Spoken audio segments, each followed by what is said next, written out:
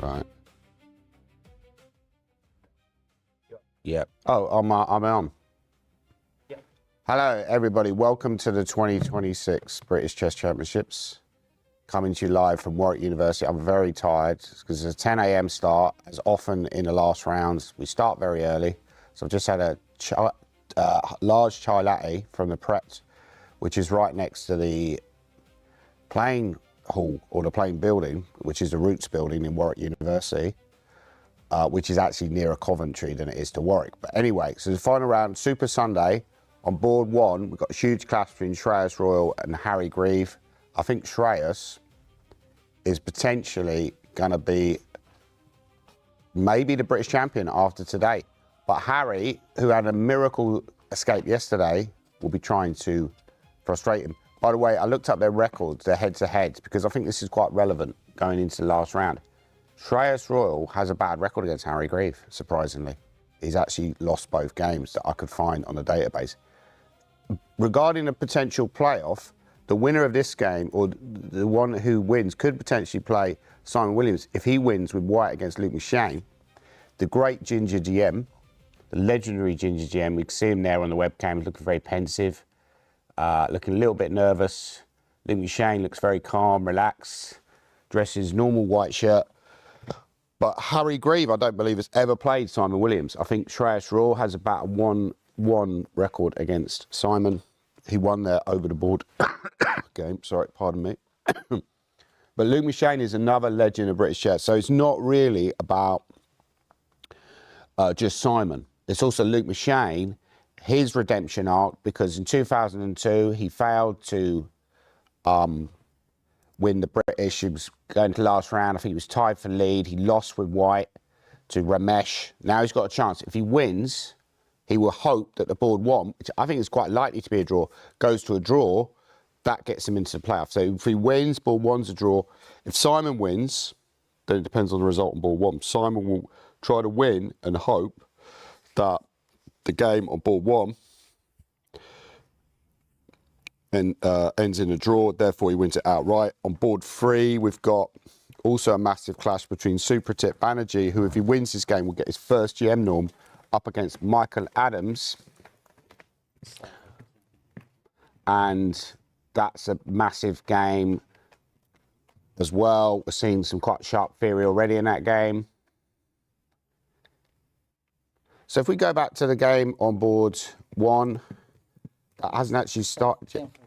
Stay on three.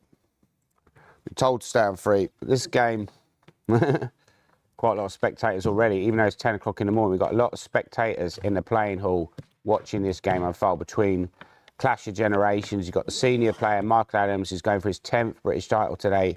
Again, he's in the same situation, Luke McShane. He needs board one to be a draw, and then he's got a hope that he beats Supratit Banerjee. However, I think the last time they played, which was quite recently in London, that game ended in a draw. And Supratit was actually winning that game with White. So, huge game. I'm joined here as well by my co-commentator, Nicholas Pert. How are you doing today, Nick? Yeah, good, thanks. Yeah, thanks for holding the fort. Yeah, that's all right, mate.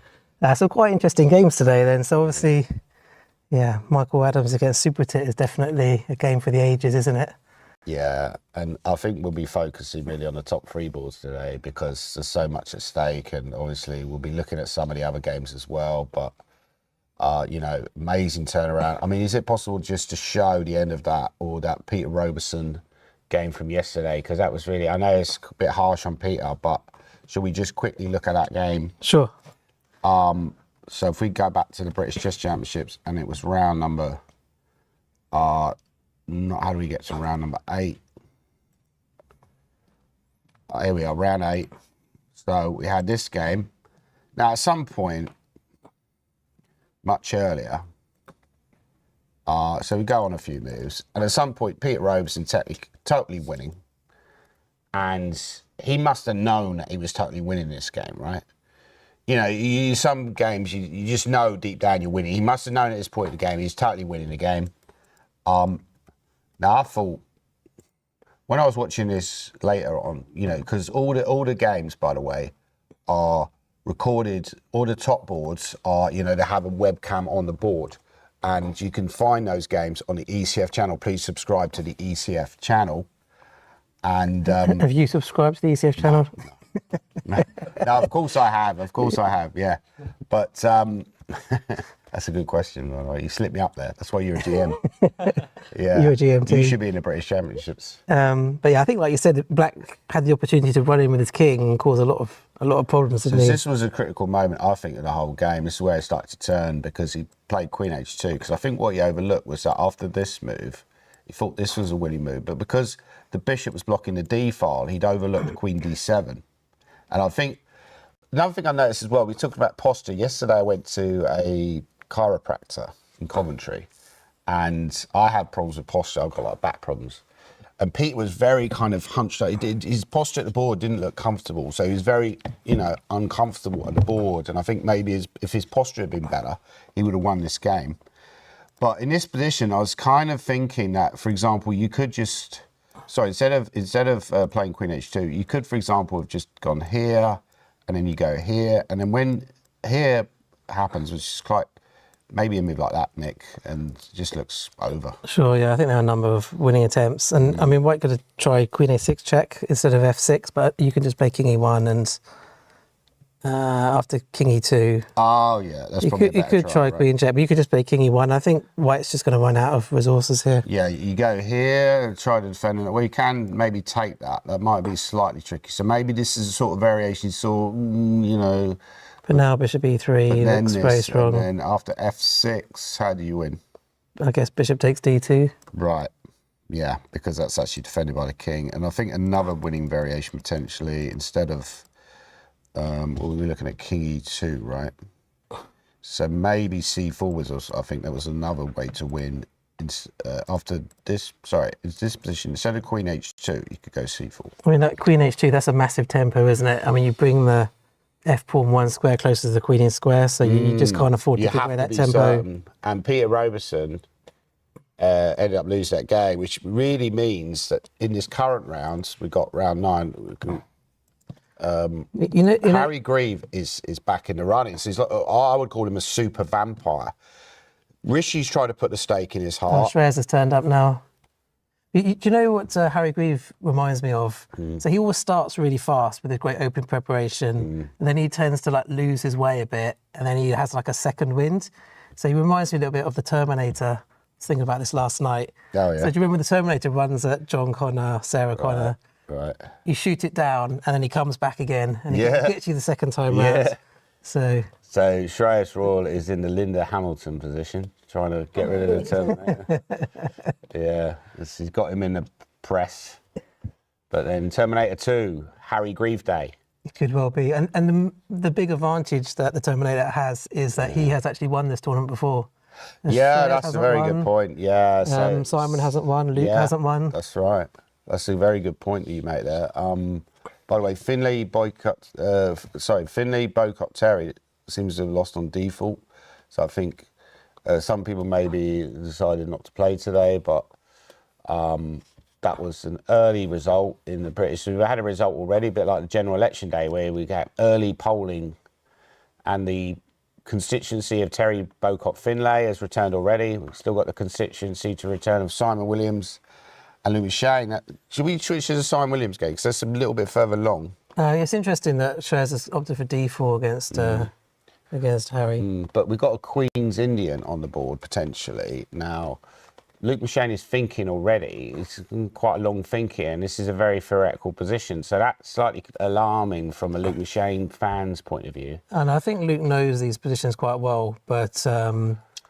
if he plays the Queen's Indian, Simon can play quite aggressively. There's certain pawn sacrifice lines. I mean, Simon will definitely be looking for some kind of murky, aggressive position. He actually texted me last night and said he's looking for a bit of a mess today. So I think Luke, really? when you see his game against my brother, he kind of killed the game off, and he needs a boring position. He never texted me, by the way.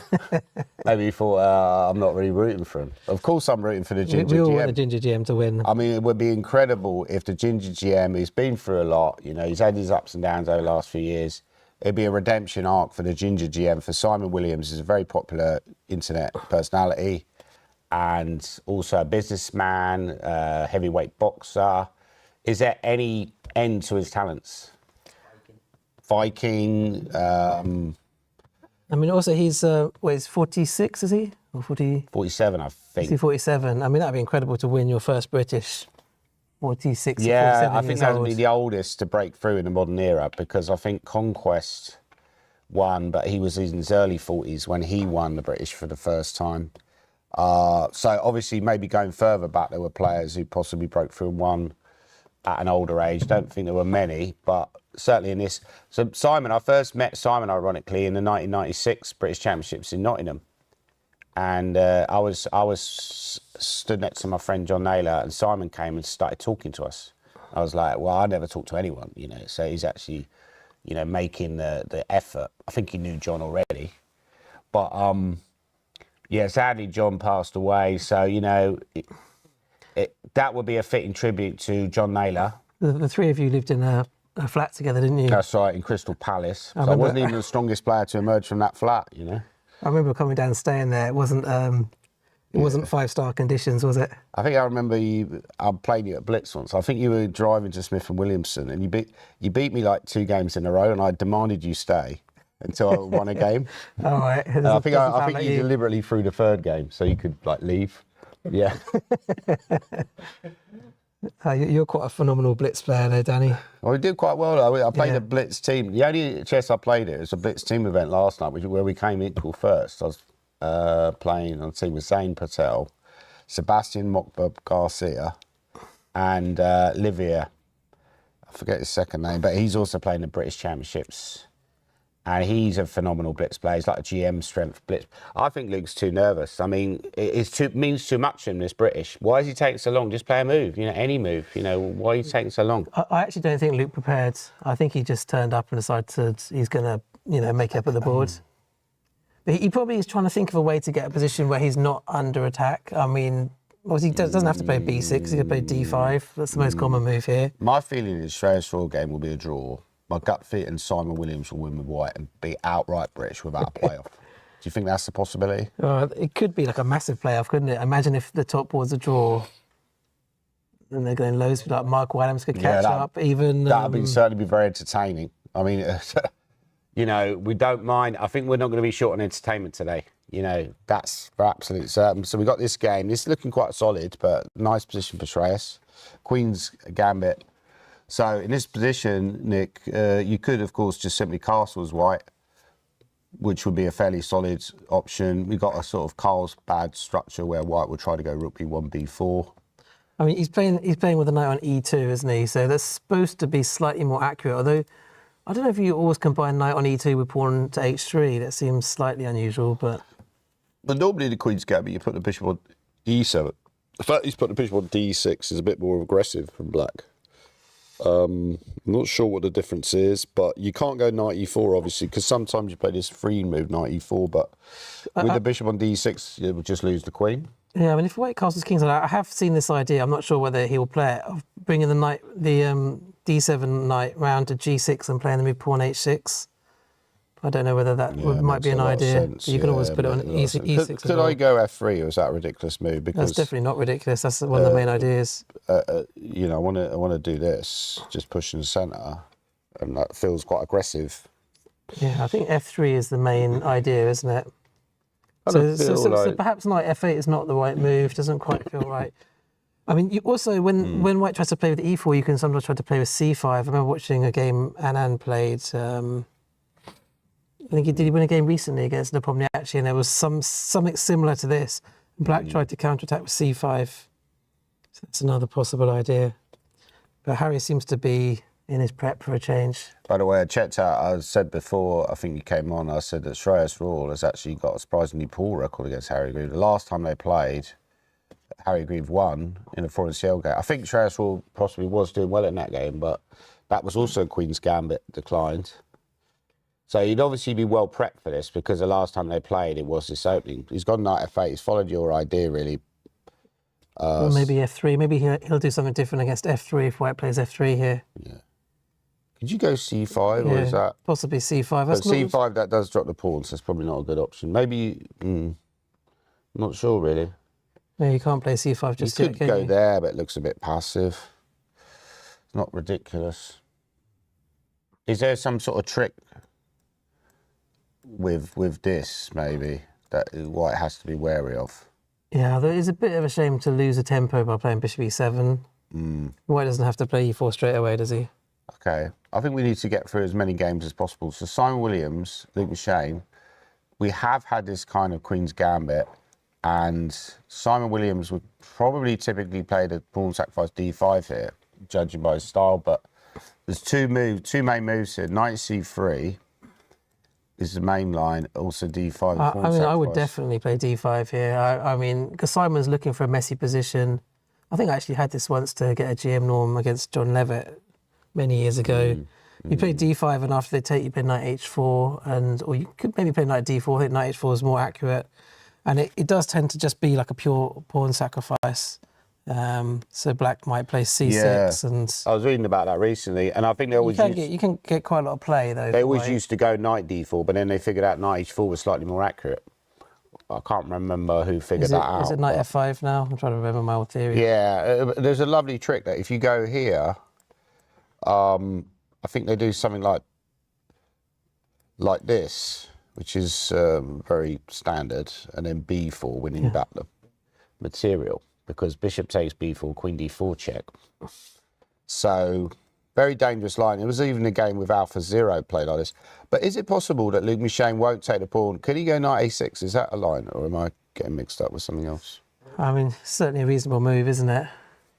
I'm a bit surprised Luke's gone for this line, to be honest. I'm then surprised that Simon's thinking, because if he plays knight c3, black will definitely play knight e4, I think. If white plays knight c3 here. And the idea is to obviously exchange off one of the pieces. Yeah, which is a great strategic move. I mean, the engine quite likes d5. I should also think he might I don't know. I think he'll go knight e4. Almost certainly play knight e4. Yeah. It's a great move, that. Just to exchange the pieces off. And Simon's thinking now he's in the tank, which is a good sign for Luke fans. So Luke Michane, like I say, you know, he's had great chances to win the British. He needs to win this game and hope the game of ball one is a draw, which I think obviously, you know, even you just purely going on numbers, you think, well, there's a good chance the game of ball one will be a draw, because often when two strong players play each other, the game ends in a draw. And how do you think their philosophy will be, Harry and Shreyas? They can't have a quick draw, because that leaves the door open for Simon to win it outright. So they have to at least play the game. But even if they knew that Simon wasn't going to win, I mean, do you really want to bring Luke Michane and Michael Adams back into the picture? I think if they knew he wasn't going to win, I think they would potentially, not necessarily, I agree with you, but I think it might make them a little bit more cautious, because they might think, well, I'm guaranteed to play off. And yes, there's maybe more people in the playoff than I would like, but I'm bagging the big money, which is a chess professional you always have to think of. It's funny you say that, because actually in 2022, the situation going into the last round, Harry Grieve was leading the tournament, and then myself, Matthew Wadsworth, who was on yesterday, and Keith Arker were all half a point behind. Right. So I was playing Keith, and Matthew was floating up to Harry.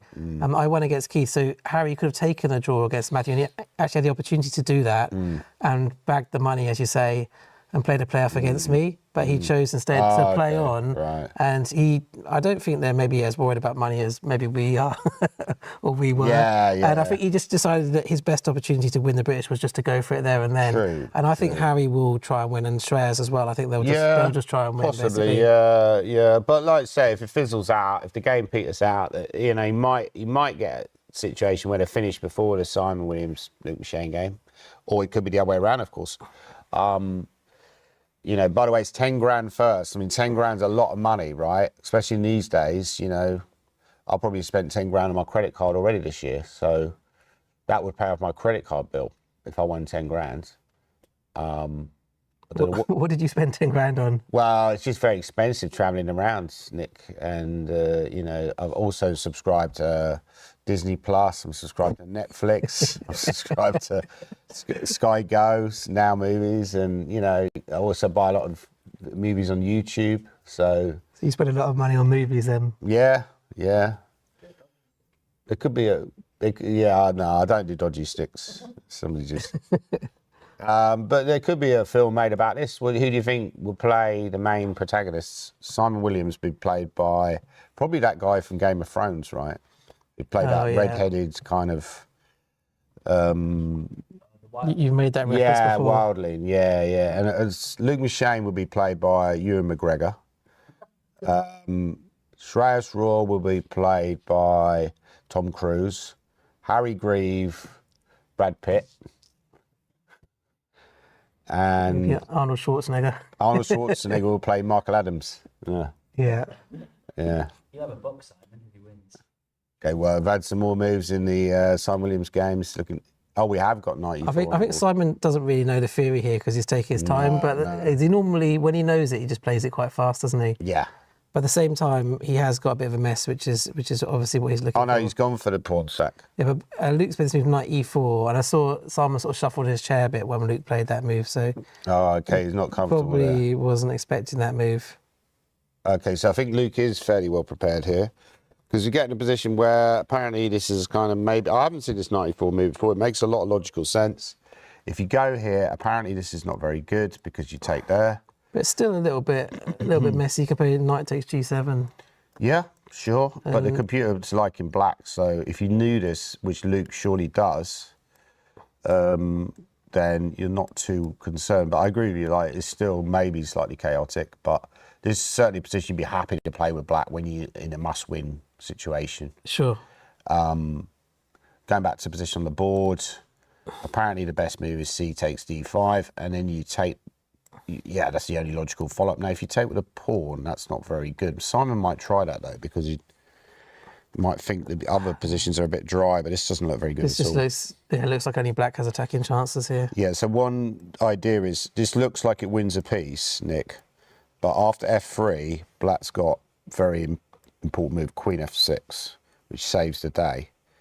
So the point is that after this, Nick, Luke Machine has less pawns on the king side, but has a fairly active position, and maybe he's slightly better prepared than Simon in this. The engine's giving white a slight edge, long-term edge because of the pawn clump, but a Luke Machine kind of counter-attacking position. So I think if they do reach this, both players will be fairly happy, in my opinion. I mean, I think this position is actually not that difficult to play for white. I think you can find the moves relatively easily, so it's not like a super sharp position, and I would slightly prefer to be white here. Why don't you go g6? I mean, it's weird how the computer prefers h6, but I would be tempted just to do this and then quickly develop. Yeah, I would guess white's also going to develop quite quickly as well here. So we could get a line like this. So this is quite promising, you know, for Simon, because he's a very good attacking player. So he will try to push his pawns forward, eventually play e4 and f4.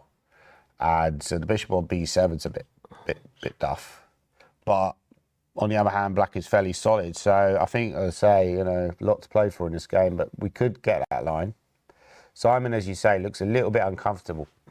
So you often look for tells. You said he pushed his chair when, so it's almost like, it's like a tell, like a twitch. I could tell when Luke played the move knight e4, like the moment we played it, Simon didn't know that move. Yeah, So- he looked a bit uncomfortable. But at the same time, I think it's not too complicated. It's not like a razor sharp position where you have to find all the right moves. And, you know, you can get a reasonable position just But sometimes taking on it's the d5. psychology of it. Once you get surprised, he already looks out of his comfort zone. He already looks like he's not happy there, Simon, on the webcam. And Luke is super calm. He's like a sphinx. The sphinx of Warwick. I've got a question. Yeah, sure. Do you guys pay attention to body language during your game? I only pay attention to my own body language. Yeah, it's just a question about body language. I think you can pick up from your opponent if they look, well, certainly in the opening phase of the game, you've got to try and work out if they're comfortable or not, because you want to know if they're still in their preparation. Sometimes people, they bluff it a bit as well, don't they? They pretend they're not in their preparation when they are. Yeah. So Simon's maybe bluffing. Yes. I don't think Simon's bluffing. No. I think Simon's just Simon's generally really a not in his bluffer, preparation. Like, Because he's quite a confident player, and when he knows it, he just plays it. yeah. I think he's been playing fairly well. He's been playing well for a while. He nearly won Hastings. I mean, he possibly should have won Hastings. He has taken the pawn. He's gone for the main line. Wow, this is amazing from the Ginger GM. He's found the top line of the engine, and he's into the theory. This is impressive. Now he probably realised he has to take on e4, And we're going to get that line. So it's going to be interesting to see how well Luke McShane is prepared in this type of line, how confident he is. I quite like Black's position, but I quite like White's position as well. So we switch back to the Shreyas Royal game. Sure. I've had a lot of comments as well, people mentioning that Simon's looking for a double-edged attacking position. Yeah, well, I think he will get that eventually. It might take a bit of time. Shreyas Royal and Harry Grieve looking very solid. So maybe my prediction of it being a draw isn't a mile off, because obviously there's a lot of play left. Do you think White will go for rook b1 and a5 and b4? Or he might go for f3 He might and play e4? rook a1 and f3, e4. But can we just see how the bishops got exchanged? I think Black normally wants the dark square bishops to be exchanged in the Queen's Gambit. So it's interesting that White was actually the one who initiated that. Yeah, so why do you think that is? Why does Black normally want... I always thought it was the other way around, because now White's got the better bishop and Black's got the bad bishop on c8. Slightly better bishop for White on d3, I would say, Nick, but you're thinking that White I think Black so. wants to exchange. I remember Just take some of the sting out of the position. when people like Keith play this, he likes to swap a lot, at least a couple of sets of minor pieces off, because White's got some, positional trumps on the Queen side, maybe possible minority attack or some play in the centre.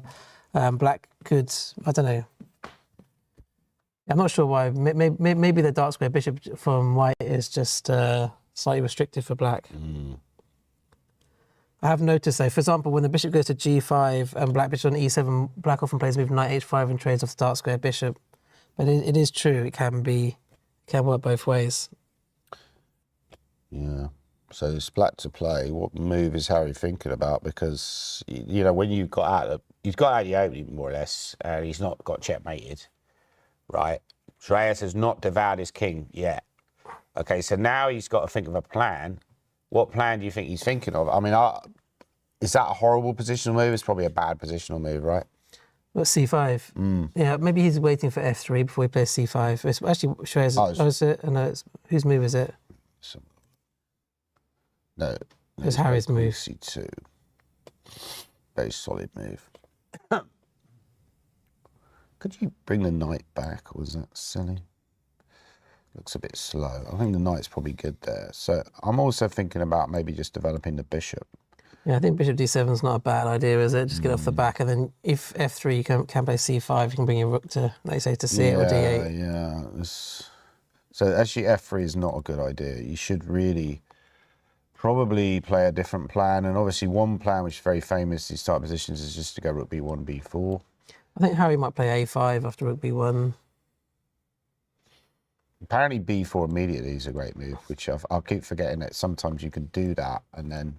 Oh yeah, because the bishop's on d7, you don't have queen e7. Yeah, so that's maybe a drawback of the move bishop d7. There's lots... Actually, g6, the engine starts to prefer Black. Wow. The idea is knight g7, which is a great plan. Knight g7, bishop f5. If Harry finds g6, he could have a very comfortable game, Nick, and, be sitting there almost like he's on holiday, get the dark glasses out. G6, knight g7. I think it's still quite a long way to go, though. Yeah. So who's your money on at this stage? I mean, you think Shreyas? I mean, you're one tip, Baz. You one tipped it, one and done with Baz, who did a great effort for you. To be fair, I mean, it was a great effort. It was just came to a halt yesterday. I mean, Mickey was no problem, but when he ran into the ginger GM, that was. Speaking of Mickey, we're going to have to go to that game. So it's a massive game there on board 3. Sapratit is trying to win and trying to get his first GM norm. I think he hasn't got any GM norms. He's already confirmed, I believe, as an IM. And so that'll probably be confirmed on next FIDE Congress. It's quite a tall order to beat Michael Adams for GM norm, isn't it? Yeah. Well, obviously, at some point, we'd expect Sapratit to become a GM anyway. He will be fighting for the British Championships for years to come, you would think. He's already shown massive potential in this tournament, Nick. Do you think Sapratit is a future 2700? Yeah, we actually had this debate yesterday with Matthew. I do think he will make it to 2700. I mean, he's just incredible Mickey's talent. giving him the stare there. Is Mickey giving him the stare? Mickey doesn't normally give the stare. No, he is. He's eyeballing him a bit. Is he eyeballing him? Wow. Looks really angry there. Looks quite aggressive. No, I think he's looking at the board, actually. Sorry. He's trying to psych out this little kid. Is it white to move in this? Is white to move? And yeah, this looks fairly okay for Mickey. So basically, the idea is you're hitting that pawn. You can play bishop e3, but the engine's already preferring black. Maybe a move like rook e8 is good, putting pressure on d4. So if we go back to the start of the game and just go through the game step by step, we've had this opening, and yeah, very quite sharp theoretical line. Knight c5, c3, knight e6. Great move. I mean, in general, these sort of sharper ways of playing with d4, you're not supposed to pose too many problems for white, but you have to know what you're doing. And it seems like Mickey does know what he's doing. He's taken, he's castled, so yeah, he's well prepared in this line. It's not an e6, it's putting pressure on d4. Subprotect has to come up with an answer. Maybe rook d1 he'll play.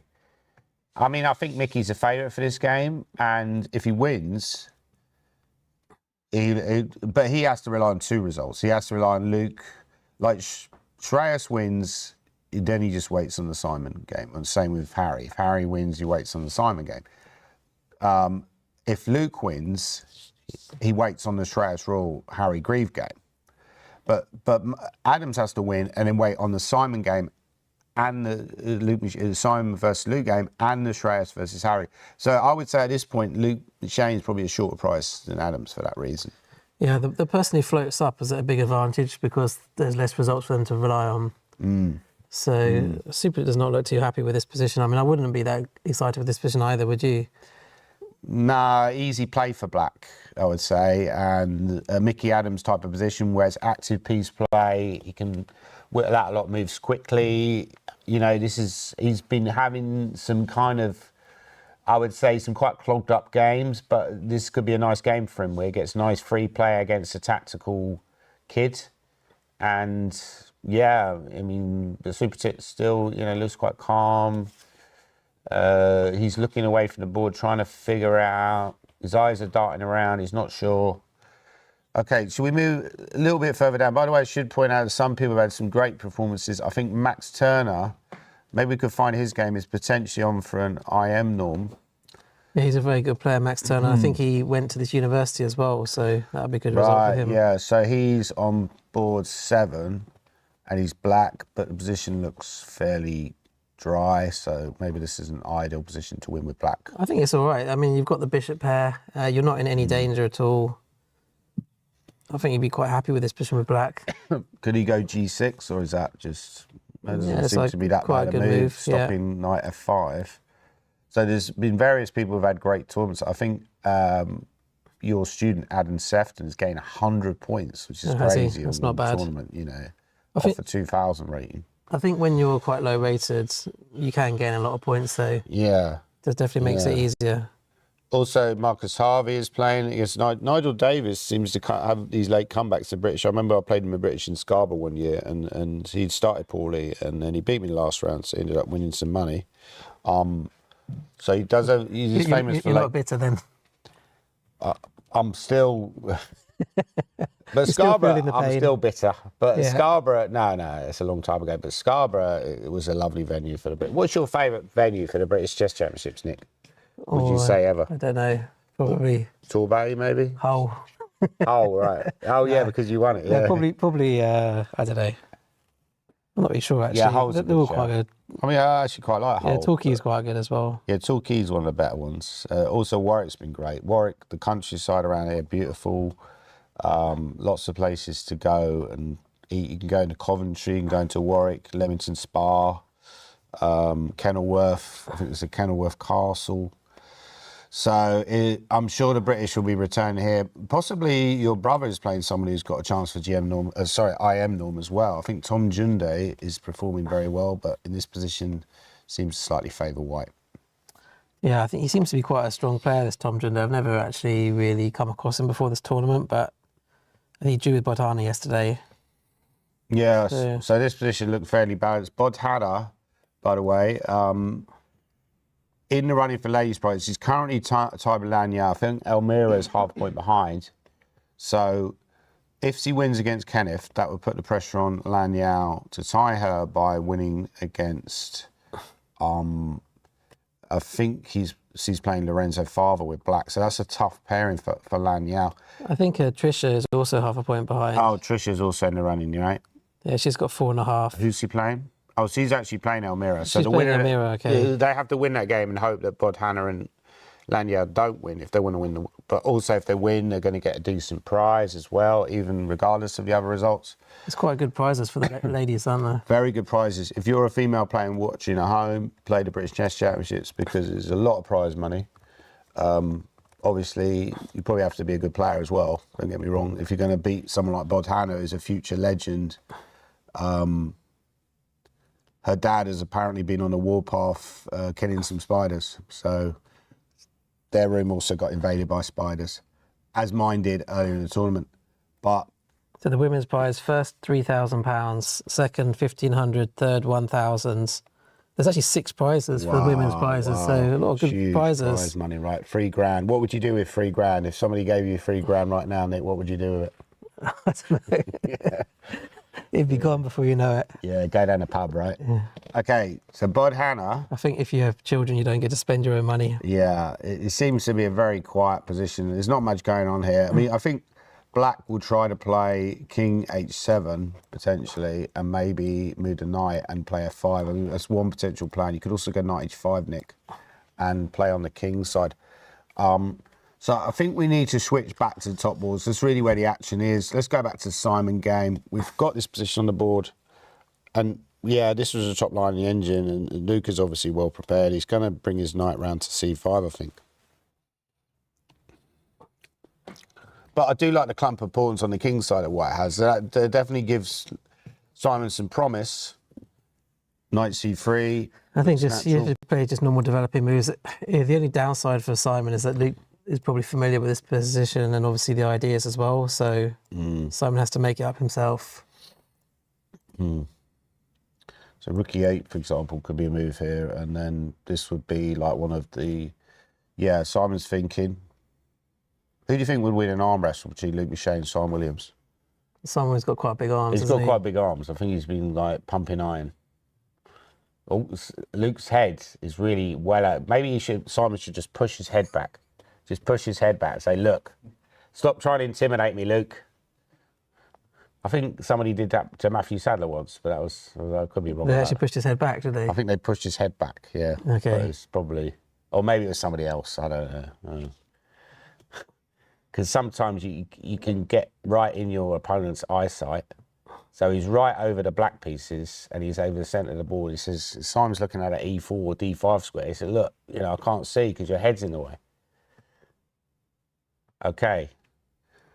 So there'll be a lot of people tuning in for this game. Do you think Luke's using that as a bit of an intimidation factor? I think so, yeah. Leaning over, I think taking away your personal maybe space. Maybe he should just keep leaning and then softly headbutt Simon. That might not go down very well. Okay, this is a huge game. It's very tense. 2 legends of British chess. Luke Michelle, I first played him when he was 4, is one of the great prodigies of English chess. He was touted as a world chess champion, potential world chess champion by Leonard Barden. Didn't quite materialise because he went a different way in life. Didn't really want to spend 8 hours a day studying chess opening theory. Preferred to do other things. But he's still involved with chess and he's still a great player. He's beaten Magnus Carlsen in the past. They've both beaten Magnus Carlsen. When did Simon beat him though? Well, he's obviously not recently. Yeah. He's obviously a kid, but he did beat him. Okay. I think he was still 24, 2,500 when Simon beat him. Okay, well, wow, yeah. I think Luke beat Magnus when he was already in his prime. It's quite interesting. So that was a London Chess Classic, which Simon's also played. Simon's often done well in the Open at the London Chess Classic. Possibly be playing there later this year. Been playing a bit more chess over the last few years, Simon. I think it's starting to pay off for him because his level has definitely gone up. I think he won a big tournament in Ireland last year. He's been doing well in tournaments in Iceland. Apparently won a tournament in Norway. Norway as well, right, yeah. Which is like the land of the midnight sun. Yeah, the Imperial Purple has said, I think headbutting Simon would be a bad tactical move. Yeah. I probably would agree with that. I think Simon's great respect of Luke, so I don't think, that would happen. But Simon is a really nice guy. He's really like taking this game really super seriously. He's gone knight c3, so it's black to move. So black hasn't actually played knight a6, has he? But He's not played it yet. I actually quite like it when my opponent starts thinking. So has white played knight c3? Yeah, he has played played knight c3. which is the So most. it's not natural showing on the move. board. It's the maybe. most natural move. Oh, there we go, knight c3. It's quite nice for Simon that Luke's actually thinking now and not just playing a move, because it gives you the reassurance that he's not deep in his prep. And I actually think for Simon, it's quite a nice position. I mean, I quite like it. Yeah, absolutely. He's got a lot of long-term potential with attacking. I think it will explode later on. But the problem that black has is, how do you free the bind on d5? Like long-term, you can fiddle around with your knight, you know, to something like this, and then let's say we go rook d1. Now, if you go there, and I say I'd play a move like b3, like what's your follow-up then? You know, let's say you went there and I went here, like how you strengthening your position. Yeah, it feels like white's got a sort of slight edge here. Slight edge, long-term edge. So that's good for Simon if he can get a long-term edge, and Luke hasn't really got much to do.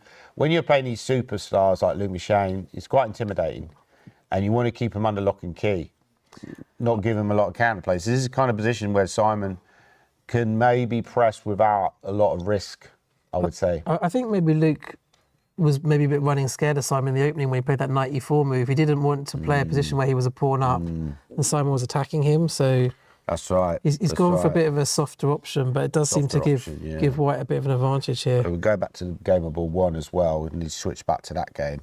Apparently Simon lost a playoff to Gawain in 2009. Is that right? I actually can't remember that one. No, that's wrong, I think. I don't think so. Gawain, the people Gawain beating the playoff were Luke. I think he Stephen won Gordon. a 4-way playoff. He beat Stephen Gordon, he beat David Howe. He won all these titles in the playoff, but he never beat... Simon never got to a playoff, as far as I'm aware. Maybe he's getting mixed up with Stephen Gordon, because they both start with an S. But Stephen Gordon's not having a great tournament. 2010 was Canterbury, wasn't it? Yeah, I can't remember those I think that was the one that years. came second. 2009, I'm trying to remember what happened in 2009. Maybe I didn't play. 2009 was possibly Torquay, yeah. But yeah, all those years of playing the British still meld into one. So in this position, knight g5, he didn't play the top engine move, which was g6. He's gone for something quite aggressive, though. You know, following my advice of moving your pieces close to the opponent's king, but also potentially putting the knight on e4. So if white was to cover this potential sacrifices on it here, you might well find the knight just clamps on e4 and lots of trades and draw agreed. Right? I think it's quite intimidating to have that knight on g5, because you're constantly watching out for potential sacrifices around your king, aren't you? Absolutely. Would you consider maybe just calling his bluff and going there? And Does that allow rook e3 or some funny business? I don't know. Rook e3, yeah, it was a great shout, Nick. Yeah, well spotted. Your tactical eye. You should have been playing the team blitz last night. Yeah, someone was asking how you got on. You came first, didn't you? We came equal first. I lost a game to Yi Chin Han when we played the second seeded team, which was called Cobbers. Khobbers. We were the winners. Very original name. And we had a great team. Name, though. Sorry? You lived up to your name. We lived up to our name, yeah. So I just subbed in for another player who wasn't able to make it, because obviously they're focused on the tournament, right? But I wasn't originally intending to play. But yeah, I enjoyed the experience. Team blitz, team chess is becoming more popular, because remember that World Rapid and Blitz in London?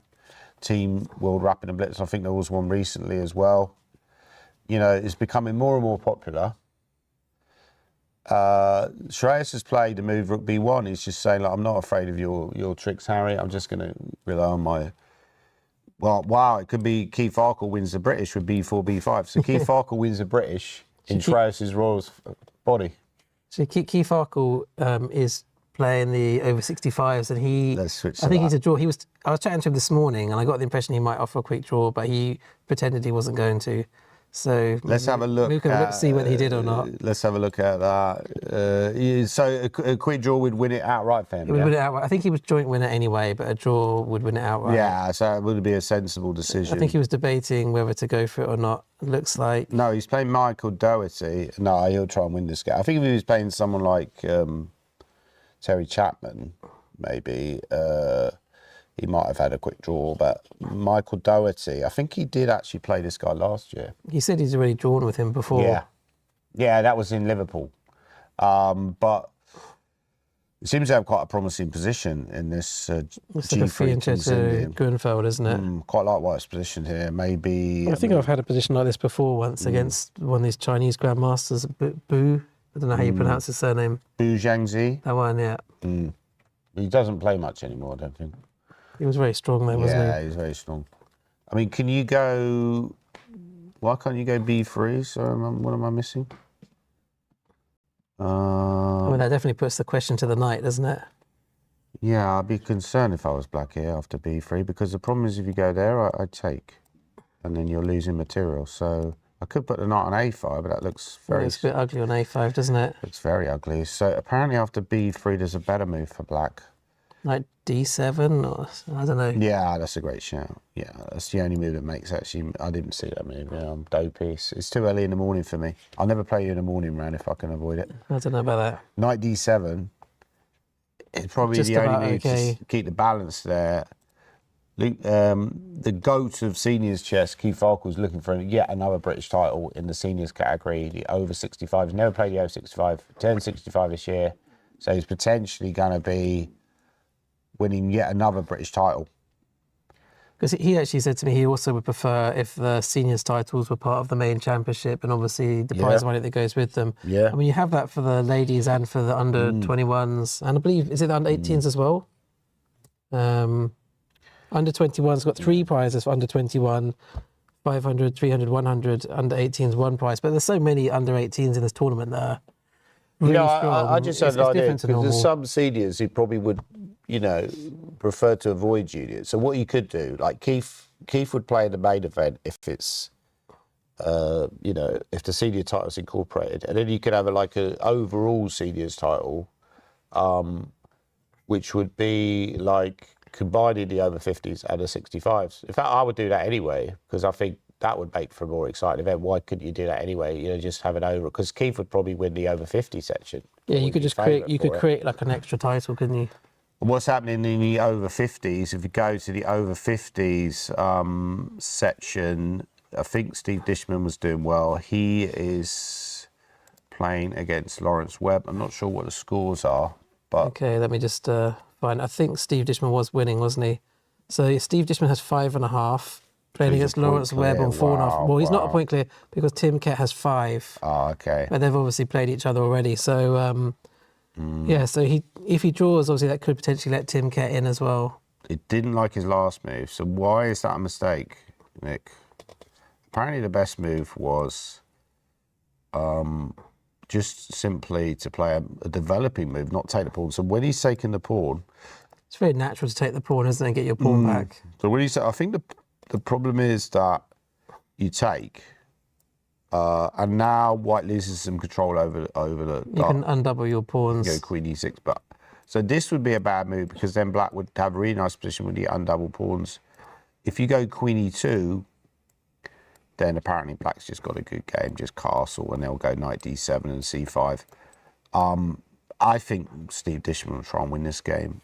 Lawrence Webb maybe he's had a slightly poor result, because I thought he would actually have a better chance of winning the tournament, really. But you not think Lawrence Webb will also try and win? I mean, if he wins this game, he could be joint winner. By the way, they've already got Steve Dishman at 6.5 out of 7, so they've already got him up as winning this game. Because so it's slightly ominous for Lawrence Webb that Steve Dishman is already on 6.5 out of 7. Maybe someone's got a crystal ball and put his score up already.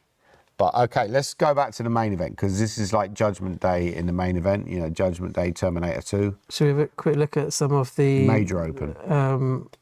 Okay, if you want to. Or do you want to look I at want the to junior see. I want to see the ladies, how the ladies are getting on, Bodhana and. Oh, okay, yeah, sure. I think so. We left it. Bodhana was where was Bodhana? Bodhana's brought 11 and very, positional type of game already.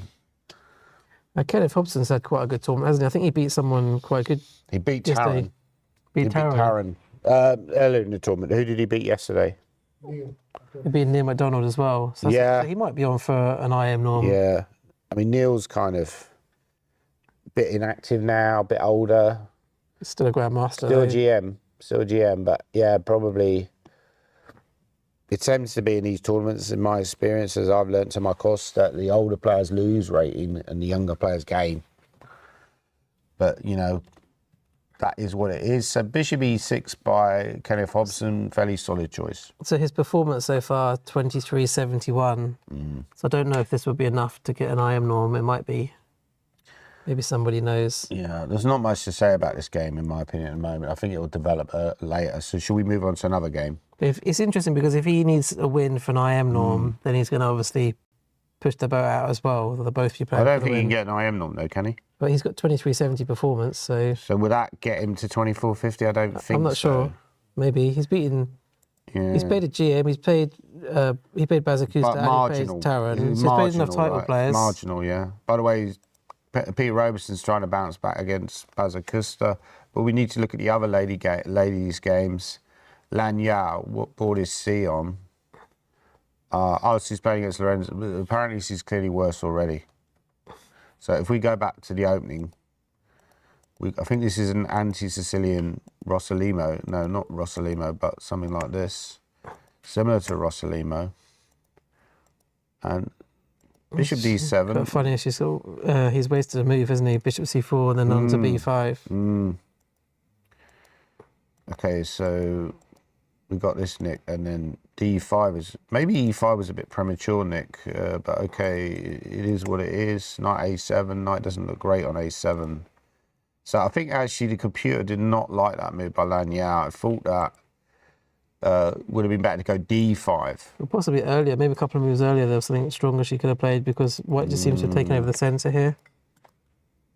Yeah, I mean, it just gives it as more or less equal. I mean, maybe this isn't the most critical line for black as well. Like, after castles, it wants to go D5. And just, as you say, it's a bit weird to play this with bishop C4, right? And then if you're going to go E6, why not go D5? Why bother with D6, Nick? But when I teach my juniors, a lot of the opponents go for scholar's mate, and I always say just play, or if they're not, haven't played E5, if they play Sicilian, for example, I just say just play E6 and D5. Getting 10 Yeah, points yeah, bishop yeah. is quite a standard idea. Yeah, so the point is that, let's say you take and then you go here, which probably was part of his prep, you get quite a nice kind of French defence type position for White. Knight would get on E7, but maybe she wasn't that familiar with that kind of structure. So he went D6, which is more like a slower way of playing. And after C3, A6. It seems to be that D5 was the better choice because after E5, Knight E4, let's say Bishop D3 trying to win a pawn. But I think White might play Knight D2 and just try and trade the knight off. We saw that in Luke Mashane's game, didn't we, against Jonah Willow? Very similar position. And then very Black similar got right. Maybe structure. she saw that game, was a bit worried about it. Yeah, so exactly. So, but apparently E5, D5 now, White has a significant space advantage. And a move like, I would play Knight C3 there, Nick, but then there is a little bit of counterplay with B5. So she still has some hopes here. I mean, this isn't... I mean, later on, she might be able to engineer F5 as well. Yeah, I mean, the engine likes White because the engine always likes space advantage. So space, the final frontier. Were you a fan of Star Trek? Not really, to be honest. What about Star Wars? Luke Skywalker. Yeah. You must have been a fan of Star Wars, surely. I don't mind it. I probably wasn't that into Star Wars movies. all right. You're obviously a huge fan. Who's your favourite character? Well, I remember getting upset once because I lost my Darth Vader. I think I was probably a Darth Vader figurine, but I probably was a fan of Darth Vader. Yeah, kind of. Simon would make a good Darth Vader. Luke. He's wearing black. He should say, Luke, you are not a Jedi yet. Very impressive. Have you been taught by Yoda? Obi-Wan. Obi-Wan, you should not have come back. We did have a team meal once with Guildford, and I think Roger Emerson put together a video with some of the players of the team. I think were characters from Star Wars. Yeah. So okay. I think he had Matthew Sadler as it Obi-Wan. Obi-Wan, I think. I love this move 85 by Luke, by the way. I love this move because it just gains space. You know, we keep talking about space. and your knight's coming around to A6 to C5 or B4. So, I mean, the good thing about clearing up some space on the king's side is you're not falling for these D6 tricks. Because often there's stuff with, D6 or maybe knight F3 to G5 and these queens Indians, but here it's just going to be met with this. I mean, D6 is always a threat. If black puts a piece on E7, you've always got to watch out for D6. Yeah, with a bishop on E7. Bishop or queen or anything on E7, you have to watch out for D6. So I think A5 is a great choice by Luke, and great player. Let's be honest. And Simon looks a bit nervous, but the other games are fairly balanced. I would say Simon has a slight edge here, but obviously long way to go. Who would you say is favourite to win this game? Well, it's interesting. Someone's put the odds on. Shreyas Royale even money. Shreyas Royale evens. Adams. So that's Alex. How was Adams the second favourite? No, that doesn't make any sense. Alex Caldwell. Simon Williams 7-2. Harry Grieve 5-1. No, I don't think you can make Adams. Luke Machine 8-1. But how can Luke Machine be longer than Adams? Because no, that doesn't make any sense. Yeah, I think you need to revise those odds. A lot of people putting money on Luke Machine at 8-1. I think. No, because Adams needs Luke to not lose anyway. Yeah. Yeah, I think I think one of them will win. I think either Simon or Harry or Shreyas, one of them's going to win. One of them's going to win it. So you don't think Luke Shane can win? Well, I just feel there's quite a high chance the top board's decisive. Well, especially now he's gone H5. He's going for it, Harry. He's not messing around wild. So my prediction this would be a wet draw was completely wrong. Harry is going all in, poker terms. But is that really creating an attack, or is just a bit of a bluff? But like you say, you put pieces around their king and something might happen. Something good might happen. Better to die in glory or whatever. But knight F4 is a move, but a bit wet. You might just play H4, do you think? H4 by white? No. Or H4 by black? Yeah, after knight F4, you might play H4. Yeah, makes sense. Just gain some space. So in this position, after the move H5, knight F4 is the best move, which, H5 was a good choice by Harry, actually. But actually, already, very interesting, you could already sack. And that would have led to a really fascinating position with this. Now, this didn't happen. I should reiterate, this didn't happen in the game. But apparently maybe Harry thought this is too early to go all in. But possibly, you see H5 being played now, maybe he's lining it up. He's lining it up and asking asking Shreyas to question. Just out of interest, let's say white plays B4 after H5, can you then sack? I guess you can. So I think you've missed to move H5 out. Sorry. Yeah, now it's actually very good for black. Knight H3, because you've anchored the knight. So he's asking Shreyas a question. This is a big moment already in this game. And obviously the winner of this game will potentially maybe win the British title depending on the result of the Luke Machine, Simon Williams white against Luke Machine game. By the way, I might go for a quick break. Do you want to carry on without me? Okay. All right, sorry. I'll just leave the mic here.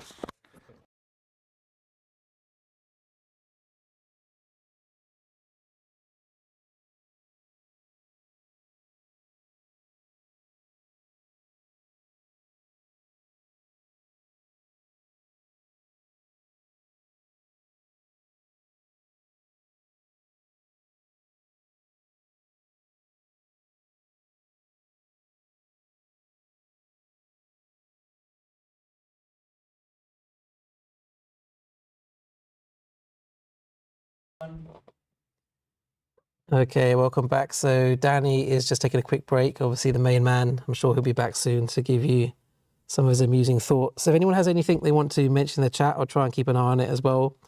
So Kevin Winters mentioned that Bobby Fischer used to play A5 and H5 in many games. There's definitely a case for both those moves here. A5 to try and stop any minority attack. But it looks like Harry has got eyes on Shreyas' king today, so that's quite exciting. Like I did mention, 2022, he went all out for the win in the final rounds. Didn't want to have a draw, didn't want any playoffs. So he seems to have the same attitude today. Let's see, what might Shreyas play then? So if Shreyas... Well, knight f4 is the obvious contender. If Shreyas plays knight g3, always has to watch out for this rook takes e3 move, which looks very dangerous. Takes, and then queen takes g3. Threatening to capture on h3. Threatening, for example, knight h3 check. And if white plays king h1, black could well, at least take the pawn on e3 and have 2 pawns and a piece for the rook. That looks quite promising for black. So I don't think the Shreyas will opt for knight g3. He might play knight f4. And then we just maybe h4. Now let's suppose Shreyas decides to carry on with his attack on the queen side. This could work. I can't actually see a great way for Harry to break through. Obviously, there's no sacrifice on h3. He could move his knight off g5 and try to play g5 himself. So just a couple of comments on the tactics. So yeah, b4. Let's suppose. Well, sometimes it's a good idea to play a6, so that if white plays a4, you can open the a file at least when white plays b5. But then maybe he moves his knight e4. I guess is the most likely move. b5. Black normally takes on b5. Okay, these aren't all probably the best moves, but certainly this is a way the game could continue. g5, Shreyas would have to then move the knight back to e2. It's just a question of whether Harry can do anything here where they can go g4. g4 might not work tactically. White might be able to capture on g4. Well, he probably will capture on c6. So white is getting quite a lot of play on the queen side, starting to open up the queen side. Actually, I did play that move quite quickly. Black might not have to take back. Okay, let's suppose white threw that in at some point and takes... Bishop takes f3. Yeah, a position like this could happen. And certainly it seems as though black has some attacking potential, although maybe white is slightly better here, I guess. Yeah, so knight f4 might be the best move. What else could Shreyas play here? Could play a move like h4 himself, maybe. And then I guess Harry will just drop the knight back, and he's now got use of the g4 square. So if white plays f3, yeah, it looks as though there's some weaknesses here, some weaknesses in white's position. His king's a little bit weaker with that pawn on h4. Maybe Harry just plays bishop d7. He's ready to play c5 at some point, and this looks fairly good for black, I would say. So I'm imagining that Shreyas is most likely to play knight f4. Someone asked, what is it like to play in the last round when you've got the chance of winning? Yes, so question, what does it feel like to play in the last round when you've got a chance of winning? I think the best thing to do is to actually just only focus on the chess. As soon as you start thinking about different scenarios and worrying about other people's games, you almost always play badly. I mean, I've played quite a lot of big last rounds, not always for the title, but certainly for the big prizes. And I'd say that my record in last rounds has probably was quite bad at first, because I used to always worry about the prize money jumps and potential titles. But then I just started to focus a bit more on the actual game. And if you just think about the game itself and don't really think about the situation, you tend to play better. At the end of the day, you can only affect your own game. One game that we actually haven't really looked at is the one on board 4 between Ami and Siva. And Siva could actually still become British champion. He would need quite a lot of results to go in his favour, but it is possible. And so they've got a kind of interesting position. Let's just quickly go from the start. So Ami playing his normal kind of wing gambits with knight f3, or sort of wing development, early fianchetto. Yeah, b3 is a little bit tame. I think the main move is d4. And perhaps Siva was planning to play, let's say white plays, or even castles here. He might have been planning h5, And these kind of positions are quite interesting. He might have been looking for some sort of attacking variation like this. So Amit played b3, delaying castling, and then e5. E5 is interesting, just stopping d4 altogether. So I'm just having a quick look. We've got the great Danny Gormali back. We've got entertainment. Just having a quick look at the game between Amit and Siva. So Siva still potentially could become British champion. We haven't actually looked at it. Really? You sound surprised. Yeah, so Siva, let me just look at the scores. Of course he beat Marcus Harvey. Oh, thank you. Siva has 6 points. He's got the same as Luke Mushane. Wow, yeah. So he Probably won't beat Amit with black, but it's not impossible. if he needs to beat Amit and then hope obviously that none of Simon, Shreyas or Harry win. Well, Siva's very good at rapid as well, rapid and blitz, because I remember him beating Michael Adams in the last round of British Rapid Play earlier this year. Okay, it was probably a slightly rusty Michael Adams, but still. It's very dangerous. Beat me in a blitz tournament in Warwick earlier this year. So, dangerous player, Siva, but quite, again, we haven't seen a lot of these games today, like similar Bodhana game, very sort of cagey, probably going to explode later. But still, all the pieces are still on the board, so you know something could happen. He can certainly win this game. I think we need to go back to the top rules, Nick, because basically, like Marcus Harvey, Shreyas Royal, this is quite a big moment in the Shreyas Royal game. Like, we need to really focus in on these top boards, in my opinion. What do you think? I think Shreyas needs to actually find knight f4 now. If he doesn't find knight f4, the sacks are on. I mean, Yeah, Harry's Harry looking could be quite a two-time champion if Shreyas doesn't find the move knight f4 now. Well, also, you know, he's almost like he's back from the dead, right? So, because he was gone yesterday against Robertson. He's the Terminator. Yeah, but he was also gone against probably Richie. So he's ridden his luck a little bit. Sometimes you need to ride your luck to do well in He's tournaments. come back, and lots of them came back against Mickey. Who else did he play? I saw he was also losing that game. So his defensive skills are extraordinary. He has the second wind. Jude Shearsby messed up as well, didn't he? Oh, did he? He was winning against Jude. Then Don't he remember that let game. Jude back, and then he won again. That was the one which ended with the bishop and 2 pawns for the rook. So same against Rishi. Okay, he won against. Yes, of course. He won yeah, against yeah, Marcus Harvey quite. No, that was a convincingly. queen and pawn end game, wasn't it? Yeah, Yeah, queen the and game pawn. against Ended up being queen and Shearsby. pawn ending. Yeah. So, yeah, absolutely. But, you know, you make your own luck, and he's defended well. And when he's often put his opponents under pressure, but the moments where he's been under pressure, he's done a good job.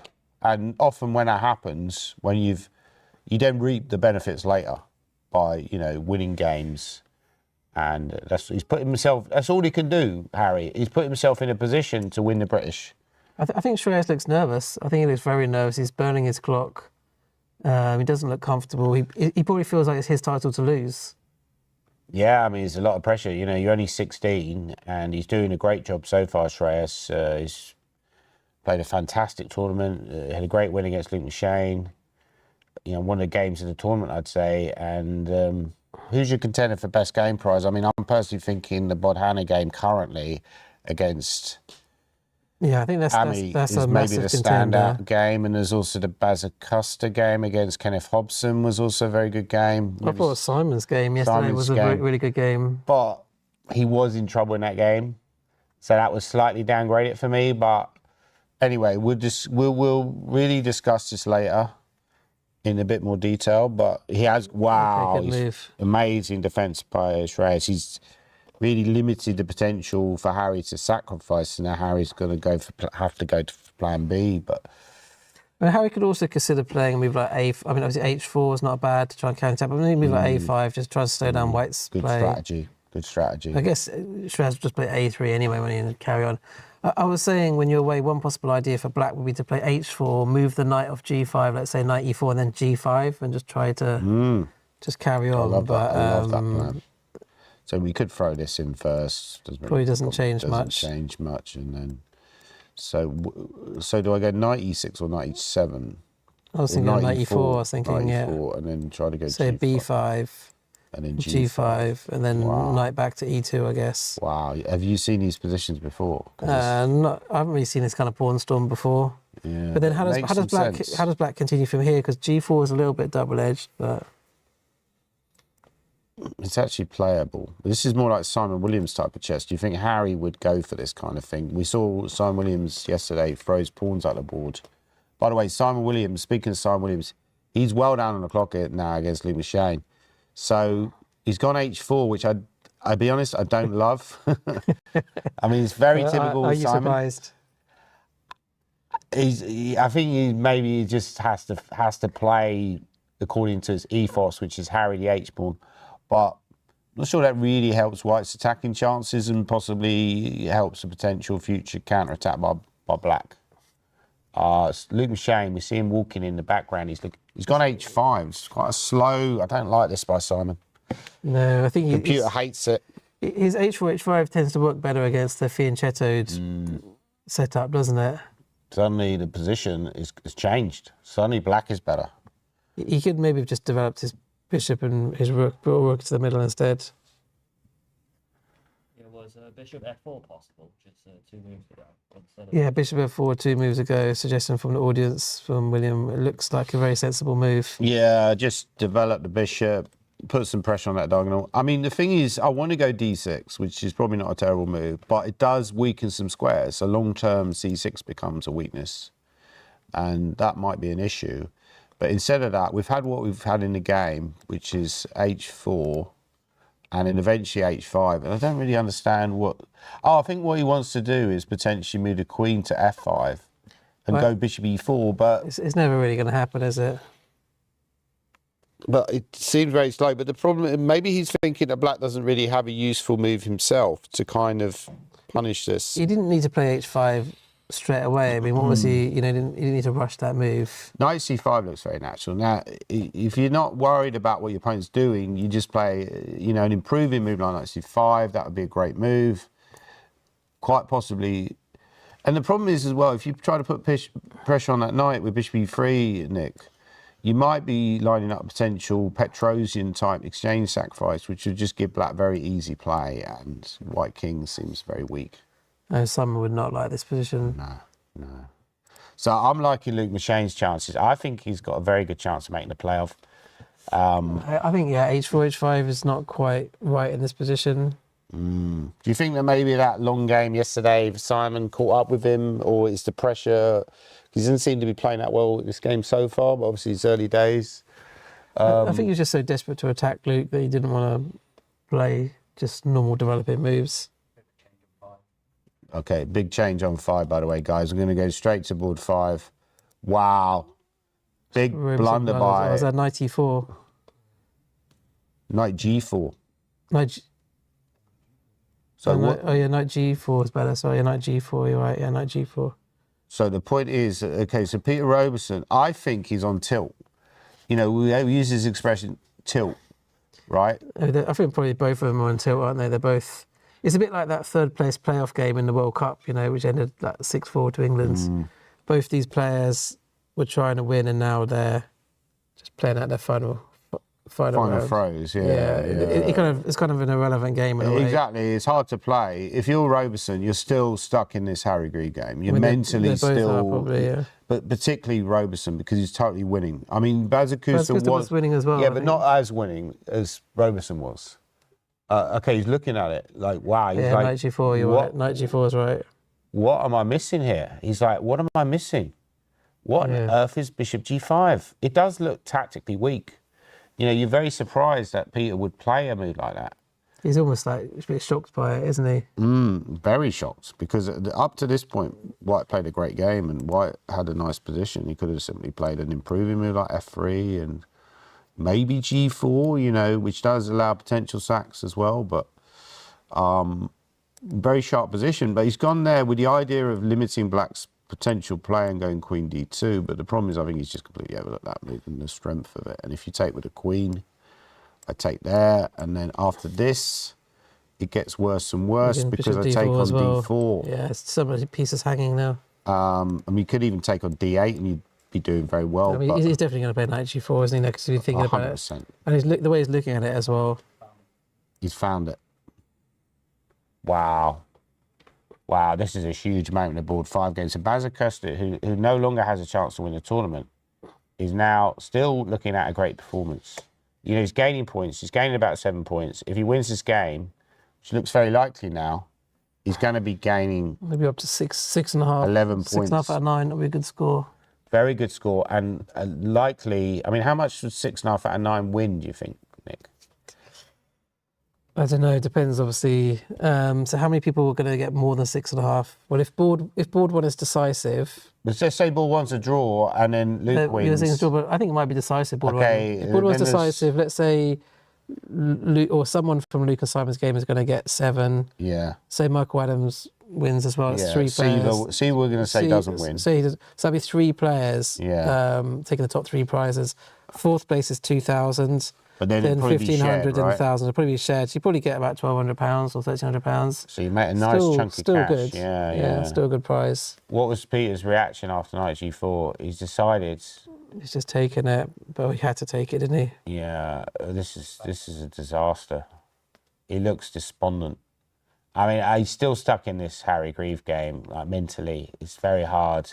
It's very emotionally affected him a great deal, which it would do. I mean, I lost a blitz game yesterday, and that affected me. You know, losing any chess game, but particularly a long classical game where you were grinding away, you were better the whole game, and suddenly your opponent somehow pulls it out of fire.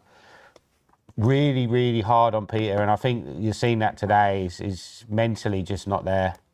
Yeah, so I think the main point is after take on h5, you can throw in this move bishop g4. So you don't have to take on h5 with the queen, and then after That's f3, even now worse. you can take on you can even take on d4. Oh no, you take on h5 first. Yeah, this is King actually just G1. collapsing for white already, and very bad position. Apparently bishop f3 now, or bishop Or d4. bishop d4. Show that bishop d4 variation. Maybe bishop Nick. That's a d4. simple one. Because you just end up winning the pawn, and white's position is just way too open on the king's side. It's completely strategically lost position. But that's it's kind of an embarrassing game almost. And the problem is after this, Nick, if you go bishop f3, I've still got queen h5, and You might end up losing material here. you end up losing material. Because the knight on c3 is hanging, isn't it? So you can either take immediately, or you take first, and then take. And if you take on d4, take on f3 with a knight, then you take on c3, and it's game over. So, game over, Terminator. Yeah, so looking good for Baz. I think he deserves this, though. Like, if he wins this game, I'll be honest, he deserves to have a high placing. I mean, because he's of the played way everyone as well, hasn't he? He's played a really strong field. 100% he deserves it. Wow, big developments as well in the Michael Adams game. Seems he's better against the young pretender, Supratit Banerjee, who's been having a fantastic tournament so far, but now is the ultimate test, playing the great Mickey Adams, who's looking for his 10th title. Leonard Barden referenced a very famous game earlier today on the English Chess Forum, played in 1977. Should we look at this? Should we look at this move d5? Just because the critical move. Now, what's Black going to play here? Sorry. Go on. You finish You're your story. interrupting my anecdote. Go on. Sorry, Daddy. Written by 96-year-old Leonard Barden. And he stated that in 1977 at British Chess Championships, 12-year-old Nigel Short defeated the legendary Jonathan Penrose, whose record Michael Adams is trying to match. So that could be an interesting part of history. D5, yeah, great shout, Nick. Yeah, I don't know. Maybe knight e5 is a move. No, that's a blunder. Can I go knight d4? Is that a shocker? Shocker from another rocker? Wow, that's a great move. That's the move. So if you take, the point is that you take, and then maybe you even throw in, well, this is problems. Even queen at f3 might be there, right? But queen h4, double hit. Yeah, and the bishop as well. So you can't play queen g2. Now maybe this. Oh my goodness. This is collapsing. Quite a nice tactics from Mickey there. Just Stop that d5 move. spotted the legendary Barbara Farrar into the building. Looks like Jackie and Onassis from the Eccles Chess Club, representing Eccles chess community. Give a shout out to them. Her and her husband, Stephen Farrar, sorry. Barbara has been a great doyen of Eccles chess. So Apparently Kevin Winter said he was there for the short game that you mentioned. yeah, Which year was that again? 1977. That was a year after I was Wow. born. It's amazing in chess how you see these people over many years, don't you think? It's really good because I guess if you go to a school or something or university, people all just go their own way, even jobs, you leave jobs and you don't necessarily see all the people again. But if you have a hobby like chess, say you see the same people many years later. Well, you can't. I mean, we see Messi in football playing on into his early 40s, and Ronaldo and people like that, and these tennis players. But as a chess player, you can even play into your 50s and 60s and still have success because it's not such a physical game. It depends on your motivation. Michael Adams is a very motivated player. He's a great player. And he just wants to do well. Wow, Simon's going for it, Queen F5, but that's also a mistake. It seems he's almost collapsing already. It's not a great effort by Simon so far. I think mentally, maybe he's a bit nervous. I mean, he never looks nervous, but I think he looks nervous. He looks almost like he's trapped by a huge spider. It's a bit of like a superficial game, isn't it? All his moves are just going for some sort of checkmating attack that's not really there. I mean, I like the philosophy of it, that you're attacking and you're going all in and you're not playing wet chess. But maybe this wasn't the right opening to do it with. This was more like a Karpov would just built up slowly, bit by bit. I mean, I've seen Magnus Carlsen play this H4, H5, but in a very different setup where maybe there's more pieces on the board, so the space gaining becomes more relevant. Because Black has already exchanged a set of pieces, H4, H5, in my opinion, as a space gainer, doesn't make as much sense. So what's his idea anyway? I guess knight e4 is knight e4 the plan. That must be his plan. So Rook E5 might be a move as well. Yeah, because so let's say Black just plays something random. I guess his idea is to try and play knight e4. But apparently that's bad anyway. So, why is that bad though? I don't quite understand. It actually looks like a good choice, Nick, because, anyway, I think he'll play Rook E5. I mean, can he play Rook E5 here? Is that a move? It's not the worst move. Yeah, probably Bishop not a bad D. move. In fact, you can even go. A4 is actually a good move, apparently. Maybe A4. maybe A4 sets up ideas of A3. So the point is, when you do this, You could actually sack the exchange. wow, we could see this on the board, and then Rook A5, and that's just huge for Black. I mean, Yeah, I think Luke, he likes his bishops as well, so he might go for this. Because if you very defend with committal, Rook though. D1, if It's you very defend with Rook committal. D1, yeah, but he has to win anyway, doesn't he? Yeah, I was thinking Queen A8. Apparently, you can just take. Is that right? Can you just take and then what? Then Queen Oh, A8? Is that the idea? Wow, this could be an amazing Queen A8, yeah, idea. Queen A8 was my first thought. But Yeah. I think this. I mean, even. Apparently, you can actually take the pawn. But would you be certain that this would be good for Black? I mean, this exchange set, I'm not convinced you would be. But he's created a lot of weaknesses without really developing. This would be quite a nice line. And then Rook D5. Problem. So Simon, but there's a lot of. I mean, another choice for Black, if we go back to the game, is slightly counterintuitive, but you get a nice position after that as well. So a lot of nice choices here for Luke. He's done the right thing so far. He's done everything right so far. Can he close the deal? I really hope that. I'll be honest, I'm a bit biased. I hope that Simon or Luke wins the tournament because, they're players that I remember from my childhood. And obviously, it would be nice if Shreyas wins because he's up and coming. Maybe Harry's the guy, he's like the spoiler that nobody's really cheering for. But I'm sure his family are cheering for him, right?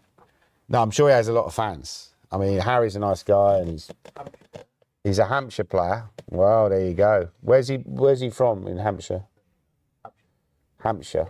I mean, The city of Hampshire. He actually doesn't live that far from me, Harry. Like I said, Yeah, do you know what town he's actually from? Do we know? I think he lives in Farnham. In Farnham. Or around Farnham. Farnham is a town in Hampshire. Or I think it might be Surrey, Hampshire border, yeah. Well, isn't where Farnham is now where Simon Williams is from. Yeah. So they're both from Farnham. They're both around the local area. So this could be a massive day for Farnham chess. Or it could be a disaster. But a neither disaster of them, for Farnham. neither of them are doing well in either of their games, yeah? So this position on the board, actually Harry's doing okay. Harry's doing fine. He's played this knight e4, trying to maybe Yeah. engineer g5. You called it with this. I think this is really high class. This reminds me of these really high class strategies. This actually reminds me of some of the positions which are given in the Kramnik strategy course on Chessable, where he kind of, maybe he would suggest this line and then g5 as a possible follow-up, and then maybe just, you could certainly at least think about g4. You don't have to do it immediately. You could go bishop f5, strengthen your hand a little bit, or g4 immediately, a little bit weakening. Because the danger is when you do this, you create weaknesses within your position, like suddenly maybe g5 can be targeted, knight f4 might happen, and you don't really have a great follow-up. Yeah, it seems as though Harry's trying to play quite aggressively. Would you consider knight e4? Or do you think you're going to take with a pawn? Yeah, I mean, I think this is a very difficult decision, really. I mean, it doesn't seem obvious whether you take with a knight or the pawn. They both seem very tempting. I think he'll probably take with a knight, especially given the tournament situation. Keep the same pawn structure, but then that gives white quite an easy game, maybe b5, Nick. Somebody's, Luke Sullivan wants us to check in on Keith's game. Okay, apparently there's something happening with the Keith Arkle game. We have actually looked at his game. We have looked already. at his game. Well, let's just go back there. Something big has happened in the Keith game. No, not really. It's slightly better for white. But he's going for the win, trying to save his rating.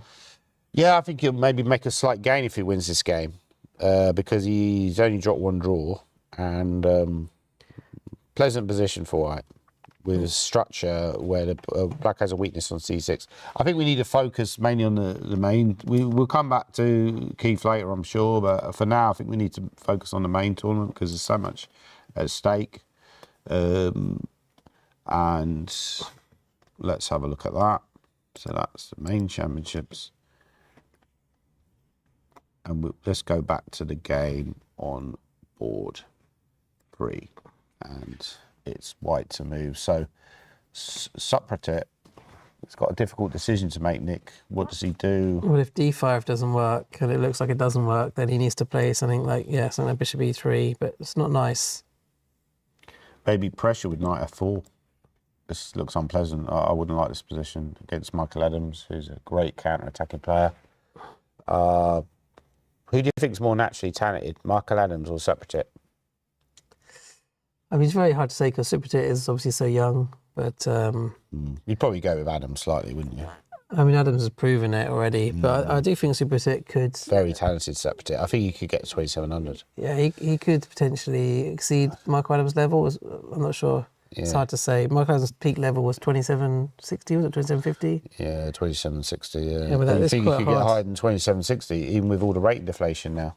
It's not easy. That's not easy. But I think 2700 is definitely possible. Somebody said Keith's success should be examined here. Hi, I know the championships is on everyone's mind, but can you guys do some commentary on Keith Arkle games? That's what I just mentioned to you. Section is getting no recognition. No. Well, I did mention to him that, could he come in the commentary room at some point? I wouldn't say these sections have been getting no recognition. I mean, we've been looking at the seniors throughout the tournament. You can't cover everything, but we mainly focus on the championship here because that's like, the most important event. But yeah, it's true that we need to look at the other events as well. If they all subscribe, we'll have more budget to do. If everyone subscribes to ECF channel, please subscribe to ECF channel. We'll have more budget. Send your donations to the ECF. We need your money. Give us your money, as Bob Geldof would say. Okay, so Simon. Better make sure you subscribe yourself then. Yeah. Are you on YouTube, Nick? I don't think I've subscribed. I need to subscribe. I don't think I've subscribed to any channel though. But you've got your own channel. You've got your own. I don't have my own channel. But you've got your own account, so that is a channel really. It's a channel waiting to happen. The Nick Pert YouTube try channel. And build it up. I think the Daddy Got Married channel is quite popular, isn't it? I've only got 3,000 subscribers, but I make about £50 every 2 months. And David Lightfoot's helped me a lot with that actually, because he's helped to develop my channel. The genius of YouTube technology. I feel like you should get more than £50 every 2 months because you do post quite a lot of content. I do post quite a lot of content. My return ratio to video is pretty poor. Maybe I should start doing a Title Tuesday stream. Simon often does Title Tuesday streams, which are extremely popular. What's the updated odds? Can anyone tell me? Maybe we've still got Alex in the chat, as he maybe could tell us, given the positions on the board, what are the odds now? Would you say? And let's look at the Luke Machine game. I think if Luke finds a couple of good moves here, he could really put Simon under pressure. Also, like you say, you don't want to be facing Luke Machine and Mike Adams in a potential playoff. Like, let's say there's a playoff between Luke Machine, Mike Adams, Shreyas Royal, Harry Grieve. Who is your favourite and why? I'll probably go with Luke Machine. Yeah, I think he's slight favourite in a playoff. If Mike Adams drew and didn't get there, maybe in a bigger favour. Maybe actually less, because then you'd get a situation. I think as a freeweight tie, Shreyas Royal would probably get promoted to final, having a better tiebreak. And then Luke Machine would, and Harry Grieve would have to play off. But Harry doesn't have much rapid play experience. I think Luke Machine's got quite a high rapid play rating, hasn't he? So he's quite good. I remember him winning one of the London Classic rapid plays ahead of a very strong field. Yeah, that's right. And the other thing is Simon doesn't play a lot of rapid play these days. I know, he's obviously a good blitz player and everything, but I'm not sure about his rapid play. He hasn't got a lot of recent experience of playing much rapid play. So, again, if he got to a playoff, but at the moment his position's not very good. Luke is trying to figure out the best way to handle this position. His position's not very good. So, at the moment, I think Luke's about ready to make a move, right? Do you think he might play this A4 idea? I think he might take on C3. If he plays A4, that would be very impressive. Finds that really deep idea with the exchange sack. That'd be incredible calculation. Because often you're figuring out, Nick, what your opponent wants to play. When they go Queen F5, it's fairly obvious that White wants to go Knight E4. Put pressure on F6, try to get the bishop to E4, and then take it from there. I mean, A4 forces things as well, because you're actually threatening. Thinking about this. You're actually threatening A3, aren't you? Wow, yeah. If he finds A4, this could be an incredible moment. And he's thinking about it. He's got his arm in his hand, and Yeah, Bishop C3 is a good positional move. I don't really like playing those moves, but yeah, probably is a A4. good Like move. if you try to deal with A4, you go A3, but then you weaken the B3 square, which creates a further problem. Like Black might just go Knight B3, and then go Knight D4, or take the rook on A1, or the bishop on C1. So it's suddenly got more options. Lots of nice options here for Black. He's going to. I think he'll play a move. Let's stick with this game. I think he'll play a move in the next 5 to 10 minutes. I think he could calculate A4 and that whole variation that we looked at. I mean, what else is White actually going to play? Simon will play Knight E4, won't he? Yeah. But it comes down to judgment. The computer says White's Black's better, but I would actually say White's better because they're exchange up, right? But it's just to do with the development, the potential of the bishop pair. You lose even if you don't see this bishop D5 as a move here. You can see Queen E8, Queen A8, sorry. Yeah. And just take the pawn. Tremendous idea. And Simon will not like this position. No, and he's not as good as defending. Like typically with attacking players, they don't like to defend. And Simon's always admitted to me, doesn't like it when his king is weak, doesn't like it when he's been attacked, doesn't feel comfortable.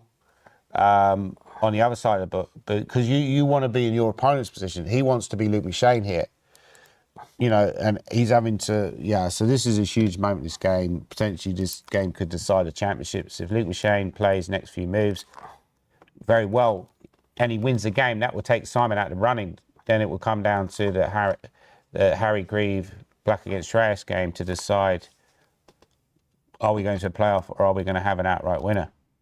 Should we have a quick look at the Shreyas game again? Okay, we'll go back to Shreyas against Harry. So it looks like the bishops are being traded off. So he took with the pawn, which I think you were suggesting. Yeah. G5 from Harry, and then bishop E6. Well, this is a great game by Harry so far. I really like the way he's playing this. Well, it's slightly risky as well. I guess he wants to use the D5 square for his knight, doesn't he? So will he take with the queen, do you think, or the rook? Yeah, I mean, probably take with the queen. I would take with the queen. Looks the most natural move. Okay, then let's suppose Shreyas plays B5. Then you put a rook on C8, and you're still fairly solid. I like the fact you've always got G4 in your pocket, right? Take with a rook. And then just queen b3, say. Oh, okay. But I'm happy with an endgame here. I don't like going for the endgame now. I think you should go. Yeah. Queen a4. Queen Be a little bit more ambitious. I think if you go for an endgame, Nick, I'm very comfortable because I would just exchange and play b6 or something. And no, apparently it's not that good. But okay, but maybe you've got rook c2. Maybe you've got rook c2 in that variation. So b5 is the most logical move. Yeah, probably queen a4 is stronger. Oh, b6 immediately, yeah. Yeah, b6 is a great consolidate move because it covers some important squares. And should we quick look at queen a4 in that variation then? So queen a4... It makes more sense, I think. Just put a bit of pressure on. Yeah, this is actually a bit uncomfortable for Harry because your king's weak. We could be looking at Shreyas as a potential British champion if he finds these moves and then starts to zero in on Harry's king. You know, Harry likes attacking. Harry's in the kind of Simon ballpark. The problem for Harry is the only really attacking move is g4, but that allows white to play knight f4. With tempo as well. Exactly, so how are you actually going to attack in this position? It's not that easy to actually create an attack. You have to have the knight on d5 before you play g4. So I wonder if Harry might play, he might just forget all this stuff with rook c8 and just play knight d5 and just go for it. And if white takes, just take back with the pawn. There's rook on c8 if white attacks the pawn. And then try to do something on the king. So because at least then you've got g4 C8. without allowing knight f4. Or Exactly. where you do allow knight f4, but it doesn't. And then It's not as good because, yeah. I mean, there's a much this is the better most suggestion. likely. I agree with you.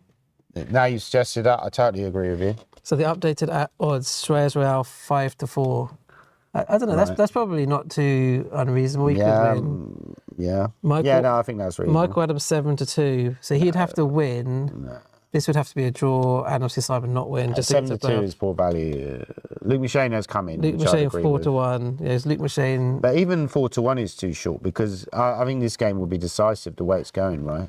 There's quite a high It could happen, probability. though, but if this ends up being a draw, you'd have to say Luke McShane's well in the running. Harry Simon Grieve Williams has 6-1, drifted out. and Simon Williams 12-1. Yeah, Simon's drifted out, so he has actually played he's gone for that solid option of just taking and going D6, and that's really what Luke McShane wants, just to keep Simon under wraps where he's got no attacking chances. You know, maybe it wasn't the best engine way to play, but it's the best practical way to play against Simon because you're just killing his attack. He can't attack now on the king's side. So he's going to have to go into more positional mode. And given he's made several mistakes already, I can't see him playing well enough in the positional side of the game to contain Luke completely, in my opinion. So I feel like big pressure still, even though Luke didn't find maybe the absolute best sequence. It's a very human way. I love the fact he took the knight on c3 because... It's quite hard for white to generate an attack now, isn't It's it? very bad for white, I think. Maybe c4 and bishop b2, do you think? Try to get the bishop in that long diagonal, but I think black can defend that quite easily. Yeah. Yeah, I think this is a great strategic game by Luke. And he's looking very relaxed and also just wandering around, having a look at the game. Simon looks very uncomfortable, looks hunched into the board. He looks quite pensive here.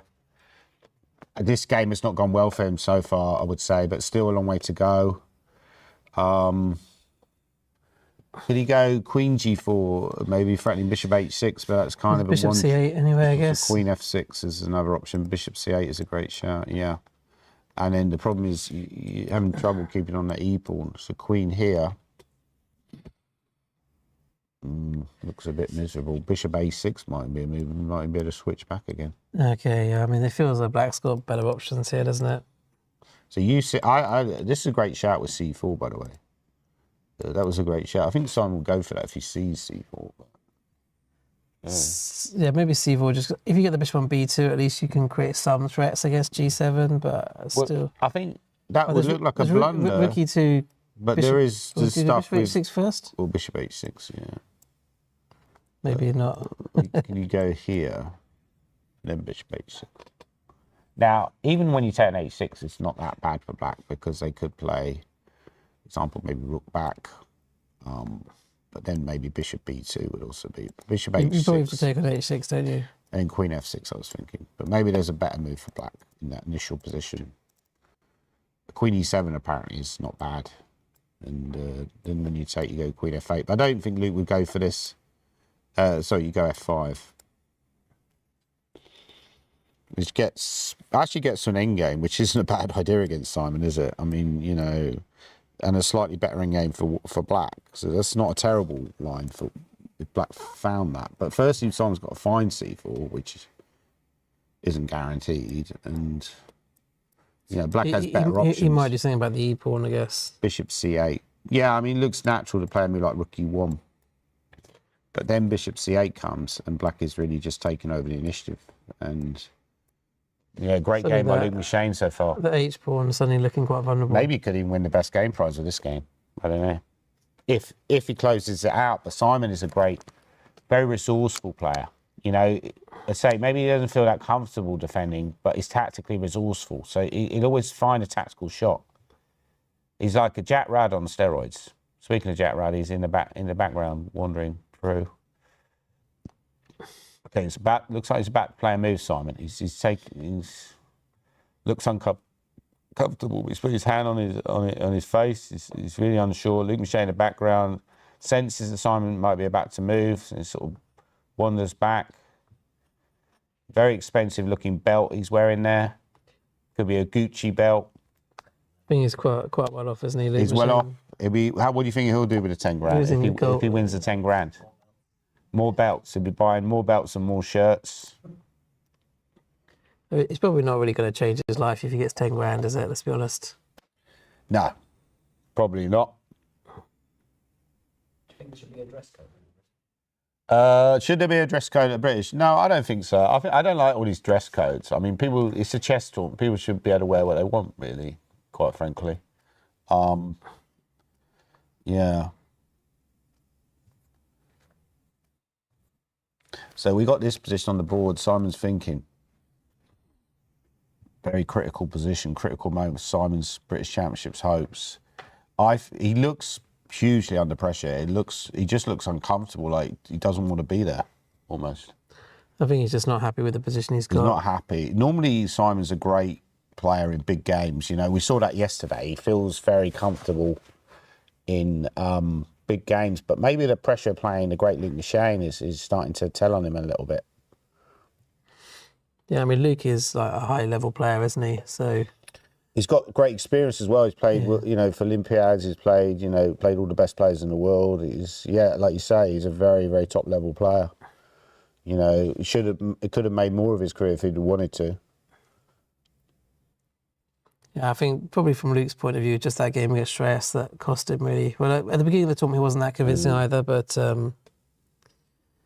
it's taken a little while to warm up. But now he seems to be playing well. Yeah. He's had some good games. He's very dominant against Jonah yesterday. Exactly. He had a great game again, great technical win against Freddie Gordon. Yeah. You know, so he's started to show, like you say, you can always lose the odd game. It's not tragic. You know, he lost that game to Shreyas, but Shreyas played a great game. He won against Richard, quite a nice game as well. That's true as well. Like technical positions where he's nullifying their attacking potential, he's very, very good. So he's suddenly turned favourite. And he doesn't play the British Championships that often. He probably plays it you know, once in a blue moon. I mean, he's played it a few times, hasn't he? I'd say maybe once every 2 or 3 years he plays. I don't even think that often. Let's think, he didn't win in 2002, and I don't think he played again until something like, you know, no, I'm probably exaggerating, because I think there was one year where he did quite badly. He lost to David Eggleston. So I think there was one year where he played quite poorly, wasn't even in the running maybe, but there were a couple of years where he missed out in the playoff. So yeah, he's probably played it about 6 times in the last 20 odd years, I would say. But most years where he's played, he's come very close to winning. I mean, he's often played where Michael Adams has played. That's a problem. And Michael Adams is obviously very hard to beat in the British Championships. Yeah, he lost a playoff narrowly to Michael Adams in Hull in 2018. Like you say, I think as far as the playoff is concerned, I mean, you have to think, you know, you want to try and avoid the playoff almost if you're someone like Simon, because you think, well, I'm going to have a playoff against Shreyas, I'm going to potentially have a playoff against Harry Grieve and Mickey, but right now he'd take a playoff, wouldn't he? I think he'd take it now because he doesn't really like the position. Yeah. Should we have a quick look at Siva? We haven't looked at his game for a while. He's still Yeah. potential champion. You And never know. maybe we should go on a quick break in a minute. What do you think? Have a Okay, little. let's have a quick look at Siva. Yeah. That's still quite cagey, isn't it? Mm. Not a lot happening there.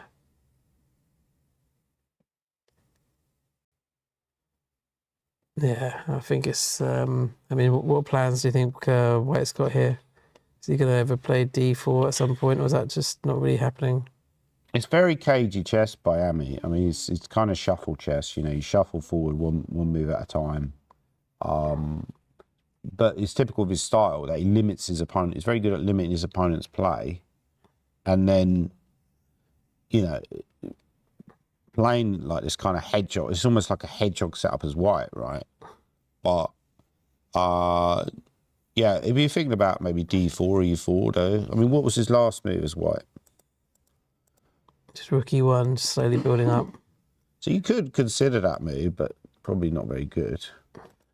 What would you play here, Nick? Knight D2 maybe as an option? This doesn't look very good for Should we White, look to at be honest. D4? So what would Black play after D4?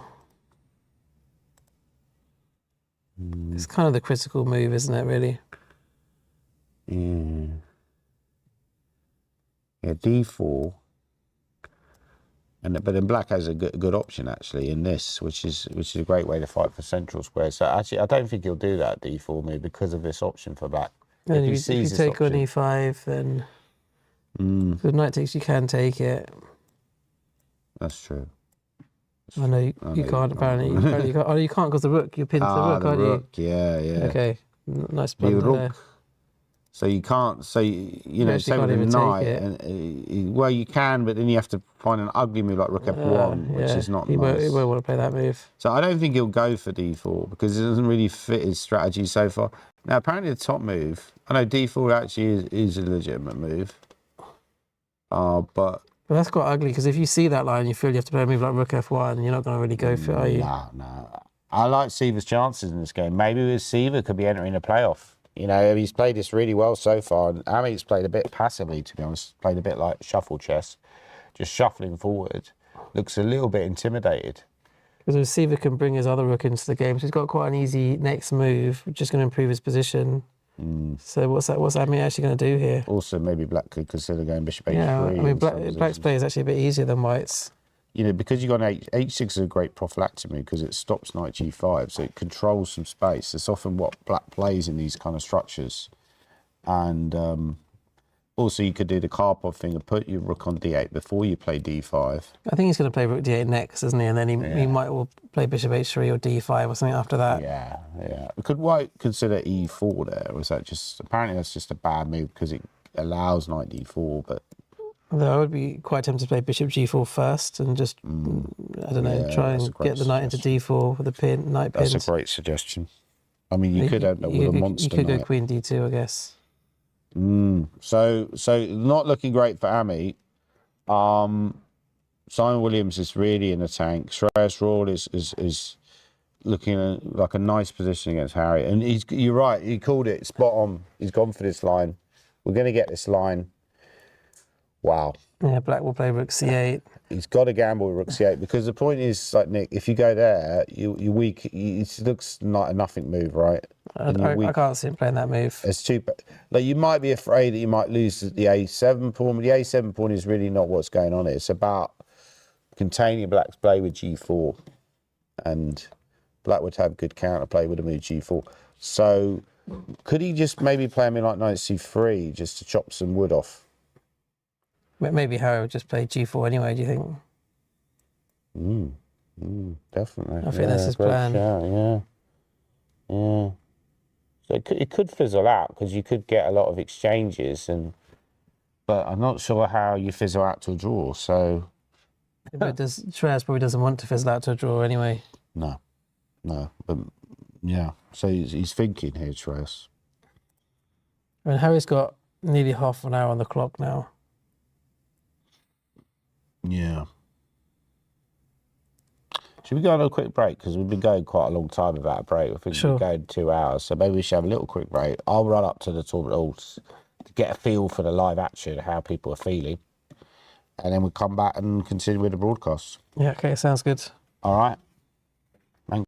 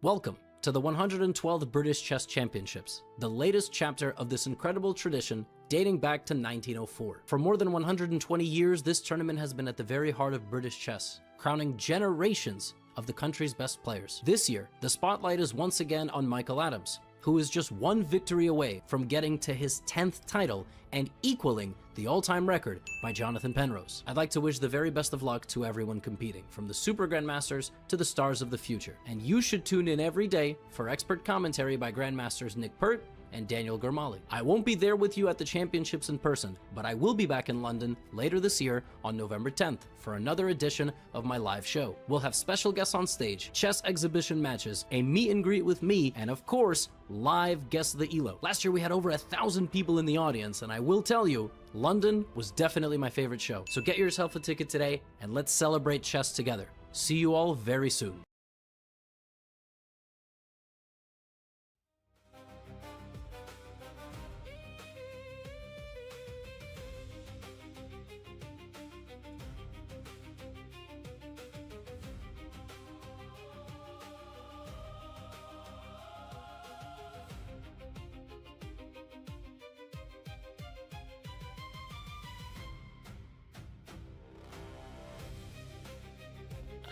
Hello everybody, welcome back to the British Chess Championships 2026. It's reaching, boiling point.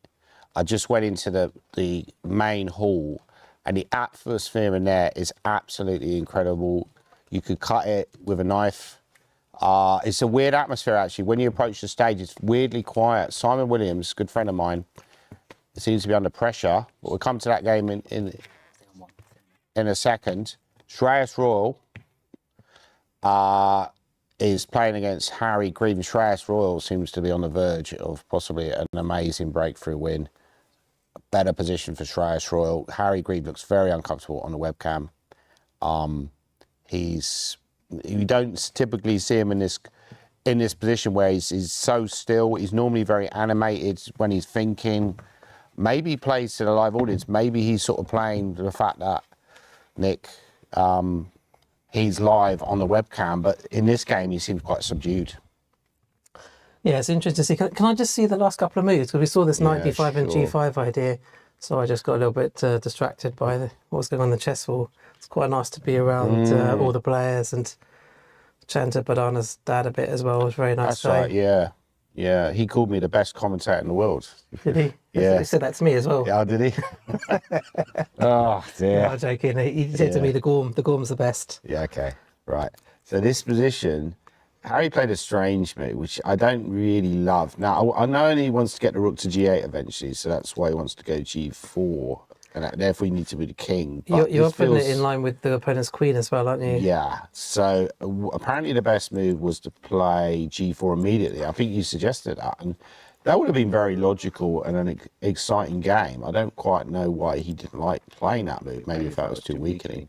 Because if I always feel in chess, Nick, when you say A, you've got to say B. And having gone g5, if you never play g4, that pawn will just create weaknesses. You'd end up losing to a counter-attack. You've got to do something. You've got to put your pieces close to your opponent's king. I think you're like quite a concrete player as well. When you see a plan, you don't really like mess around. You just do it, don't you? Lack of patience. Yeah.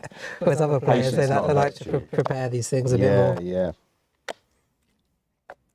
So I think he should have gone g4, and the engine agrees with me, or maybe I think it because I'm seeing the engine evaluation. But king h7 was a weird move by Harry, a nervy move. Rook b7, confidently played by Shreyas. Shreyas is not someone you can bluff because he can't play so well. He's gonna call your bluff. We saw that against Luke Michane. Luke Michane bluffed him with his knight b2, but Shreyas called his bluff, and he's looking very good in this position. So the current position on the board, he's taken the pawn, and it's black to move. And he's got an awkward choice. He can go knight b4, try to put the knight on d3, create counterplay that way. But already black looks close to losing, Nick. And I mean, the problem is he's trying to. It looks like he's moved his king so he can play rook g8, but he just can't play rook g8 because his rook's tied down to the e pawn. So just show that, yeah, that would just be like that's unfortunately not possible. And if you take here, I take in intermezzo, and then I'm technically winning endgame, very easy to win. very easy to convert. I mean, the problem is if you go G4, because you've done all this, F7's going to be weak. So, well, one thing I could do is take and then go Rook C7. I think Shreyas is going to win this game now. I wasn't convinced at the start, but I've doubted Shreyas the whole tournament, and now, well, I'm starting to regret that now because... I mean, he has played very well throughout the tournament, hasn't he? He's looked a lot more stable than Harry, who's had some very shaky games, as you mentioned, like particularly yesterday. At some point, your luck runs out. You know, you can't beat chess truth forever.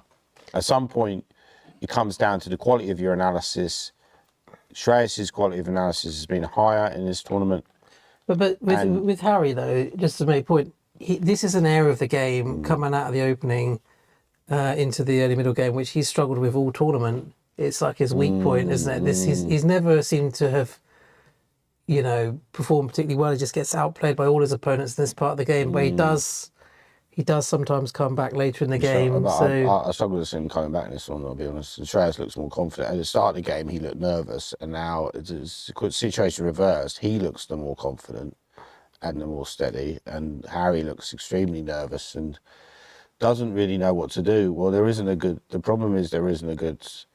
the best idea for black is to go here, pop the knight in, the Kasparov octopus on D3, and then claim that here you've still got some tactical counterplay. It's not over because, you know, black could even conceivably win the game if white blunders somehow.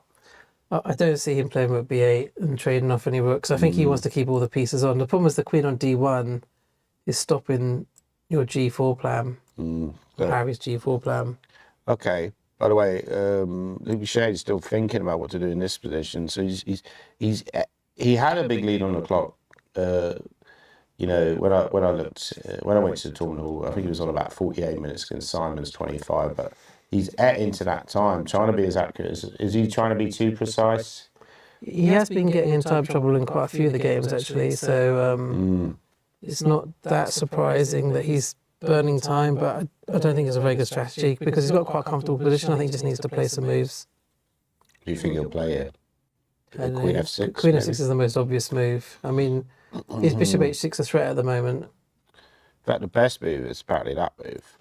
And then when you move the queen across, you pop the bishop in with the idea of rearranging something like this. And then you've got total control over the light squares and you're ready to go queen F5. Double rooks as well. Double rooks. Bishop F4 is not a problem because you can just drop the queen rook back. So strategically, you're a lot better here as black and a very comfortable.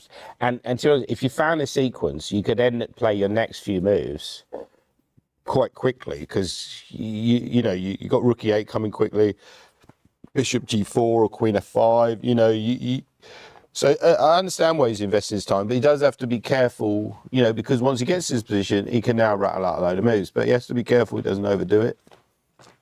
Gorman Per, best chess commentary, double act, funny man and straight man. You're the straight man, aren't you? I'm the straight man here. Harry missed examining the power of his opponent's plan, or he never would have played king h7. Shreyas has one hand on the trophy. I kind of agree with that, to be honest. I feel like, unless Luke Machine bungles it severely and you potentially... I think Harry's going down. I think he's going to lose. I mean, it's just so difficult to defend that position. But the Simon game, I'm not 100% certain on because I feel like a little bit concerned for Luke Machine fans that he's just burning so much time. It looks like he's played a move. Can we just refresh the position? No, he's made a big mistake. What did he play? Well, we'll have a look. He's gone queen d7, which apparently is a bit... But actually, that's an understandable decision because Simon would not want to trade queens. It's quite a clever psychological play, even though the engine hates it. That if you chop queens, Luke Machane's got an endgame which is comfortable to play. And if you don't chop queens, which I think Simon will... Do you think Simon will decline the queen trade here? I'm not so sure. I have a feeling that he should trade, but he won't trade. That's my... Yeah, judging by the reaction to that move, he's not happy about that move. Yeah, the best move is queen takes queen as expected. But yeah, I don't know. At some point, you just got to play the best move. Exactly. I was saying that earlier in the tournament. I think you can get into trouble by playing too much practical chess. And he might be looking at the game of ball one and thinking Shreyas is, well ahead against Harry. But He's already a pawn up. I mean, do you even care about the game on board one? I mean, you kind of know you have to win this game. If you draw, you might not only not win, but even if board one's a draw, there's loads of players in the playoff. Michael Adams coming back into the picture. Oh, you think Simon won't be happy with a draw now? Well, I think in general, obviously, he'd be happy to draw with Luke, but, if you're in this position, you just go for it, don't you? I think you've got to try and win. Yeah. I think Simon will play Queen D4 and just try and carry on. Maybe you can try and do something on the long diagonal. It's possible, but if Black goes F6, your C4 Bishop B2 plan gets nullified very quickly, and really there's nothing. And Black can start to attack. I think you have to trade. So if you trade, Black gets a very comfortable endgame. But on the other hand, White has a bishop pair, which gives you long-term prospects. I'd probably play C4 there, Nick.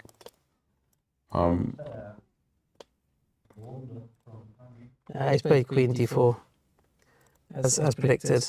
I think You know him too well. I think Lucas kind of he's Yeah, played Queen yeah, against Simon. If he was playing against Mickey, there's no way he would have played that move. Queen D7. It's great psychology, yeah. He just knew Simon was going to turn it down. And now play the rook to E8, yeah. And Black's got a really nice game, really nice position. If you just play rook E8, all their pieces are standing well, knight on C5. Bishop on B7 could always be rerouted at A6 or C8. Very easy game to play. But having said that, still a lot of play left. Apparently, have we got echo on our... Someone's saying we got some echo coming from the microphones. I'm not sure if that's right or not. But yeah, I think with Simon as well, when he plays Queen D4, he got up, walked away from the board a bit. He's almost saying, I'm not trading queens. It's all or nothing. That's really been his philosophy throughout the whole competition and really just in general. Which has paid off for him, to be fair, because he might have suffered in that endgame. But yeah, I believe in playing the best moves, and that's what Bobby Fischer said. He said he didn't believe in psychology, he believed in playing the best moves. Very profound insight. Possibly wasn't him that came up with that, saying originally he probably borrowed it from somebody else. But Bobby Fischer was like the Steve Jobs of chess. He was very good at, so the freestyle chess, which apparently was originally Fischer random chess. Apparently David Bronstein was the first to come up with that idea. And the Fischer clock with the increment was also a Bronstein idea. Well, I thought Fischer spent a long time working on those ideas, and he was he developed them more. anti-theory. He developed them more. Let's just pick the mics. We'll go to full screen. Okay.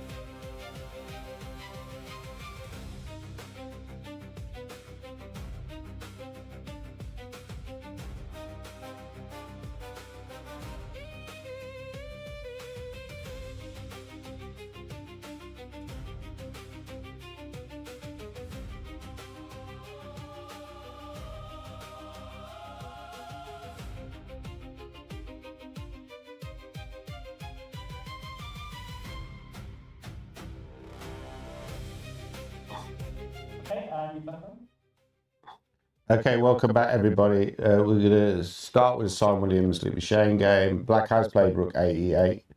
Now, Luke Shane looking very confident, looking around. Simon looks a bit nervous.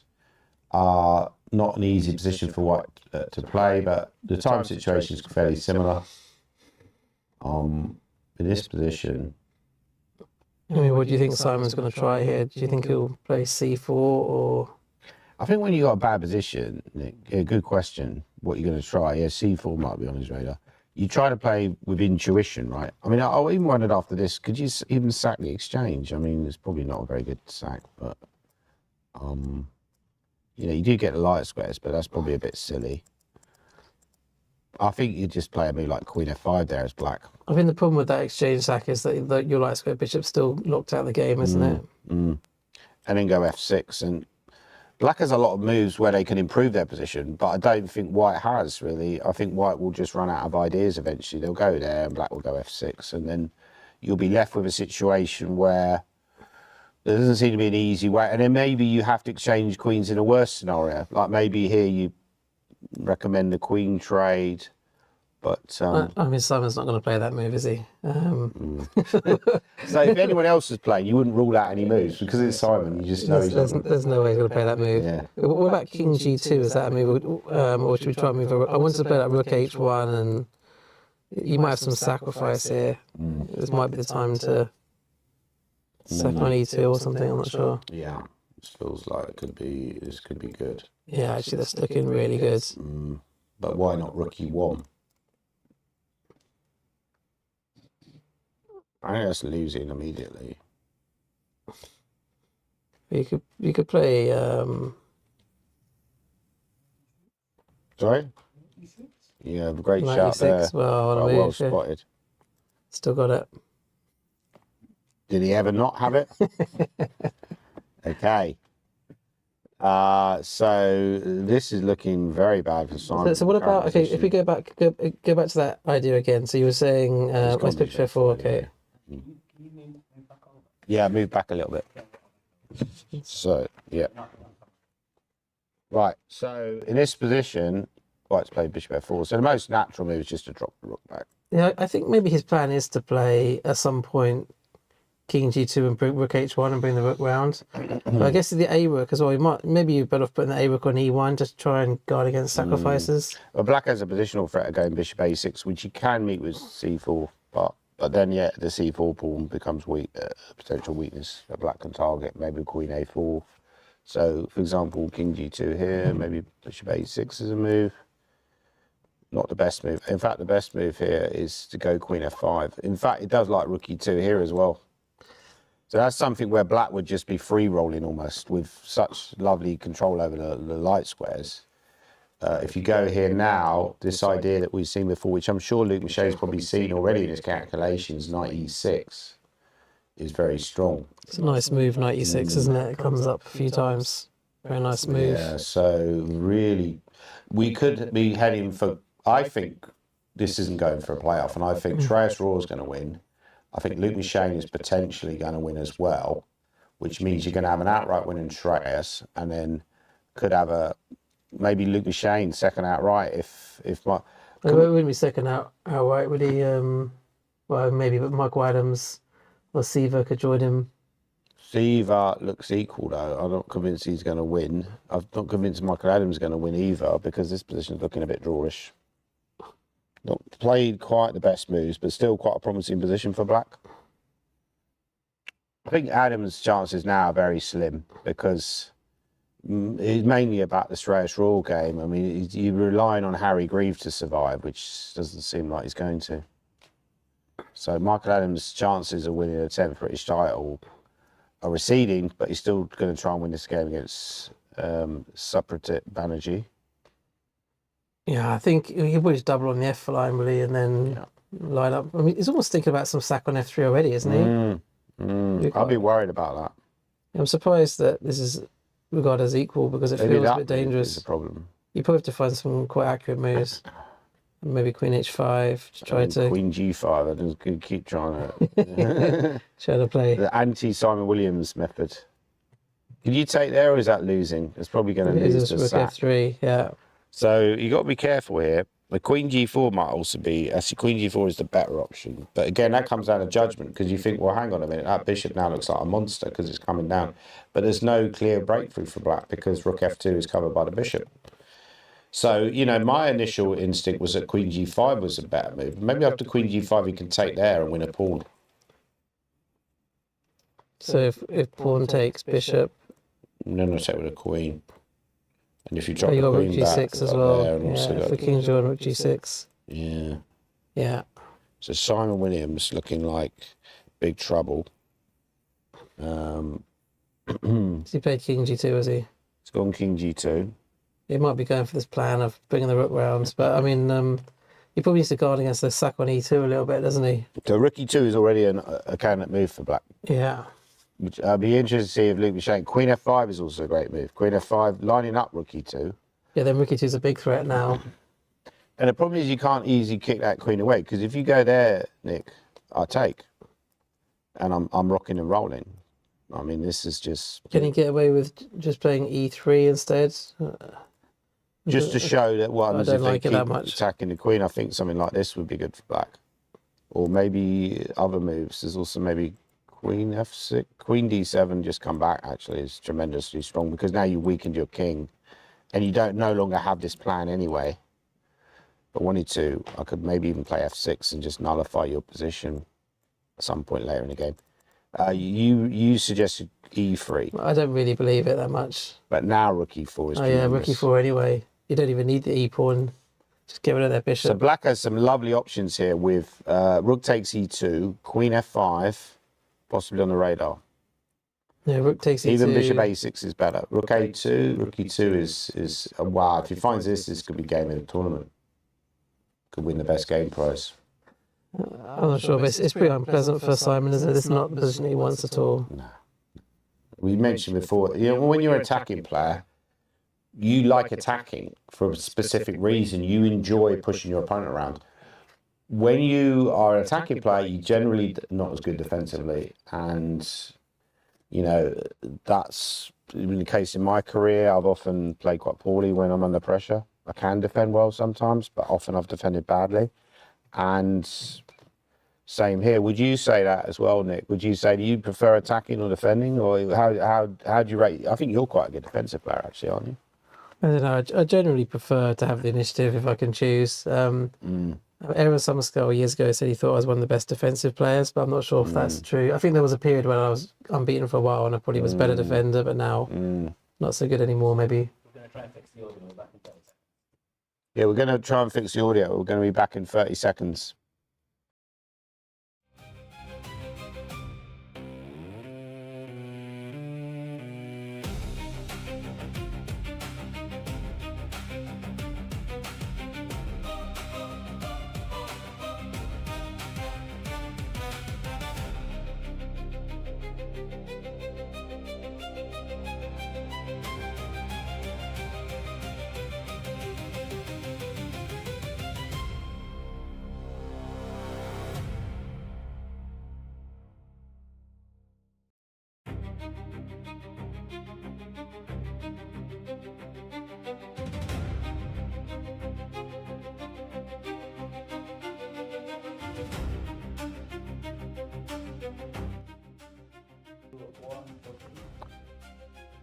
Okay, welcome back, everybody. So we've got big developments on World 1.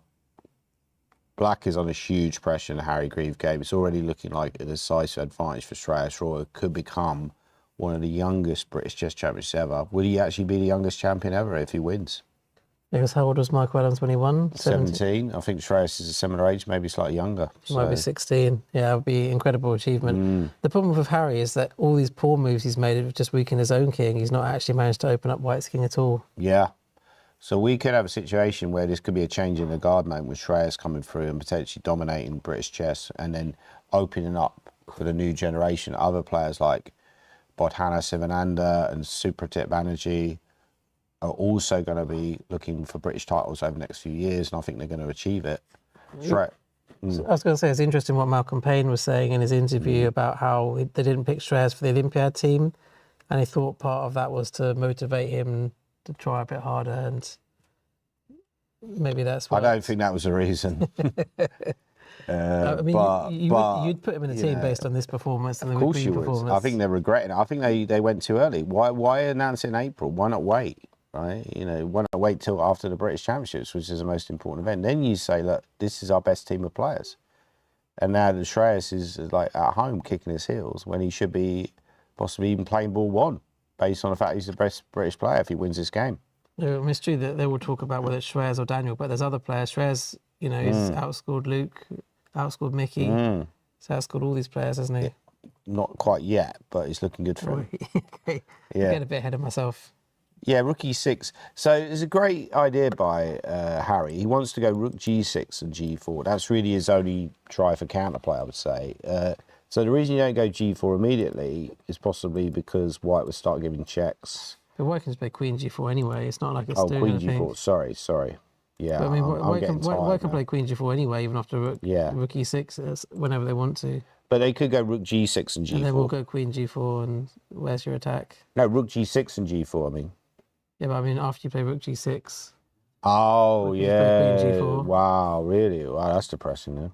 So And what, then- could you even do it immediately? You could, if you want to. Or maybe you play rook c6 or something first. Yeah, I'm sure you do, yeah. I mean, there's probably more precise moves. This is really on the verge for Harry. And then, you know, Shreyas would just be waiting on the Luke Machane game. But given Luke Machane is doing really well, I don't think he's got anything to worry about there. But, you know, Luke Machane is getting a bit short of time. I mean, to be honest, it just feels like Harry doesn't really have any counterplay here. Yeah, I think he's played quite poorly. You know, for such a well-prepared player, Nick, I was surprised he doesn't play something like the King's Indian, you know. Like, he's so well-prepared. If you're playing the Queen's Gambit, you get quite a simple, boring position. You know, is that really taking advantage of that monster prep? I mean, he has come back a few times this tournament, but you think this is one too many, yeah? Shreyas is 17, apparently, so he would match Michael Adams' record of the youngest British champion ever at the age of 17. And also take away Michael Adams' chance of matching Jonathan Penrose. Do you think if Michael Adams doesn't win this year, he will match Penrose in the future? I think he's got maybe a couple more chances, and then... Yeah, once you get into your the young 60s, guns will once you take get into your over. 60s, it becomes difficult, right? I mean, you can still do it next year, or maybe the year after, but I think, yeah, his 4 or 5 time is years is running out. probably the max, I would say, and personally. I'll give him a little bit longer than that, but I think, yeah, it's difficult, especially with people like Shreyas just improving, and then you've got Supratit and Botana and other players, you know, possibly haven't mentioned. Let's have a look at see how Botana's doing, because that's also a critical game for the... By the way, Jonah Willow won against Max Turner, so that was unfortunate for Max Turner. He was trying to get the IM norm, but you know, he's playing against a strong player in Jonah Willow. He's very strong with the white pieces, so he lost that game. If you go rook g7, for example, I could just take on f3 and then threaten him, mate. I mean, it looked like he was doing okay early on in that game, didn't it? So I don't know what went wrong. Jonah just got a big attack. Okay, yeah. So once you, so I think basically we established this move. Knight d4 was maybe... Yeah, a knight mistake. d4 is a bit impatient. You know, keep going on about strategy, Nick. You know, build up your position before attacking. I'd play c5 before I play knight d4. Yeah, definitely, because you want to take back with the c pawn. I mean, maybe f5 is also an option. But when you play knight d4 and they change the pawn structure, then white's got the extra kingside pawn, b6, yeah. and the extra kingside pawn, you can use that for attacking. You know, one thing I've learned from this tournament is be more patient. You know, more strategy. Simon today, lack of patience, I think, could potentially, you know, undo him. But obviously, still a long way to go. Richard Pert, by the way, is winning against Tom Junday. It seems to have a much better position against Tom Junday. Wow, big attack for Richard Pert. It's looking like a great game. It looks like Just he's getting go ready from to the do start. some sort of rook lift. So he went b3. This all seems kind of normal. I think actually we did briefly look at this game earlier. And white generally goes for some kind of attack. Well, yeah, 92 is a great move. It's quite nice having the knight on g3 for both defence and attack. I don't like that move, Nick. I think I would play bishop f8 with the idea of g6. So you can kick. You have the option of kicking a knight away. Oh, sorry, we'll just go back to that position. Yeah, I think that looks a bit weird. And then brilliant move b4 the idea is to gain the d4 square, really. So It's black had those sort of typical hanging pawns on c5 and d5, and b4 is quite a standard sack, but I think it was a good move, very good move. yeah, very calm move as well. Queen e2, and then F4, another great move, and all of a sudden, like, Because now he's got the kind of position that Simon would like, where he's just yeah, attacking. yeah. Simon would love this position. I think Simon would do well in this position. H4, H5 now makes a lot of sense because that takes away your G6 square for the knight potentially. And then you're going to play Rook G3. Then yeah, so that's very calm attack. I mean, I might have been tempted to even go Rook G3 immediately. He was probably worried that Black would play Rook G6 or somehow block it. Still looks quite good for White though. Can still go Queen H5. Yeah, still looks good for White. So this looks like a tremendous win for Richard Pert in the final round. He needs it. I don't think he's doing very well on rating. I think if he wins this game, might make a tiny loss on rating. So where is the Bodhana game? Here's the Bodhana game. This is looking quite equal at the moment. Bodhana might appear in the commentary room if she wins this game, but at the moment it's not looking that likely, I would say. It looks a bit like she's under pressure on the clock as well. Her position's not that great. And Kenneth Hobson's had a great tournament, hasn't he? He might be playing for an IM norm, I'm not sure. Yeah. But he's certainly performing quite well. Yeah, not looking great for Bodhana. Okay, so there's also a lot of games here. We've also got Lorenzo Fava. Lanyau's fought back well, actually. And now the position actually looks okay for Black because a great move there, knight E7 from C8. And you come around to G6 to F4 to attack. The rook's going to come to F8, potentially setting up some bishop H3 sacks, maybe. Quite like Black's position, even though the engine still prefers White. If you move the rook, though, A6 is weak, isn't it? So you have to be a bit careful. Can White just play a move like Rook C3 and just slowly build up? No, that's doesn't like your move. That's not that move. Maybe bishop E4 or something. Yeah. No. I was wondering whether knight on E7 keeps a bit of an eye on the C6 square, stops any rook C6s. Yeah, so still in the balance this game. Okay, should we go back to What about the other? There's another all-female clash at Trisha. And, oh, yeah, let's have a look at that. Which could be important if one of them can win. Knight takes A6 possible. Oh, do you know the last position apparently knight takes A6 might have been on the cards? Where was that game? That game It was on. the Lanyau's game. Okay, so here... Oh, could you take that? That was a great shot, actually. But they can just play rook takes and then queen b7. Oh, the white rook's on C3, I think. You mean after rook c3, knight g6, was it? Or rook c3? Then end this. No, but then knight d5 is a problem.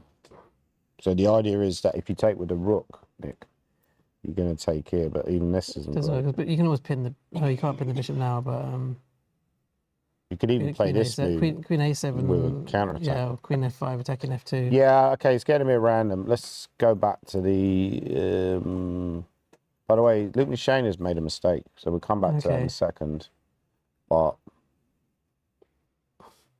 Okay, Now, I'm a bit surprised that Luke hasn't gone for this kind of exchange sacrifice because Queen d7 was quite a good psychological move. Maybe I'll have a quick look at Luke McShane again.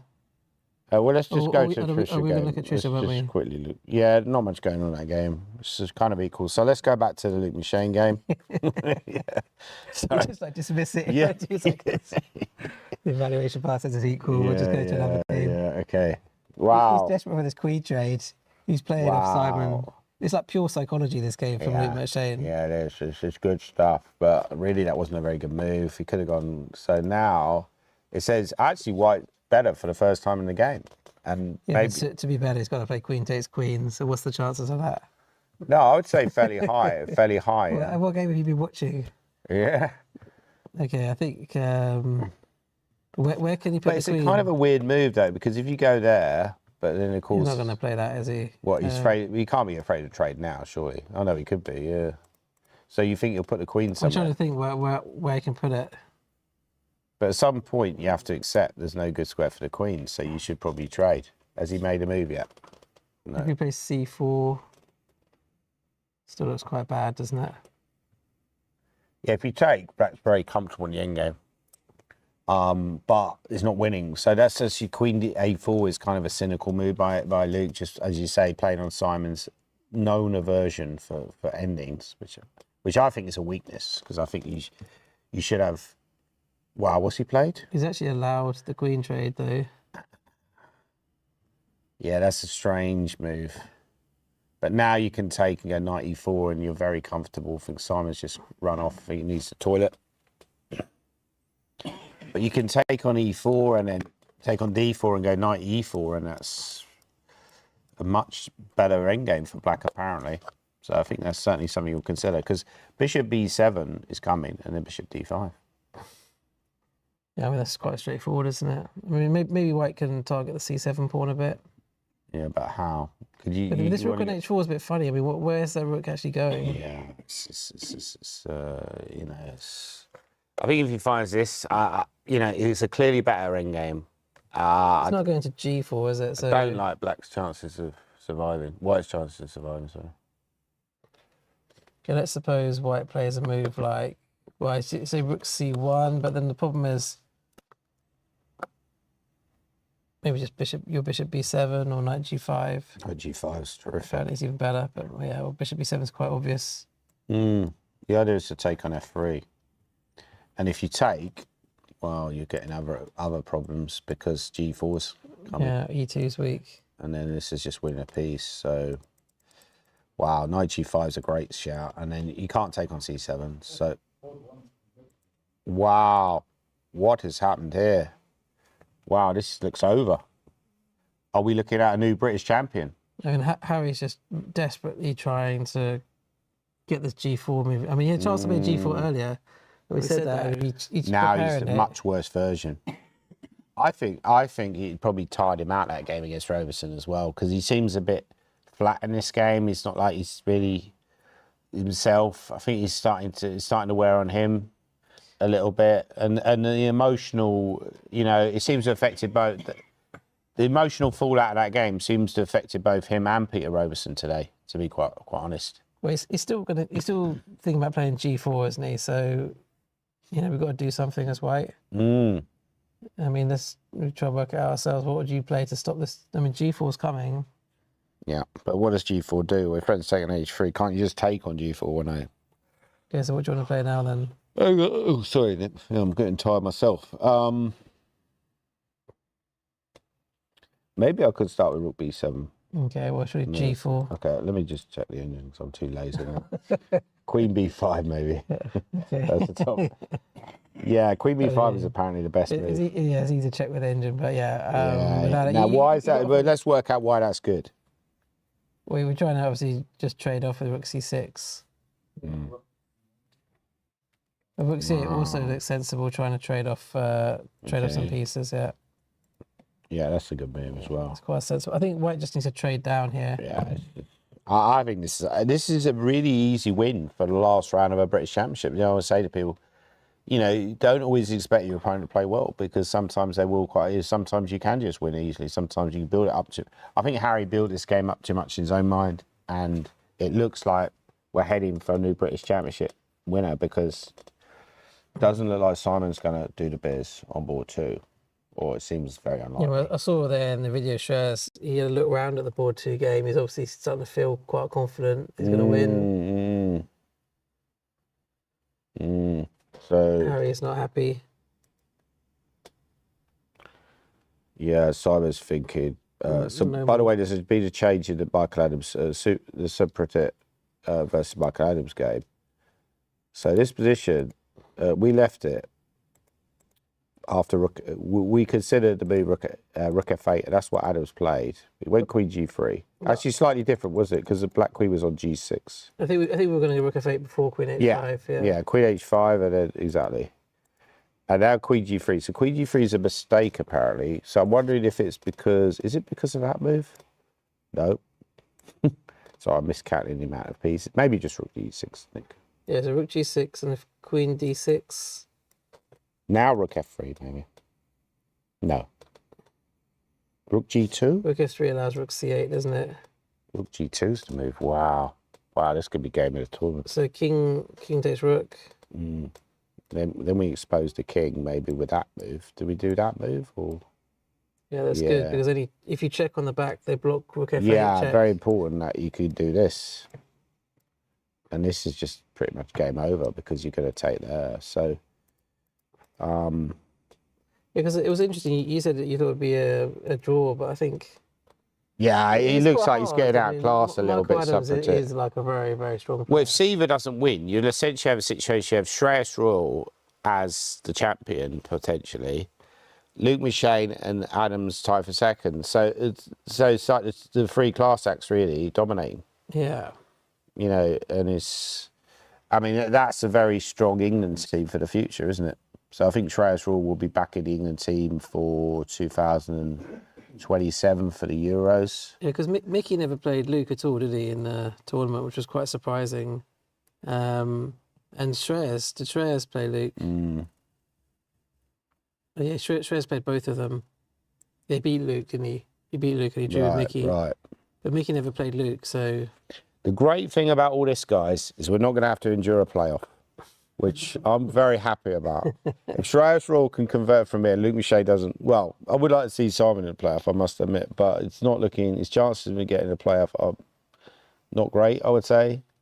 But certainly that would rule... If Shreyas wins, that would certainly rule out everyone other than Simon from potentially getting to the playoff.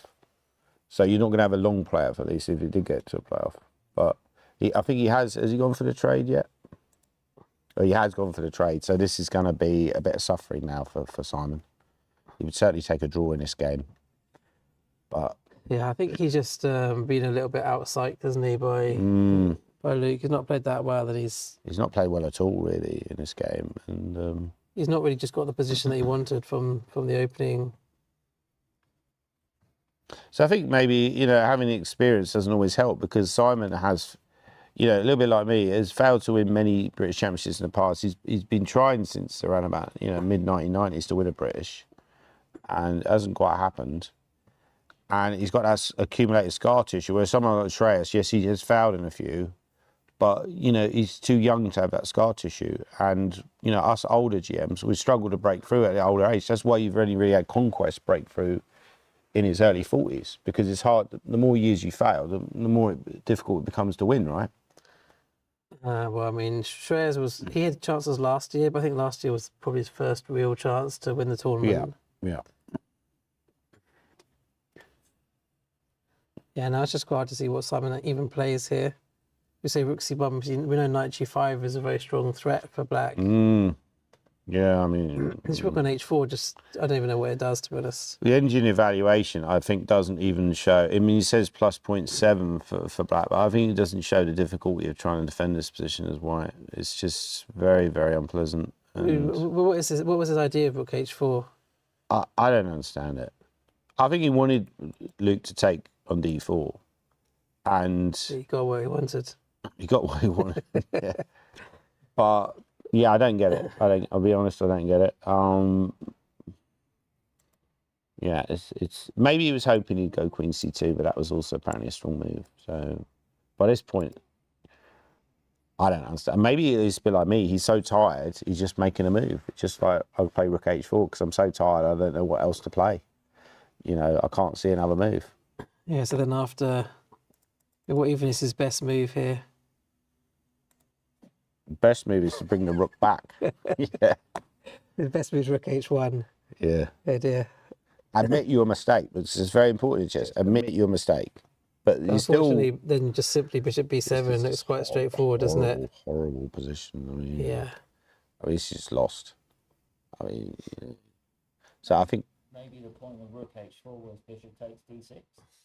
Ah, right. Somebody spotted a clever idea. So his threat was... guarded threat to take there, so that when you take back the pawn, and the idea is, let's say for example black plays a pass move, then you chop C, and then when you take, I take here, and I'm doing well. So yeah, clever spot there. By the way, Michael Adams has gone wrong. Sorry, if we switch to that game. Oh, White played Queen F2 though, he didn't take on D6. Oh, okay. Yeah. So Bishop C6, I think that must just be the idea to stop the rook coming into the game. I wonder if White might consider playing D5 to just try and activate his own bishop after Bishop C6. Could you take there anyway? No, that's a bad move. Sorry, what did you say? Sorry? I mean, after Black played Bishop C6, I wondered if White might consider a move like D5 just to try and activate his own bishop. Yeah, yeah. That's just probably not the best move. Yeah, I mean, still feels very uncomfortable for white, even despite that mistake. You know, again, like the engine hates all human moves because it thinks we're all patsers. But the reality is that from a practical sense, It's quite easy to blunder with white. It's quite easy to make a wrong move and then black sacrifices. we've had and another opens you move, up. by the way. Instead of, just to show you what, instead of h6 was better, but okay. But he went for bishop c6 in the game. And rook c2 was played. So suffering here for Suprotect. He's still got to play 12 moves toward time control. And it's a better position for black, only slightly better. I mean, you can't really do anything active as white here, can you? It's quite difficult anyway. Yeah, and also Suprotect's down on the clock, you know. So I feel like this is, yeah, He's played h6 is a six, great good move. That's a move. great Mickey move, just improving, you know, you can learn so much from that. Just improve your position. You don't need to rush. You don't always need to create threats on every move, guys. Just improve your position. Maybe put the king on h7, move the queen out of the way, you know, slowly improve. Maybe white will make a mistake trying to improve their slightly passive position. Again, you know, I don't think the engine evaluation, sorry to interrupt, Nick, I don't think the engine evaluation quite sums up how difficult this is to defend for white. I think the main difficulty for white is it's not that clear what you do. You just got to sit there and do nothing really. Yeah. Yeah, It's which is quite- difficult for an quite hard. active player like Super. He might blunder by playing something like this, allowing this, and then the game's over. Because he's under pressure, so he might blunder, but I don't think he will. Never blunders against me. Yep, sorry. Can we please see like one of the women's? Yeah, sorry. We're very sexist on this broadcast, you know, but no, it's a very good point. We're going to look at a question from one of the players in the audience. We are going to look at some of the women players because we haven't looked at Taran. Taran. Sorry, his sister. Sorry. Sounds like Yeah. women's tournament. Bodhana. Let's switch to the Bodhana game. This is black to play. It's quite like an awkward position. You've got all the pieces clumped together, haven't you? Quite complicated. Yeah. I mean, yeah, it's black to play, so can they improve their position? Very good question, by the way. We need more questions from our live audience, you know. G5 is a move, but kind of too weakening in Harry Grieve style. Could you take on B4? I mean, You could do. I always consider, yeah. Oh, no, sorry, I thought it was another question. Yeah. I'm gonna ask if you can look at the Lang Yao game. Lang Yao. Well, I know. Right, wow, this is, yeah, thanks for your question. So he's actually played the move that I suggested, knight g6, which apparently is a mistake. But white played queen e3. White didn't play rook c3. But is it because rook c6 is now on after queen e3, knight g6, Mm. and white can just try and go Yeah, after that's the what I thought as well. white can go after the a Yeah, pawn. his pawn is looking like a weakling pawn. But is black's idea maybe to play knight f4 and just see if you can create some mischief with rook g6? Yeah, of course you would try this, but which, you know, that's a strategy that I suggest. Put your pieces close to your opponent's king. And, you know, I learned it from this Kramnik course on Chessable. You know, and I often notice that in my games, that sometimes I play a passive move when I should play an attacking move. There's a great saying, Russians never go back, which dates from the Second World War, when the Russians had to defend the city of Stalingrad from the German army. So this position, the knight on f4 does create some attacking chances, but maybe you could just take the pawn anyway, Nick, and just call their bluff. Or maybe play a strengthening move first. That pawn's not running away. Let's play something like that. Doesn't like it. Doesn't like it. Oh no, I can't play like an engine. There's one thing I've learned from this broadcast is I need a few guesses before I get to stop fish level. if you take on a6, let's say you play rook a6. I mean, are you why worried not? about? Why not? Are you worried about the d5 pawn? I mean, if they take I'm not take worried d5 about that pawn. I might be worried about sacks here, but Yeah. I mean, it's black. I would probably try that move just to put everything on the king's side and hope something lands. And sometimes you'll get away with it. Objectively, it's not good, but you know, maybe one in 5 games. You know, I've got a lot more pieces on the king's side than white has, and you're often taught that Okay, should we just look at a line with something like rook b6, then we'll just see what might happen. And then rook g6, do you think? Mm. So can white just, yeah, maybe there, or just ignore it. Okay, try king h2. Yeah. Yeah. Another question?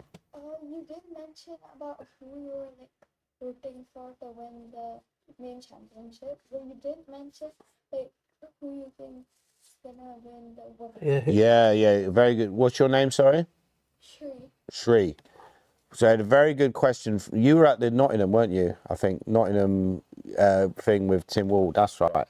Very good question from a very good young chess player called Shrey. And she said, we mentioned who we thought would win the men's championship, but we never mentioned who we thought would win the women's championship. Who do we think will win the women's championships? And who do we want to win the women's championships? I'd probably like to see Botana win, not have anything against the others, but I just feel like she's the kind of up-and-coming player. Yeah. Yeah, and I think she'll win the main championship in the future. I mean, Lan Yao is also a great contender, and but looking under pressure in this game. How about yourself, Shrey? Who would you like to see win the British Women's Championships? Probably Botana, because it would be a good motivation for herself. So another Botana fan. Yeah, so basically, Shree said that she's hoping for Botana, and it's going to motivate her as well to succeed. You know, it's all about hard work, guys. If you put the work in, you get the results. Shreyas Raw seems to be putting the work in on board one. We're going to switch back to that game. Would you have a look at the other? We need to look. Yeah, let's look at the. Yeah, which was, sorry. What was it, Elmira and?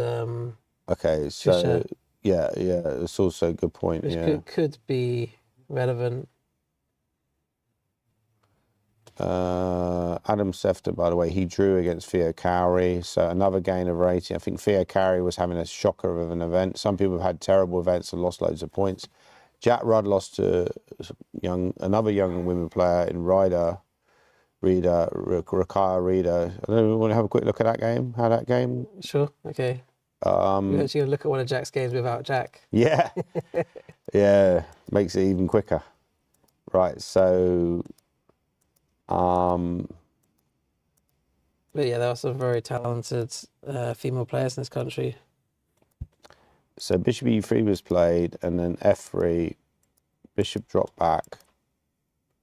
This is an aggressive push. So white wants to go rook c1 and knight b5. Very typical idea in the King's Indian. So this is probably some sort of theory still. King h1 was not a good move by Jack. Sort of walked into this very thematic move, great move g3, which opens files.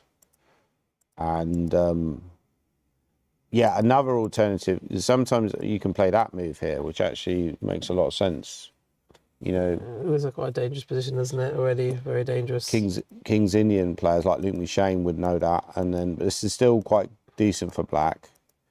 And her control over dark square is very impressive. The knight moved in, pieces around your opponent's king, as we keep reiterating, try to put your pieces close to your opponent's king, queen g5. Starting to get a little bit random this game. Black had control earlier. Great move by Jack. Jack's breaking through. How did he lose from here? It looks like he was doing very well. Knight f7, big blunder. Bishop f4. Maybe you could simply play that. Or bishop d4 is also maybe. No? Maybe you can just take the bishop, can't they? Can you take that then? Is that the idea? What's the best move? No, because black's also got rook h6 ideas to watch out for. Best move is rook c7. I'm too tired now to see moves like that. And then after knight takes bishop, rook h7, yeah. Very clever idea. And then the queen drops. So it's not that easy to see though. No. And then suddenly the game started to turn in. Well, that was also a mistake. That was a mistake. So last round games seem to feature a lot of mistakes. Well, nice move rook h6. Brilliant move there. And winning the queen, because if you take, then the queen drops. And that's looking bad. Okay, go back to the game. and eventually Jack. I guess the extra queen should be decisive now. So if we look at the was the game that we wanted to look at was It was board 20, Trisha against Elmira. yeah. I think So she's Elmira, looking about who won equal. last was Elmira and Nanyao. They're the I think so. The defending I think champions. So. Yeah.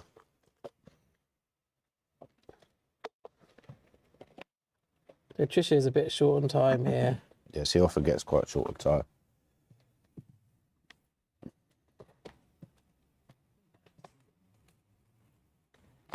What can Black do here, do you think?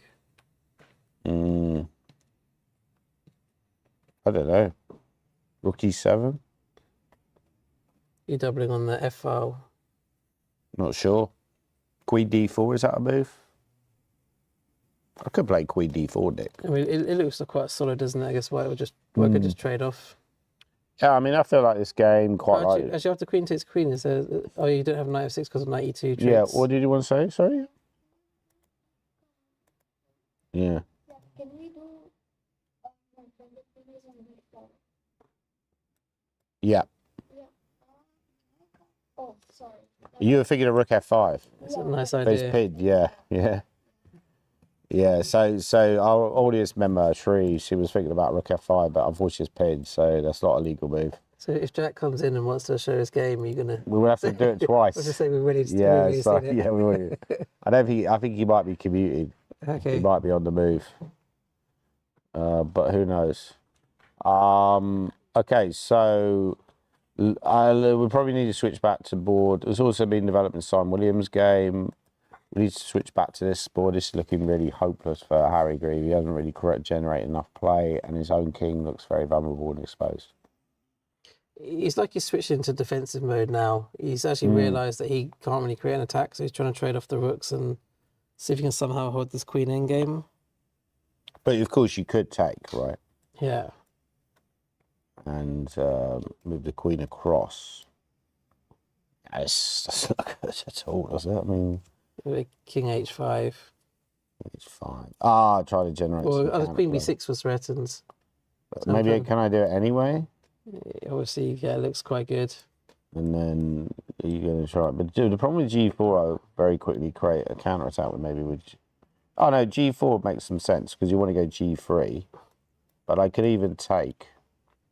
Or I could play Queen D6 to cover that G3 square. Maybe take first and then play Queen D6. Okay, we've had a couple moves in that game. Let's refresh. So we get a couple more moves in this game, yeah? By the way, the Luke McShane game is definitely heading in the way of. It doesn't seem. I know we've had a couple more. I think moves, he's yeah. traded the rook, has he? Yeah. So now Queen B2 seems to be winning for White. A nice situation to be in if you're in the Shreyas boat. You're like, well, you know, if I draw, it's not the end of the world because I'm getting in the playoff, but I can just push for a win here. But it's more than that. I mean, it's basically just winning. You know, it's not like a slight plus where you got no risk free. It's just a winning plus. So great game by Shreyas, who's looking like 2,700 strength in this tournament, to be honest. Potential 2,700 player. What do you think his peak rate will be if you had a bet? Yeah, maybe 2650. He can get to 2700. He's 17 already, isn't he? It's possible. Yeah. I mean, he's on the same trajectory as people like David Howell and Luke McShane. He might even be slightly ahead of them at the same age. And they got to 2,700 or low, albeit low 2,700. So I think he'll definitely get to at least low 2,700. Whether he'll get above that, I'm not sure. Yeah, your Queen B2 is a good shout. Stopping on Queen C1 check and any counterplay. Peter Wells had a draw with Siraj. I think that was quite a quick draw, wasn't it? Yeah. I mean, some people, when they get to the end of a tournament, they just want to go home, have a quick draw. By the way, let's switch back to Simon Williams' game because Simon's made a big mistake, E4, and White is apparently in a bit of difficulty. White's a pawn down. He lost a pawn. Can Black take another pawn, or is that too greedy? Certainly feels. I think his idea is to go there and block the bishop out. He's probably going to try and reroute his bishop round to the long diagonal, isn't he? And Put some pressure on G7. I can't really see any tactics that Simon's got here. Can you? No, I mean you could maybe do something like this, and then you know, maybe just start the push, because you can always go rook G8, or you could go rook here, Just and then put a rook on F7, rank, yeah. which I would quite like. You know, and then you're 2 pawns up. There's not really any play for white here, is there? The only thing I was thinking is if you could somehow get a bit optimistic. I wanted to try and get a rook to the back rank and play some rook h6 trick, but that's quite a long way away from that happening. You can't even get a rook to the back rank anyway because there are no open files. Looks like he's about to play a move. I think he has. Yeah, he's taken the pawn. Wow, this is great understanding. Yeah, Simon's in big trouble here. Yeah, and he's gone d5 as we predicted, but it's a little bit of bluff. You are blocking the bishop out. The bishop can get anchored on c4, and those pawns can create serious long-term issues for white. Very unlikely that Simon will survive this, I would guess. Yeah, I tend to find Simon resigns quite early as well. Does he? Do you not find that? Yeah, maybe. Yeah, you think he's an early resigner? I think so. I think if it starts getting much worse, he'll just pack it in, I think. Yeah, well, he's had a good tournament. Do you think he'll win much on 6.5? Let's say he finishes on 6.5. It'll be very disappointing. That I don't think he'll really care about his prize. Like, yeah, what did we said it would be a few £100, didn't we, or £1,200? Still be a good win. I mean, the other problem is that Shreyas is like, if you're from his perspective, you're trying to defend. You're defending, and you're not even going to get into a playoff, even if you defend. Like, if Shreyas and Harry was heading for a draw, you at least think, well, you know. You can see Luke's actually looking at Shreyas' game, just hoping that it's a draw. Well, sorry. Shreyas is looking at their game, hoping that Simon doesn't win, and Luke's looking at their game. Yeah, of course you do. Looking at each other's games. You do, right? Yeah. It's a great atmosphere in there. Like I mentioned this earlier. You know, you go in there, it's just like a wonderful atmosphere. It's all the chess personalities there, aren't they? But it's just like weird how quiet it is, and then you know. You talk about all the players here, but I would recommend people to come down to the British Championships in future years. That's right. Yeah, come and watch it in person, because there's nothing like it, right? You know, it's a meeting of all these chess players who live all around the country, and to be fair, a lot of chess players are based in the southeast, but all over, you know, I live in Northumberland. You know, there's a lot of players from the Midlands area, obviously here as well, represented. We're in the Midlands. Some players from Scotland, you know, some players from Northern Ireland and so on. So quite a lot of, dotted around the country, but this is looking very, very dodgy for Simon, I would say.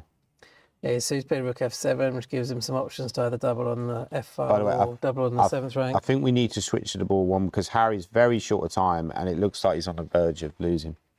You can't really get a check in here, can he? Queen a3 is a great control move. When you're better, you control your opponent's counterplay. You stop your opponent from doing anything. He could try. Oh, he's trying to get some kind of check on b1. Queen b7, yeah. Would you cover that, Queen a1 or something, or would you try and just push your pawn?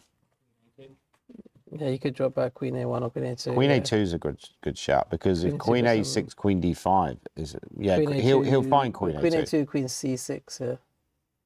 Right. But then a6 anyway. So But then Queen c1 and try to check a bit, I guess. Yeah. So you could get variation like this, and actually you're creating counterplay, because even though you're on the verge of losing, you do have a little bit of counterplay with f4, but it's probably not enough. I can just push the pawn. So you might have to allow a little bit of counterplay, but then eventually you win. You know, some variation like this, Nick. Yeah, if you just play a7. a7, yeah, sorry, I haven't played that move yet. And then I'll try Queen f7 to go Queen f3, but then you just go Queen e2, check, and it's over. I mean, to be honest, it looks kind of straightforward, Hopeless. doesn't it? Yeah, it looks. I mean, it's so impressive to win this cleanly in a game where it's huge pressure, and maybe you're not even expected to win, and you're also playing someone you've got a poor record against. So if you look at those factors combined, this is very impressive by Shreyas. you know, if he wins the British at this age, this won't be his only British title. He'll be winning quite a few, I would imagine. He's beaten quite a strong field as well, hasn't he? He's played against. Let's see who he's played against. He's played a lot of good players this tournament. So he played. Well, he dropped the draw early on against Andy Ledger. That was probably his one game where he struggled a bit. But he's already beaten Peter Wells, Supratit. He's played Bezakusta, he's played Badhana, Yeah. Luke Michelle, He's had and a great- Michael he's had a Adams, great and Harry performance. Grieve. So he's It's played a great really a performance. very strong field. And, you know, that game against Andy could have pushed that and maybe tried to win, but, you know, it was a sensible decision by by Shreyas in hindsight, to just bail out in that game.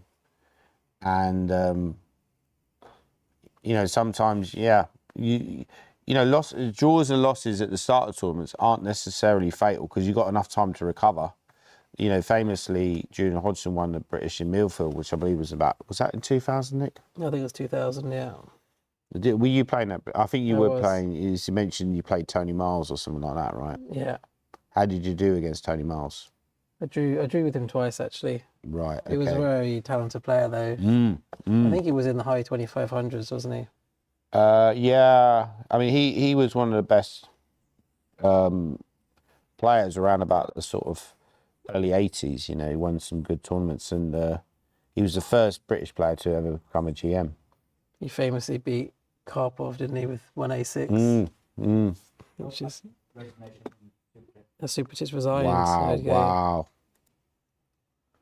wow. Huge breakthrough win by Michael But, Adams. yeah, we were saying that it's easy to blunder in this position, and that's Yeah, what we happens. mentioned that, and then he just blundered horribly. Blunder and straight then, away. You have to be so careful. you know, if you take with the Queen, this is just crushing.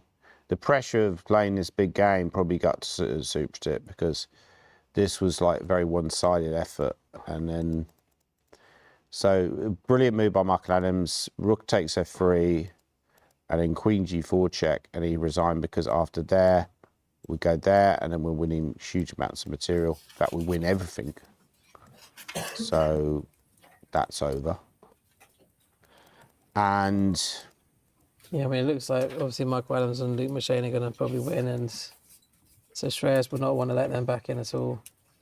this is Yeah, there's over as just no defence at all, is there? So well done to Michael Adams. He probably won't match that record because Shreyas is closing in on a massive win. Well, he's gone for that line, and it's now over. The game is over, more or less, I would say. I mean, he's found that line. He's allowing the checks. But And he's probably worked it all out already, hasn't he? so why can't you park your queen there, Nick, and just wait Yeah, forever? just very passive. But can't I just Maybe pass around with the you can king? even go Queen A6 to B6 if you want to. Yeah. And then put the queen there. So it looks like the class acts are coming through, really. So the underdogs who we built up, like the Simons and maybe the Harry was a little bit of the underdog, Super Tits. It's not quite there yet. So maybe the psychology needs to change when they're playing the better players, or maybe the other players are just better than them. Yeah, but I think with Super Tit against Mickey, that'll be interesting to see how they get on in a couple of years' time. Might be a different story then. Yeah, I agree with At the you. moment, yeah, obviously Mickey's still the stronger player, but Mm. he won't be stronger forever. No, But they could be rivals for the Olympiad team. in the future. In the future. But I think Mickey would probably step down at some point for Olympia and let other people come through and play. But do you think he will step down voluntarily, or he'll just wait till he's not picked? Oh, we've had some news, by the way, in the Shreyas Royal Harry Grieve game. He has gone for the check. He's got to try it, hasn't he? He's got to try and get something going, but it's not easy. I think he's thinking about G4 as well, Nick. Can he try? I don't think there's anything he can try here. I want to try F4. The problem is, yeah, F4. Okay, we know it doesn't work, but Then take, and then I just queen. yeah, no, none of this is working, is it? No. Nothing works.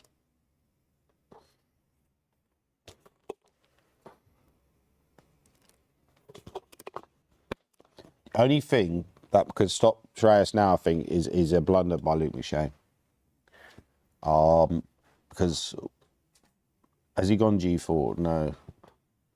Has Harry played a move? Did he play G4, did he? Yeah, but now can't you take on G4? Because if you take back the pawn, I go Queen D5, and I win more material. Yeah, it's looking very bad, isn't it? And if you take with the king, It'll just push.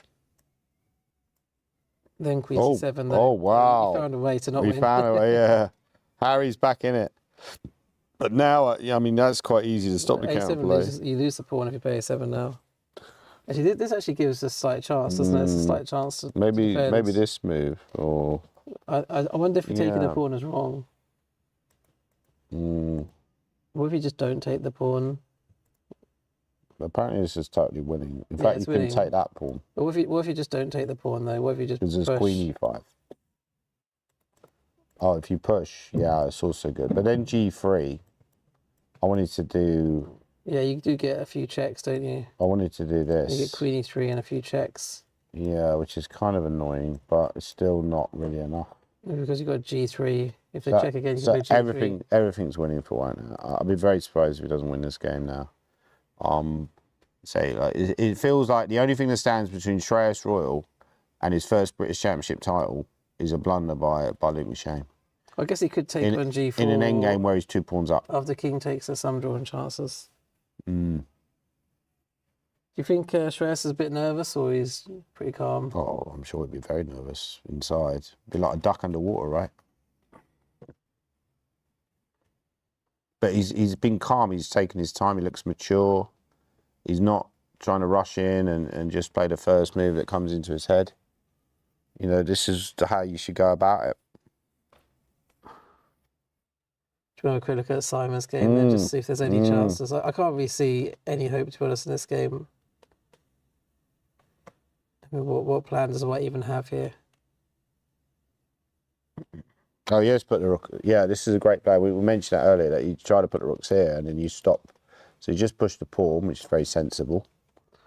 So at some point, White might have to move the rook to stop the pawn getting any further down the board. Maybe you could move the bishop there, Nick, but then B5. So you could move the bishop there, which is probably about as good as anything. Quite sure how black makes progress, but it does look very promising. You could always just start with B5, can you, and get your pawns a bit further up the board. Yeah, exactly. I guess black has to somehow break through. Mm. King, oh, you can't even go King E3 because you lose a D5 pawn. I mean, another thing might be, no, it's probably not a very good plan. I wanted to bring the king around here and eventually go C6 and open up the position, but I don't think that's necessary. Maybe White just waits with the rook. Or I think rook your only E3 policy or something. is to wait. Do you not agree with me? It's just to wait as White and hope that black can't find any clever way of breaking through. Which, to be fair, it doesn't look that obvious how you do make progress. Yeah, maybe just play with G2 or G3 or something. Now, one way of making progress is to go here and try and take this pawn. Or if you But go then always have to here... go Bishop C3, that's the problem. Oh, okay, so here... Bishop D1's a good way of making progress. It's true, because we played Rook G2. Maybe we didn't have a good weighty move. We could play Rook G3. Was there another weighty move that was better than Rook G2? I don't know if we even had one. Maybe we didn't have one. Yeah. I mean, it looks pretty hopeless to us, this game. Harry Grieve. It's taken It did take on G4. It took on G4. Okay, that gives Harry a little chance. A7 would allow Queen C7 with a draw. Yeah, but you can take here. I think this is the point, that when you take here, a Queen You're blocking E5, it. it's over. Which is a very simple variation to calculate. And there's nothing you can do. So, I mean, if he finds Queen D5, the game is over, in my opinion. Yeah, it's looking bad, isn't it? Yes, this game, at least this isn't going on till like 6 o'clock in the evening. Everyone's here to be Maybe entertained. maybe the winner will come in and we'll interview them if they win, and then we can go home. Surely we don't have to. Your top concern is just getting home early. Yeah, the greatest. I mean, commentary go team. back, go back to the hotel room. I mean, sorry. Yeah, no, it's been exciting championships. I'll be honest. I think the last round was actually the most dramatic round I can ever remember. There's been a couple rounds. There was that round where Badhana won and Mickey lost. That was pretty dramatic. Also as well. dramatic. Yeah, there've been like 2 or 3 rounds where it's been incredibly exciting, and I would certainly say that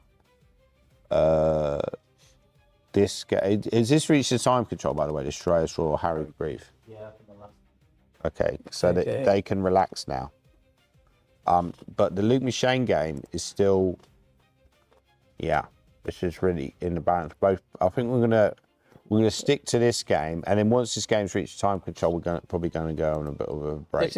Actually, they've only got one move to I mean, make bishop before time a3 is control. not bad because, like you say, the rook on g1 controls d1. So I think Simon's actually, he's done about as good a job as he can Yeah. in this ending. He's just going to sit there and wait. And hope that Luke can't find Because a way also, to break yeah, through. Luke's not going to agree to draw, is he? So he's going to have to do something. The only, like I say, I think that's really the only thing that can stop Shreyas now. You know, imagine if he came on to be interviewed after the game, and then while he's been interviewed, you see Simon suddenly win So after Luke Simon Machine suddenly howler. gets this huge attack going. Yeah, suddenly like a huge wad of cash changes hands. Oh, I remember like the year I won, I was waiting for Yeah. Oh, the Hebden game. Hebden to finish. Yeah, against, was it Mark? No, against Keith, I think. Against Keith, And yeah. it ended up being a draw. Hebden. And Hebden, better would you have position. fancied your chances in the playoff against Hebden? I think I would have been.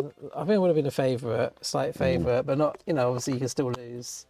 And then the next year was the same thing. But actually, 2 years in a row, I finished my game and I was waiting for a playoff. I was preparing for the playoff. Yeah. The next year, I was waiting for Harry Grieve and Matthew Wadsworth to finish. Were you going on the range? Were you like hitting shots, No, I was hitting preparing. irons? I was preparing like on my computer like they for do the on games. golf, you know, they But- go on the range, they go on a putting green, and then they But both, prepare for the playoff. yeah, that would be another way of doing it. But You go in a little cart, you go in a little buggy cart to the no, both times I was actually preparing for the Yeah, openings. I was yeah. preparing to play the players, but both times yeah. the playoff never happened because the results didn't go that way. So But yeah, I mean, some people just like to just walk around and stuff. But I think when I was preparing for Harry's game, because I'd played him in the tournament and not had a great opening against him, so I was just kind of going over Yeah, that opening line in yeah, case I yeah, played yeah. him again. yeah, 100%. Yeah. But yeah, it didn't happen in the end. Okay, so we've had another move. I think that's Simon Williams' game. How do we go to the game? Right. Okay, let's have a look. He's gone bishop b3. He's probably just making the time control, isn't he? Simon will play bishop b4 again.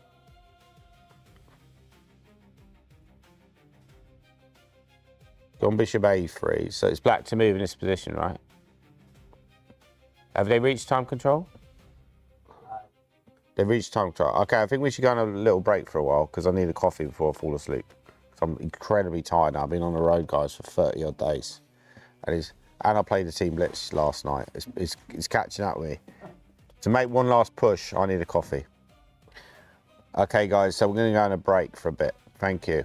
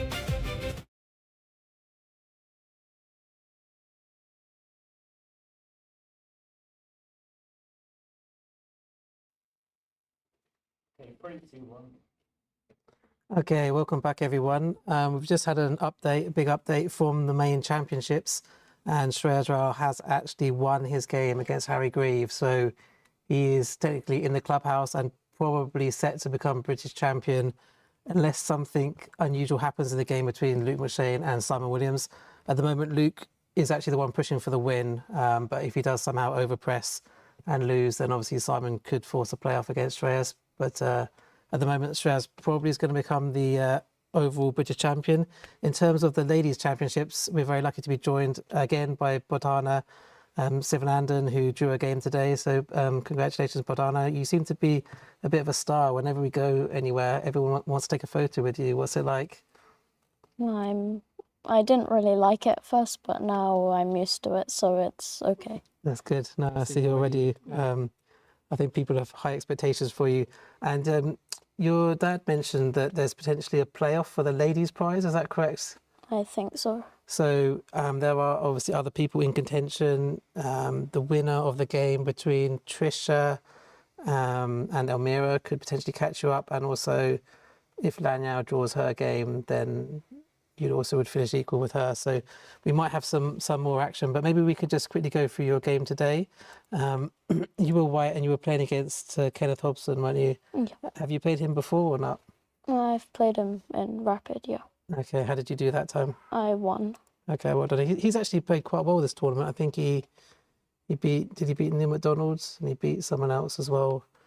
Remember, he beat a couple of quite strong players this tournament. So he's definitely not an easy person to play against. Yeah, he won against Taron, Trisha's brother, and yeah, he won against Neil McDonald as a grandmaster. So starts off, I guess, quite a slow opening.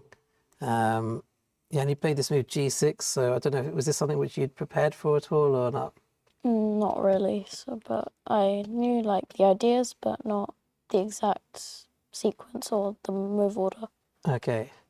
Yes, G6 is quite useful for keeping any knight out of F5 in the future. And rook E1, so this is quite standard so far.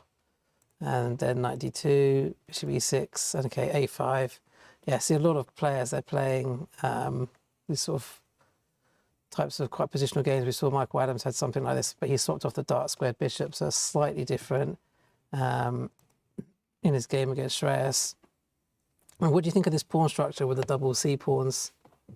I think like I've had the chance to do it before in like previous games, or I've had it done against me, and it like favored my opponent a lot. So I thought here it looks good to stop D5, because I thought if knight takes C4 and D5, then my pieces aren't out yet, and I thought maybe black was better.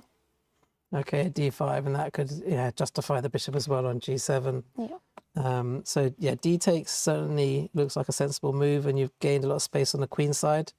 Knight F1, and then the knight came into F4, and I think you took the knight at this point, didn't you? I played knight E3. Oh, knight E3, sorry. Okay, yeah, knight E3 first, makes sense. Otherwise your knight might be stuck on F1. And it takes, and C takes. Actually, we saw one game, I think it was Max Turner, who played a position where he took with the E pawn and ended up coming under a lot of pressure. So certainly makes sense to take back with the C pawn. Yeah, D takes C6. The computer didn't seem to like that move for some reason. Did you consider another move, maybe some slow move, bishop E3, or just general improvement? What do you think? I thought of like B4 to try and open the queen side, but then after C4 I couldn't really see anything, and I thought if it's blocked then I can't do anything, so I didn't do this. Yeah, I don't know if there's yeah, I'm not sure exactly what the correct plan is here for white. Didn't seem to like capturing on C6, but then the computers love space, don't they? So they love having that pawn on D5. So that's probably why the computer didn't really want to capture on C6. Okay, now you took the knight and queen D2. Okay. Did you have a plan to try and pressure the D6 pawn, or? I missed rook B8, so like the plan was to pressure F4 and D6, but after rook B8 and rook E2, my rook's like kind of badly placed to go onto the D file. Yeah, it's quite tricky, isn't it? Because you're also tied down to this pawn on a5. Okay, so queen d3. Is that a slight change of plans then? Yeah. Okay, so how do you sort of assess the position now? Do you feel like you might have some chances to put Kenneth under pressure? Or do you think it's just fairly balanced? I thought it was like about equal, but I thought maybe I had some chances as well. Do you know, was Kenneth playing for an IM norm in this game or not? I'm not I'm sure. not sure, because we weren't sure if he was or not. We thought that if he was, he might be trying quite hard to win.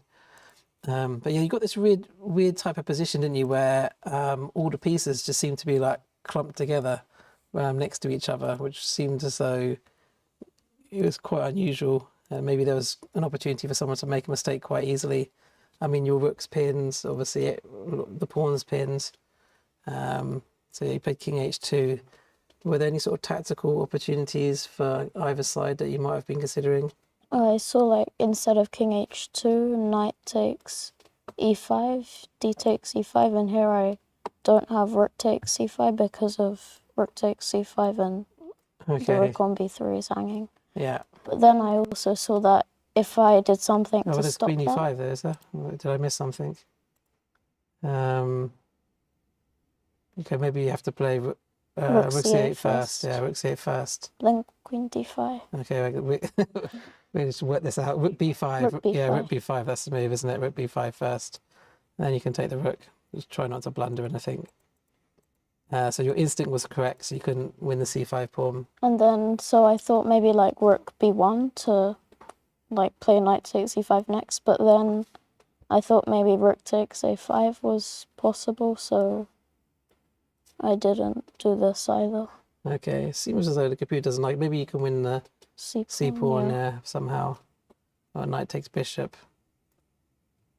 Well, it only says equal. Can you take on c5 now? I think, yeah. Yeah, I don't know. There might be something stronger. Yeah. Trying to think if there's a better move. Apparently white is slightly better here, but not sure exactly how. With the queen, I mean, black's not threatening to take on b4 yet, so I don't know whether he is. I guess if we move the queen, is not. I was wondering about some move like queen d3, but perhaps let's just try it. Yeah, apparently it's just equal. And I'll just check what the best move is. The best move, if you play, so this was rook b1, rook a5. The best move is rook b to d1, which might be slightly better for white. Yeah, quite hard to see all these lines. Okay. Anyway, let's go back to the game. So in the game, king h2, and after rook c8, you can take on c5. And I guess it's kind of liquidating down to a draw now, isn't it? Yeah. Not sure if there's anything much either player can do here. Do you think he was happy for a draw in the game? I'm not sure. I don't know. Looks like, yeah, now it's pretty much now a dead it's, draw, yeah. isn't it? So it's quite a good game overall. No real mistakes from either side, really. Quite a solid game in general. And if you do end up in the playoff, what's your record like against the players who you might play? And we can maybe have a quick look at the games. Have you played like Lanyao or Elmira or Trisha? Have you played them before much? I've played Elmira in Blitz, I think 3 times. I won 1, drew 1, and lost 1. So okay, so you might quite an even match. It looks like Lanyao has actually lost her game, so that's one less person to worry about.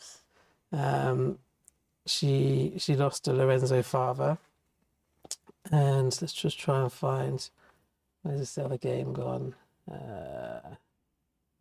Which board was the other game on? So the other game was between your two rivals, Trisha and Elmira, were 20. See if these are in order. They're not in order. Here we go. It looks like Trisha is winning this game. So black just played the move. Yeah, black just played the move rook h5. Okay, so what do you think of this position? How does white win? queen f6, check, and King G8, Queen bishop F6. takes G6. Bishop takes G6. Yeah, that looks like quite a convincing continuation, doesn't it? Yeah. And there's really not much black can do there. Yeah, so it looks very likely then that Trisha's going to win. So you might be playing a playoff against Trisha. And do you know what the time control is for the playoff? No. No, but I imagine that will be coming up. They normally play the playoff soon after the round, so she'll probably find this, won't she? She's still got 80 minutes left. Can't really see any way for black to create any tricks. It's just more or less game over. Well, yeah, thank you very much for coming in today and showing us your game. I know you probably have the playoff later. And after this tournament, your main focus, I guess, is just going to be on the Olympiad. Is that right? Yeah. Just get ready for that. So we'll follow your progress closely. But no, if you are playing a playoff game, obviously we'll look forward to watching that. And good luck in your match potentially against Trisha. And thanks for coming in. Then thank you. Thank you. And also I want to say thank you to ECF for holding this event. It was really enjoyable and I liked it very much. And thank you to my sponsors, mentors and teachers. My sponsors are Everyone New Shock and Tangram Therapeutics. And yeah, thank you for holding a great event. Thank you, Brad. Okay, thanks. Thank you.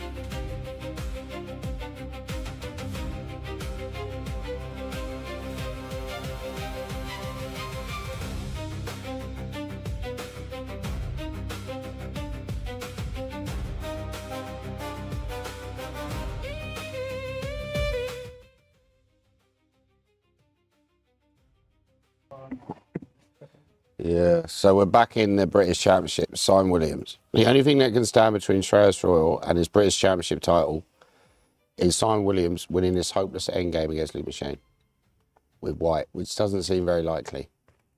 So this position is looking quite bad for Simon. The problem is you can just put the pawn on A2 at some point.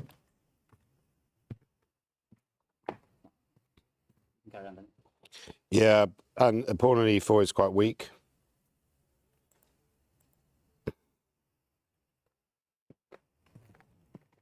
We're looking at the first ring then. Yeah.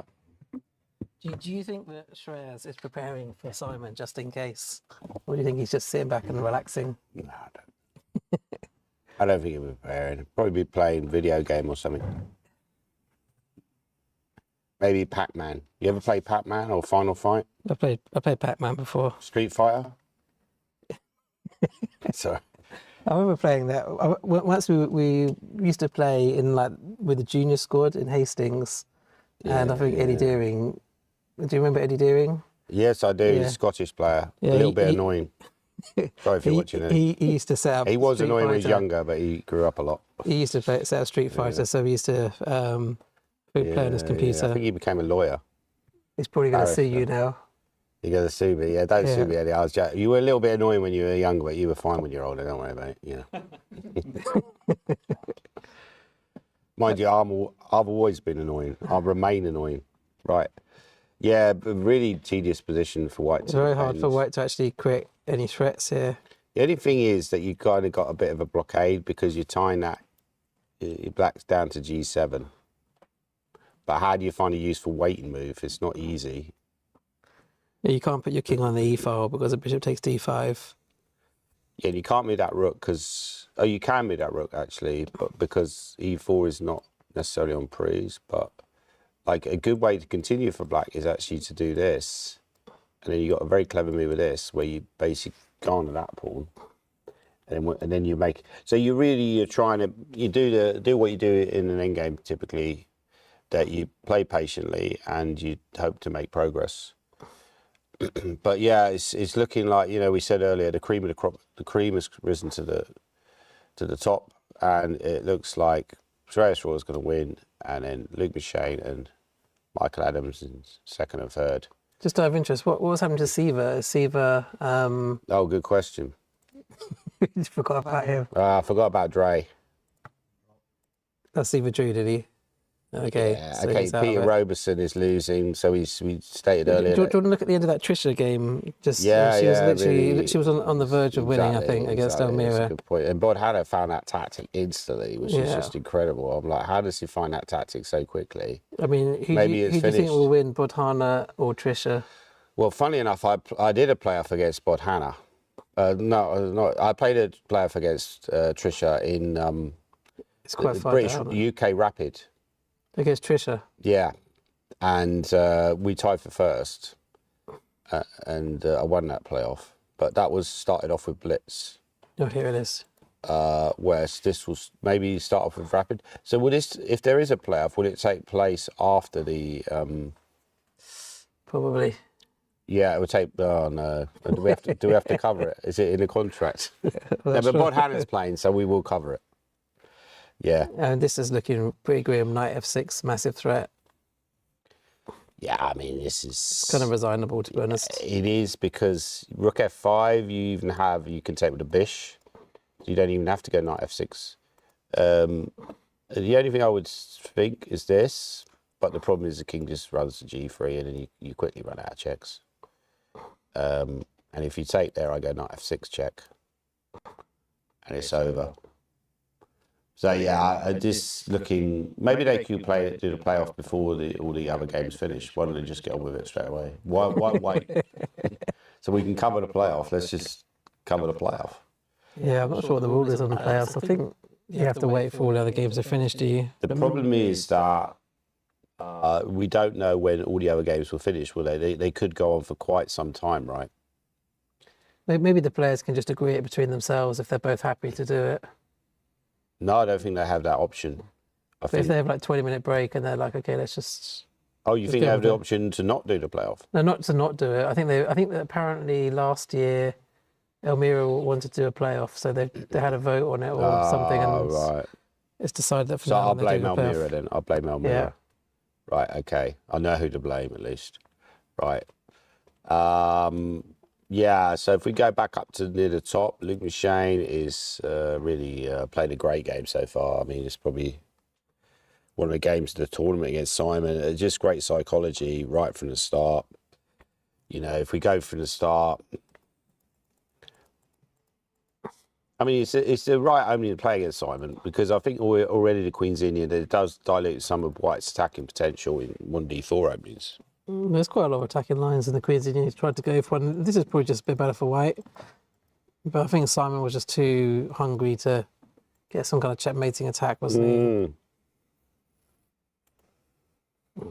Yeah, I don't like H4, because I say, like, this is typical in positions where you've got all the minor pieces on the board, but maybe it's less effective when Black has already exchanged a minor piece. And Queen F5 was kind of telegraphing that he wanted to go Knight E4. And there was this amazing line with A4, as you pointed out, Nick, that in this position, you go, wow, this would have been the best game price. And then you go here and the computer thinks that White is... Yeah, because then there was Rook D1 and there was Bishop D5, wasn't there? It's getting devastated. So what happens after Bishop D5 if you just move the Queen? It was just long-term pressure. So I went there and just said, let them exchange up. Actually, a similar position that Richard had earlier in the tournament against another player. Yeah, this just looks... I mean, you could even just very park unpleasant, isn't the it? bishop here and, you know, eventually go Queen E8 and maybe target that, or just even D6, improve your position. Also threatening to take on H5. Big problems for White. That would have been an amazing win. But what he did was very human, more human-like. He took, and he went D6. Just the position that you want against Simon, where it's more technical. You know, that's where he doesn't quite flourish. He's not quite as strong. You said it, like in attacker positions, he's as good as anyone. So do you think maybe he needs to spend more time working on maybe the technical side of his game? I think if he improved his strategy, he'd be a super GM level. I don't think that's going to happen at this stage of his life. He's like nearly 50 now. It's time to just... Yeah, but I'm trying to just improve. carry on. I'm trying to improve and become more strategical. It's quite funny how they just, you know, like Queen D7 is a bad move, but just because you play against Simon, you know, he's not going to stop queens. Yeah. You just play all these bad moves to try to stop the queens off. It's funny, yeah, if you're playing against Keith, you'd never play like this, would you? Because he'd be like, You wouldn't very happily take that queen would be gone before you even like, let it go. It'd be off the board. Yeah, dear. F5 was a bad move, apparently. It wasn't the best move. I don't think this is the best game prize. There've been quite a lot of mistakes, to be honest. But I think you found that combo earlier, it might have been. But E4 wasn't, the engine didn't love it. Actually, E4 was quite a critical mistake. So in this position, after A3, yeah, why not save the pawn? A bit more patience. And then eventually we reached this position, the current position on the board. Sorry. And it looks fairly hopeless for for white, to be honest. Yeah, I mean, he's just 2 pawns down, isn't he? I don't think he's going to survive this. I mean, there's a nice line. If you go here, you can even go check. And then after this, you go check. So the reason with check is that if you take a queen, and then you go here, and rook f7. And if you can exchange a pair of rooks, black, you win easily. The only thing that is saving white from resigning really here is that pressure on g7. That's the only thing that's keeping white in the game. Yeah, Otherwise, you black could move the king around as well now if they want to, couldn't they? It went king d2, by the way. I think he played rook g2, didn't he? I went rook g2. Sorry, yeah. I'm like, I've never been more tired in my life. Bishop b5 is a great move. Well, the idea of c5 is you said that was one way of making progress, or maybe even go c6, Nick, and try to open some lines up. And when you take back the bishop, and then e4's weak. That's probably what you should play. But can white play king e3 now? And just attack the a pawn. c6. Yeah, it's just horrible, isn't it? Yeah, I think he's going to lose. So that's a big. I think Simon, he's not used to playing these big games now, you know, as much. Or maybe, I don't know, maybe he feels more pressure than we realise, because I remember in Hastings earlier this year, in the last round, he had a great chance and he lost to Alex Golding. And, you know, that tournament was there for him to win and he didn't win it. And here again, he's had a great chance. It is tough because you're playing against Luke Machine, who essentially is a 2600 player. You know, his rating doesn't reflect that, but that's his level. He'll get back over 2600 very soon. He's probably gaining rating points from this tournament. And Michael Adams also, I think, gained rating from this tournament. It's also a lot harder when you play against good players, isn't it? Let's be honest. If you play against Luke Machine, yeah, you can't really get away with stuff. I think he might have beaten Harry. If he'd have been white against Harry, I think he might have taken him out. Yeah, that would have been a great period. Harry, I think, would just run out of puff after that game against Ira Oberson. He was lucky to even be in that position. Sometimes you exploit that luck, but I think he'd run out. I think a lot of people are just very tired. I think Simon's very tired today, just no energy.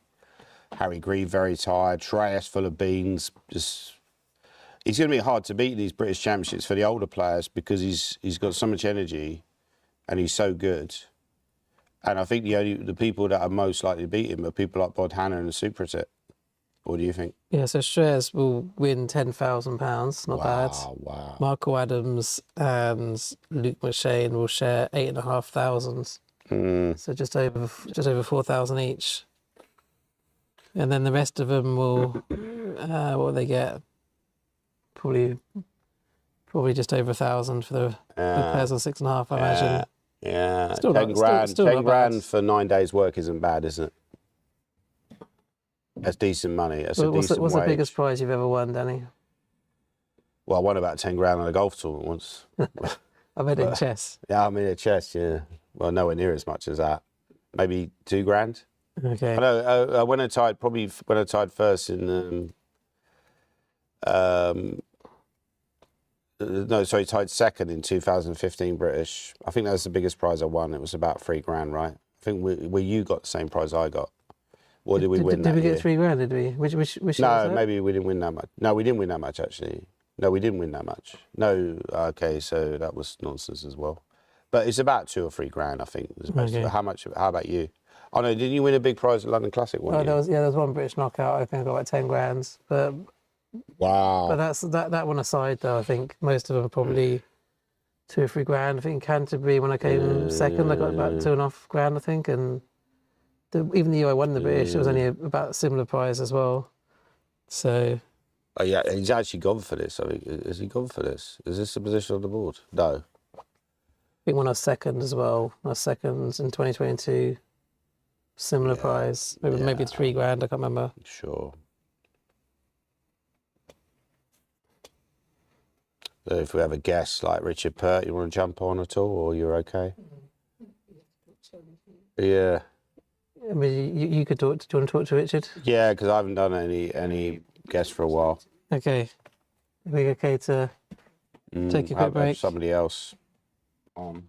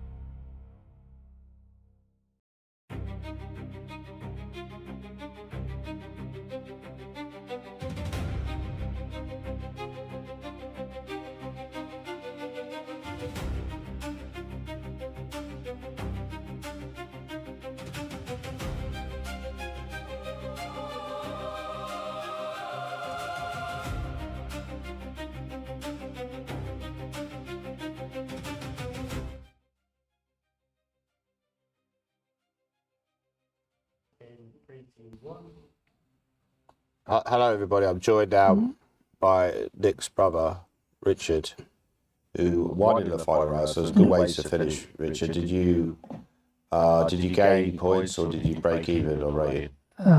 First of all, Danny, I just have to say I'm recovering from surgery, so I'm going to have to speak quite slowly, I'm afraid. Yeah. I think I broke even on rating. Ironically, I actually got the same score as last year. Yeah. Last year, it was a different way when I was in contention to win the tournament going into the last round. But this year, it was just a steady tournament. My tournament got a bit upset by playing Luke in about round 5. And that knocked me out of contention because I lost that game. Whereas last year, I had a run through without playing the 2600 players, similar to Simon has this year. And I got myself in contention going into the last game. Right. Well, let's have a look at your game then, Richard. Okay, so you take it through to the start. If you've got any comments to make, just let me know. And then. So I've not checked this game at all with an engine, so it's completely new to me. I just made it. It was the last round. I just wanted to play a quiet system. I hadn't played it yet, so this idea with E3 is kind of equal. It's quite solid, isn't it? I mean, could Black play C5? Yeah, exactly. Yeah. It leads to kind of a different game than what It's very equal. I mean, what Black played seemed quite reasonable. Did you know much about? So no. Did Well, you know much about this guy? I didn't know anything about him really, and he didn't have too many games as well. And I was a bit concerned when he was rattling out all his opening moves that he knew a lot more than me, because I was already freestyling. I mean, But given that he's not really putting your centre under any pressure, so that's kind of exactly. for you, right? So well, I just wanted to keep all the pieces on and try and win a bit later. Yeah, I mean, so around here. What did you think about that move? It seems slightly odd. I was expecting 94 actually. I don't know if that's that makes sense. Although computer probably says it's a bad move. I was expecting that with F5, yeah. What about C5? It also looks quite natural. Yeah, C5 as well. But again, now, but that also has some weaknesses as well. I guess you'd take. Because now I can take on D5, and at some point. And then they got the isolated point. Yeah, I've got the option to take on C5 when I want. If they tip with a knight, is that just better for you? Well, kind of say knight takes knight, I thought, yeah. And if he can't play bishop takes because of E4. Just show that. Yeah. Should be better for white. So. Yeah, okay, I expected 94. Yeah, or c5. I mean, h6 is a bit slow, but it's okay. But I'm not sure whether I should take or not. I just had this idea to bring the knight around. Sorry. And I thought, yeah. What about queen e2? Well, Did you I consider? debated queen e2, but I thought then he's going to play knight e4. Yeah. And my queen's misplaced on e2. Maybe queen c2 is another I option. looked at queen c2 as well. Try to bring the rook there, but Also the ideas of e4, but e4, there's some tactics. For example, I was looking Maybe at this in the game. Yeah, you can either take on c4 and take an f3. Also an option for black. An yeah. option, yeah. And another line I looked at in the game Oh, was that's a mistake, actually. if you go back a couple of moves, Yeah. because also, Yeah. yeah, another line was if after queen c2, say c5. Yeah. I wanted to play e4 here, but I was just concerned there were some tactics with this h2 pawn, like c takes d4, knight takes, and then start taking on d4, and there's some queen h4. Yeah. So something like this could be an Yeah. issue. A queen h4 maybe. Yeah. If queen h4 immediately, yeah, maybe f4 is an option. But it doesn't That's look not great. really what I want, It doesn't yeah. look great for what. Yeah. Well, I ran out of ideas, and in the end, I just decided to play. Yeah, I mean, what you c6, did d5 looks and bring the very knight round. sensible, very typical manoeuvre in these kind of positions, right? And then, I mean, I think the big mistake here was, I mean, surely you must have expected Yeah, I that. said this time after the game. I mean, bishop f8 was. Yeah, I just can't believe you didn't play this move. Yeah. yeah, because you want to get rid of that knight. Like, you know, Garry Kasparov said a knight on f5 is like is as powerful as a rook. Oh, when he went bishop c7, I started rubbing my hands because I could see the attack coming. Yeah.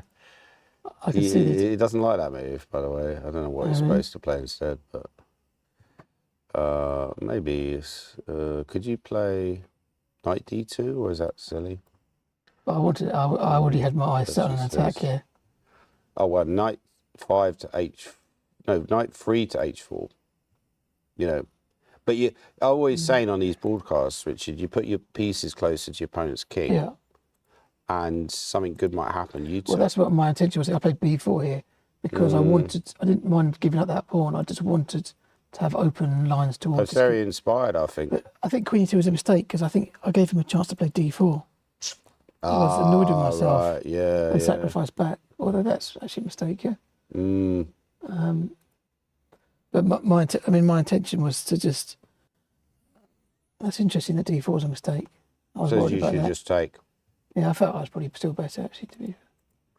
Best try is rook c8. Yeah, that's not obvious, is it? Yeah. It also drops that pawn, but Yeah. you're not going to take that pawn. Yeah. Like Simon, we always talking about his attacking I'd potential. probably just play rook d1. Yeah. Play on, yeah. I think Simon would like this position as well. This is Well, this is now I'm in because f4 is a very strong move because it shuts out the bishop, and at the moment I've got the That rook and bishop c.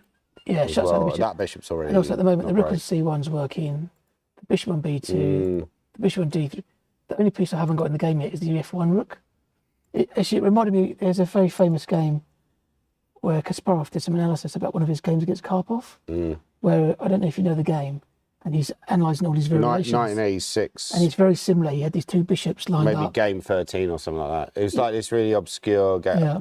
Oh, no. You're talking about the 1990 match. He had his two bishops lined up. In New York and Leon. And it reminded me of that position. It's like, it's a YouTube video, Kasparov's calculations, mind-boggling. That's the one, yeah. Yeah, where And he's it just really- like, yeah, exactly. That's It a really good point, reminded me- actually. It reminded me of that. And he gave up a pawn because it helps to open the bishop. Because you're potentially attacking with a bishop. The bishop is quite an instructive So move. I'm just trying to bring every single the piece rook, in.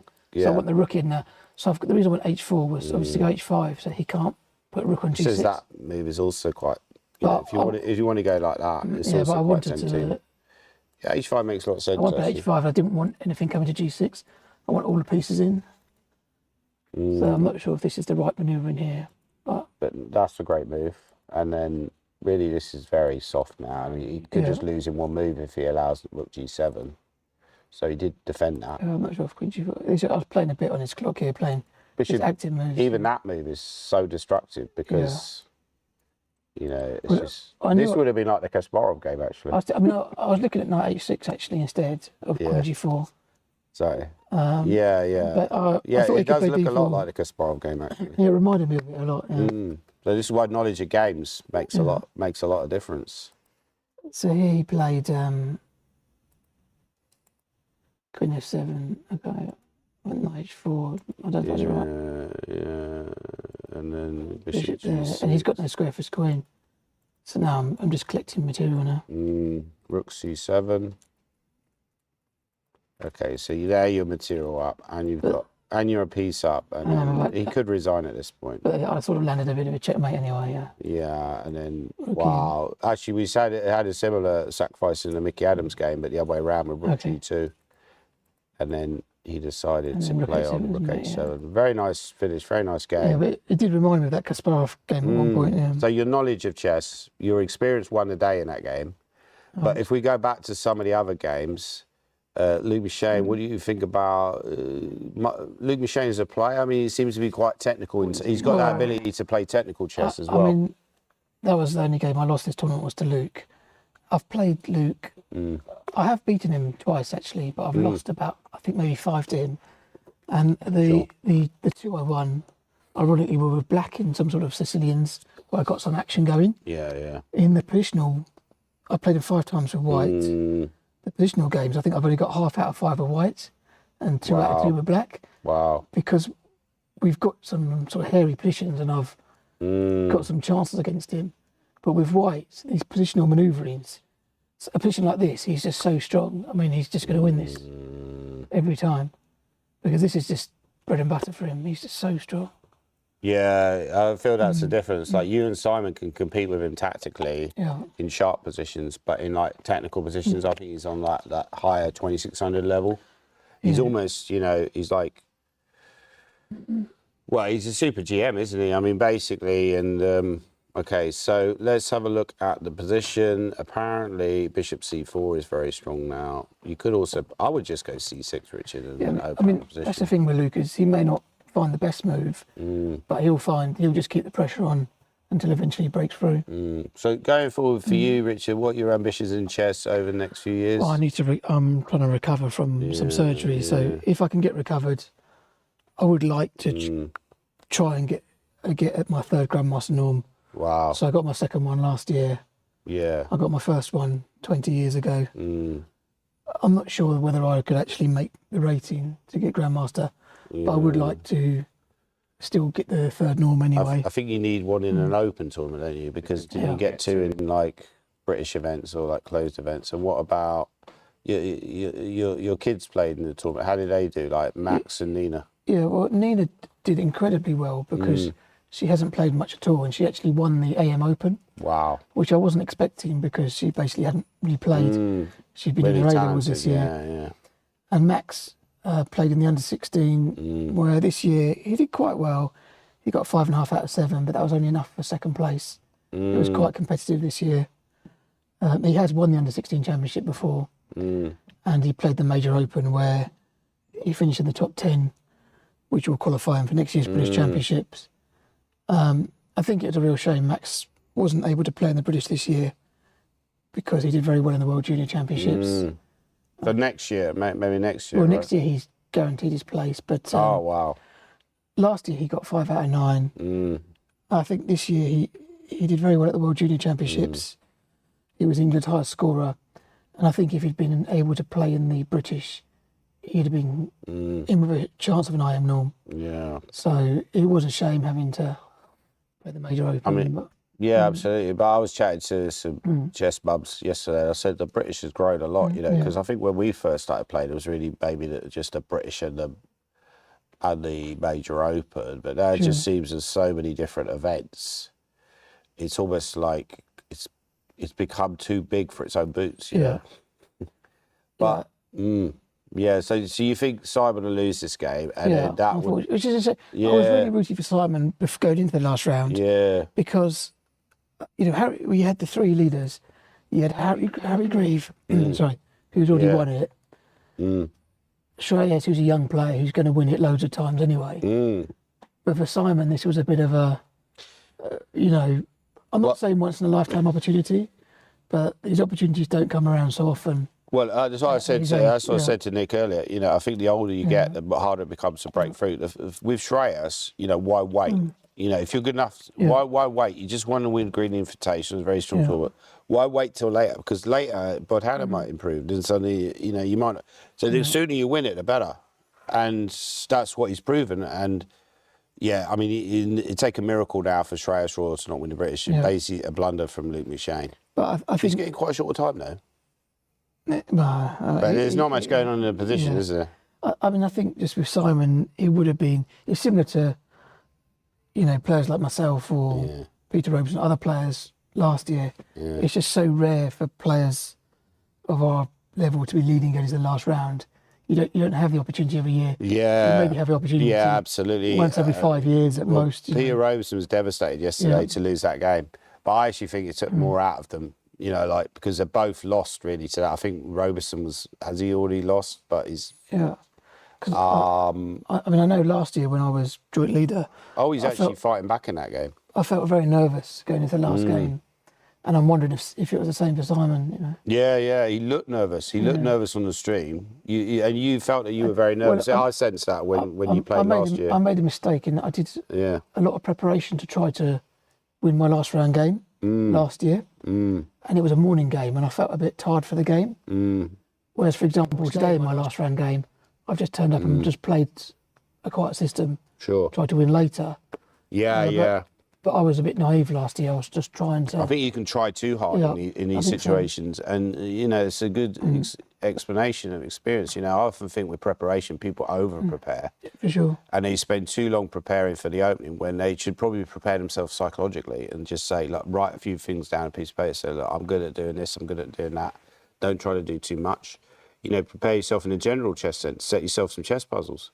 Anyway, it's really great having you on, Richard. Yeah. I think we'll have to kick on with the broadcast. yeah, well done to you and you guys, you and Nick and Well, well done to David Nick for putting up with me, and for well doing done the to commentary David this for putting week, up yeah. with me for like 9 days. I Right? haven't been in much because of my health, but I have watched quite a few clips. So, yeah.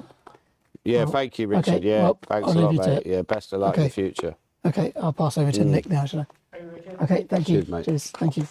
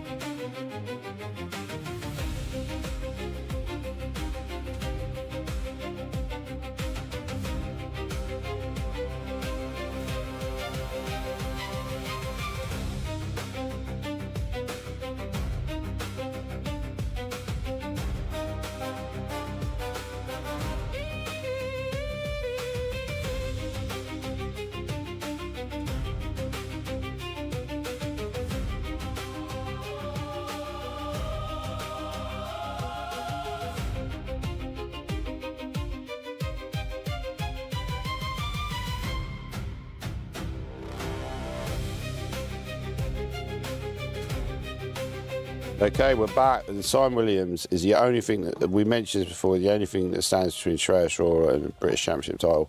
Simon is locked, though, in a hopeless endgame. You know, as Richard, who very kindly came on the stream, said, you know, he's sort of, actually, I've forgotten what he said now. It was only It's a 2 minutes memorable ago. word. Yeah. No, I think I've just lost. I'm so tired. I've lost losing my train of thought. But anyway, this position looks pretty lost for White. I mean, it's quite hard to see how White can win. I'm trying to find any kind of tactic around the Black King, but it just seems impossible. I mean, you could very happily eliminate that pawn, and then White's only got one pawn left, but he wants to maybe activate the rook. Maybe there's actually a better move than that. There's actually a better move than that, Nick, and it's. Wow, there's an amazing move here. Bishop Bishop B1. B1, which locks the bishop. He might well find that. That's not that difficult to find. But also, if he just takes the pawn, I mean, how's Simon actually going to win that position? Well, he's not going to win it, is he? I mean, he would certainly take a draw here.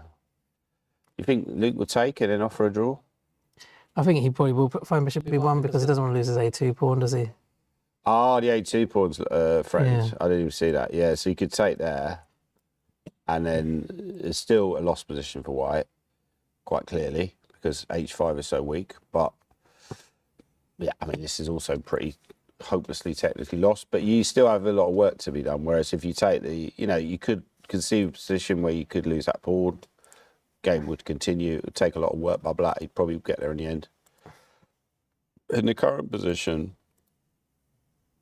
on the board, we've got this, and bishop b1's very strong because it stops white from taking the pawn. But you don't want to lose that pawn. It's a monster pawn. I remember I had a game last year. This is a game where I went below 2400 for the first time. It was in Brighton. It was a Sussex tournament.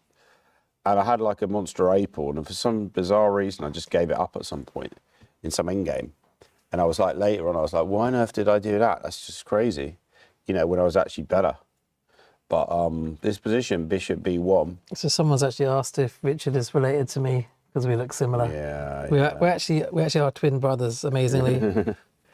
Yeah, strange that, isn't it? Yeah, so this game is looking pretty Deadsfield, really pretty grim for... Okay. Any other games that we haven't really touched on? If you were Shreyas now, would you be cracking open the champagne? Probably doesn't. I don't think he drinks. Maybe orange champagne. Maybe crack open a glass of lemonade or something like that. You'd be feeling quite confident. Yeah. I mean, do you think Shreyas will... what's he got coming up? Do you think he'll... Okay, he's not playing the Olympiad, but he's probably going to play London Chess Classic, so that'll be later in the year. Is there like an invitation event there? There probably is. Some of the Super GMs. Yeah. You might get invited to that. Possibly. After this, he's won the British. And that, adds to your cachet, doesn't it? I mean, assuming he wins, I mean, it's not quite over, It's a little bit like the golf tournaments, when they start engraving the player's name. They're going to start engraving Shreyas Royal, even though Simon Williams is still playing. I don't think... They probably haven't messed that up before, have they? I remember there was a Champions League, wasn't there? Champions League final. Was it Bayern Munich against Man United, where they had the one colour? Oh, yeah. They put the one colour ribbons on the cup because there were 2 late goals. Oh, wow. Oh, yeah, exactly. That was the one where it was a shocker in 1999, wasn't it? I think so. It was 2 late Teddy goals. Sheringham's Gunnar Solskjaer, maybe, was it? That sounds about right. Yeah. And then the guy starts pounding the floor with his fists because he's the Bayern Munich player. Bishop b1, yeah. Simon might resign soon, I think. He's just like keeping it very accurate, isn't he, Luke? Not giving Simon any chances. Great move, and now grim in game. I think Simon, he does tend to resign early. He might just call it a day.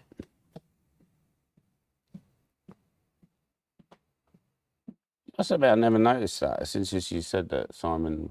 I remember one time I was totally winning against him, and I bunged it. It was a draw. I wish he'd resign that game. Maybe he doesn't. Only resigns early against you. Yeah, maybe. When you play me, he's like, nah, Gormali will mess it up. He might try rook c6, I guess. I mean, puts a little bit of vague pressure on the h pawn. Yeah. Yeah, black takes. At least you can take on h6 then.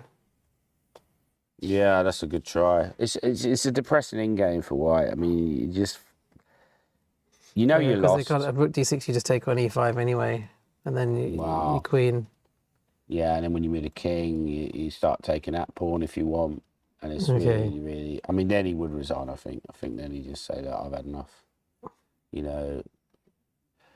Something said you want the last round to be over. You're like, you want it to be over. You want it to be done, but not in this way. You want it to. I think they have played a couple of moves, haven't they? Yeah, let's have a look. What did he try? They went bishop f5. He's gone rook check, and now... Yeah, it's no real counterplay. He's gone rook d2. No, trying to come around the back. Yeah. Yeah, but typical Simon, even when in lost position, he's basically... he went rook f5 fairly quickly, and that's just very super confident. Once the h5 pawn's gone, that's it. You got no attacking chances, because you just imagine a variation like this, guys. And I'd probably take with that rook, but it doesn't really matter. And, you know, then I just take the pawn, and you got no attacking chance. You know, you put your rook here, but what you're threatening? You're not threatening anything, because I'm covering the g6 square, so I'd probably start with that move. Yeah, I think once the h5 pawn's gone, then it's basically over.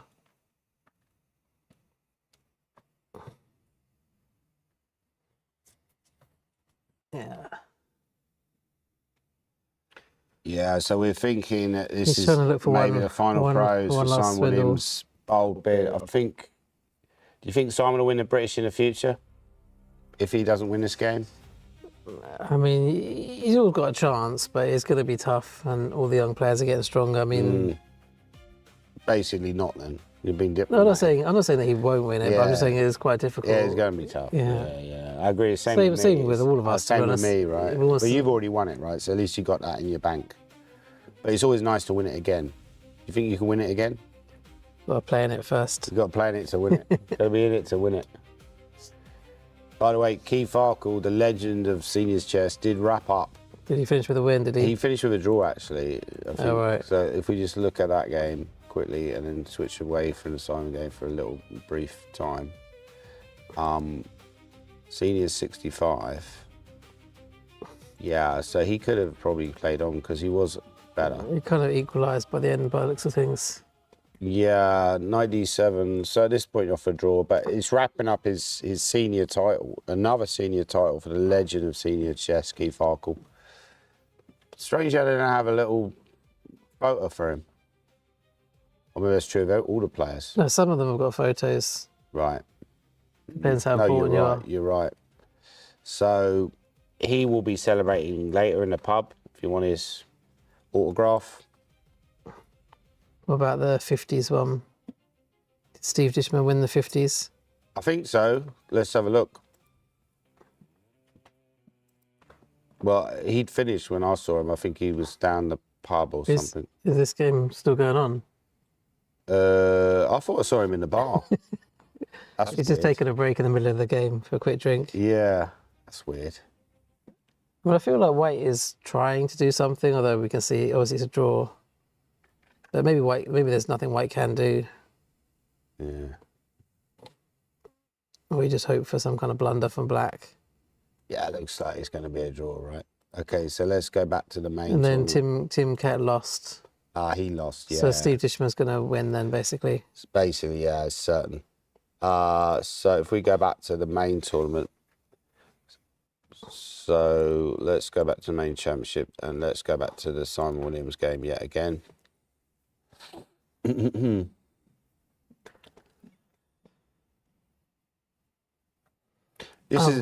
This is a game of the round for me. I know you said it's mistakes, but still, it's impressive. It's inspiring technically to play like this and just control such a feared attacker as Simon Williams. To control him so well is impressive. You know, not give him a sniff. And we're taught to play like that. You know, this is excellent chess that we're taught to play prophylactically and stop your opponent. I was annoyed yesterday. I lost to Yi Chen, and I played a move. I attacked his queen, and then later, where he comes out with queen sacrifice, and I'm like, actually, if I just played like a control move, probably wouldn't. You know, he was maybe a little bit lucky that he had this tactic, but you know, which is somehow a miracle seemed to be winning for him. But if I hadn't played that move and kept the control, Luke Machine, great lesson in control, just controlling the game, not giving Simon a sniff. He's never had a chance.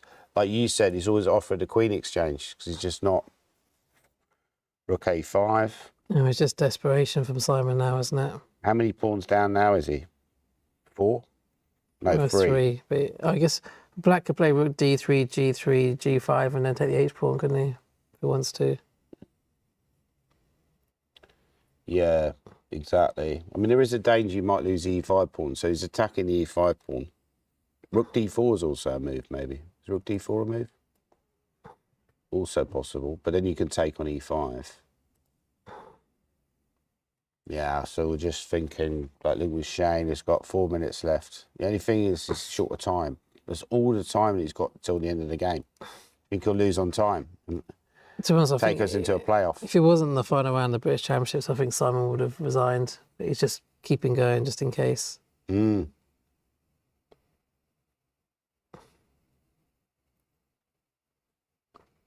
maybe we could just look at this line quickly. So if rook d3, king e2, rook g3. Can you go king e4 and walk into? Oh no, you can't. That's a bit risky. A bit losing. Yeah. And then bishop d3 check. And then rook f1. Yeah, it's like over. But then you win the bish. So It's just you're winning. He's played a move, by the way. He's played a move. Yeah. No, I think no, they're carrying on. I thought he'd resigned. Okay. He's just gone like, what has he played? He's gone rook g5, which is as good as anything. Yeah, you can't take on e5, can you? Because if you take, if you take, quite a simple tactic. I think Simon might resign here. Yeah, I think it's getting close to resigning.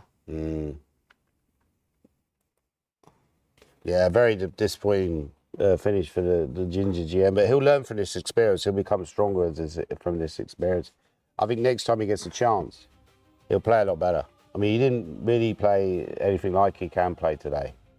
That's the disappointing thing that you take away from this game, that you didn't show like anything. But as I said before, this is what Luke Mushane has done to him.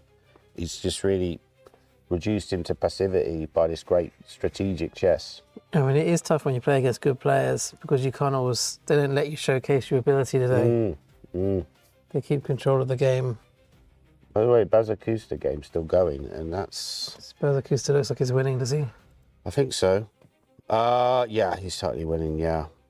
And it's now a rook and pawn endgame where he's plus 3.7, 3.8, going up all the time. I mean, it all just came down to that blunder earlier, didn't it? Psychology of chess and able to recover from defeats. Yeah, so I guess you, so white can move the king somewhere, let's say king, well, if it goes king e3, that move king e2 or something, king g2, I don't know.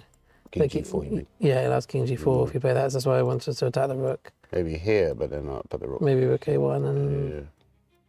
Now I can make progress. Put king g4, I'd check you back. King here, maybe. One option. But we've had a few moves anyway, let's just see what's happened. He has gone rook a1, so rook d2 is probably as good as... Yeah, but this is grim, isn't it? Yeah, it's very similar to the Simon endgame where you just got no counterplay. This kid deserves it, though. He deserves a good finish. Maybe c5 takes away the d4 square from the rook. I mean, you can play like rook f2 or something, just to try and stop king g4. So when do we think the prize giving will roughly take place? Assuming there's a prize giving. Will it take place after the playoff with Bodhana? Assuming she's in a playoff, I think, right? That's confirmed. I think Bodhana and Trisha in the playoff, aren't they? Yeah, so we think the playoff will take place after the prize giving or before it? Oh yeah, last time it was after, wasn't it? Might have been after. I mean, is there a 150 move game that's going to last for 7 hours that we need to be worried about? Normally present them all at the same time, don't they? So Yeah. probably have a playoff. Right. Oh, he's resigned. resigned. Wow, Yeah, he's given up. huge. So this is confirmed. Shreyas Royal is the British Chess Champion 2026. Well done, Shreyas.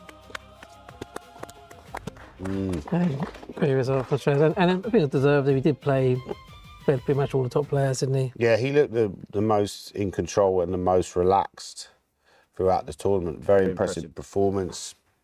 First of many British titles, quite possibly. I don't think he'll only win one.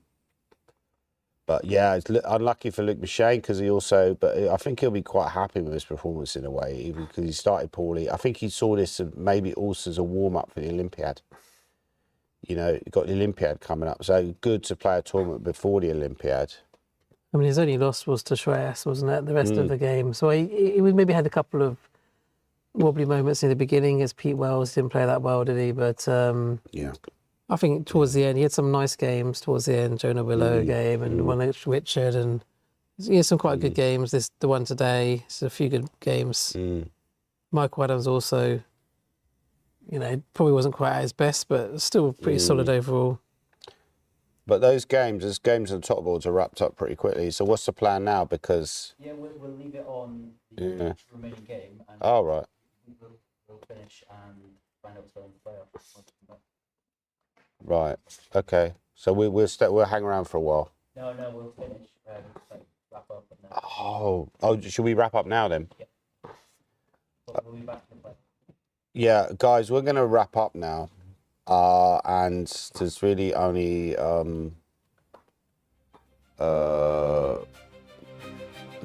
Peter Robeson's still going and a few others, but we're very tight, so we're gonna have a little break for now, have a little rest, and we're gonna come back for the playoff between Bodhana Sivanandan, and she's playing against Trisha Cannon-Maralian from Ireland. So Bodhana's English is England versus Ireland coming up. And yeah, thanks again for watching. Please. Yeah, hang thank around. you, everyone. Thanks.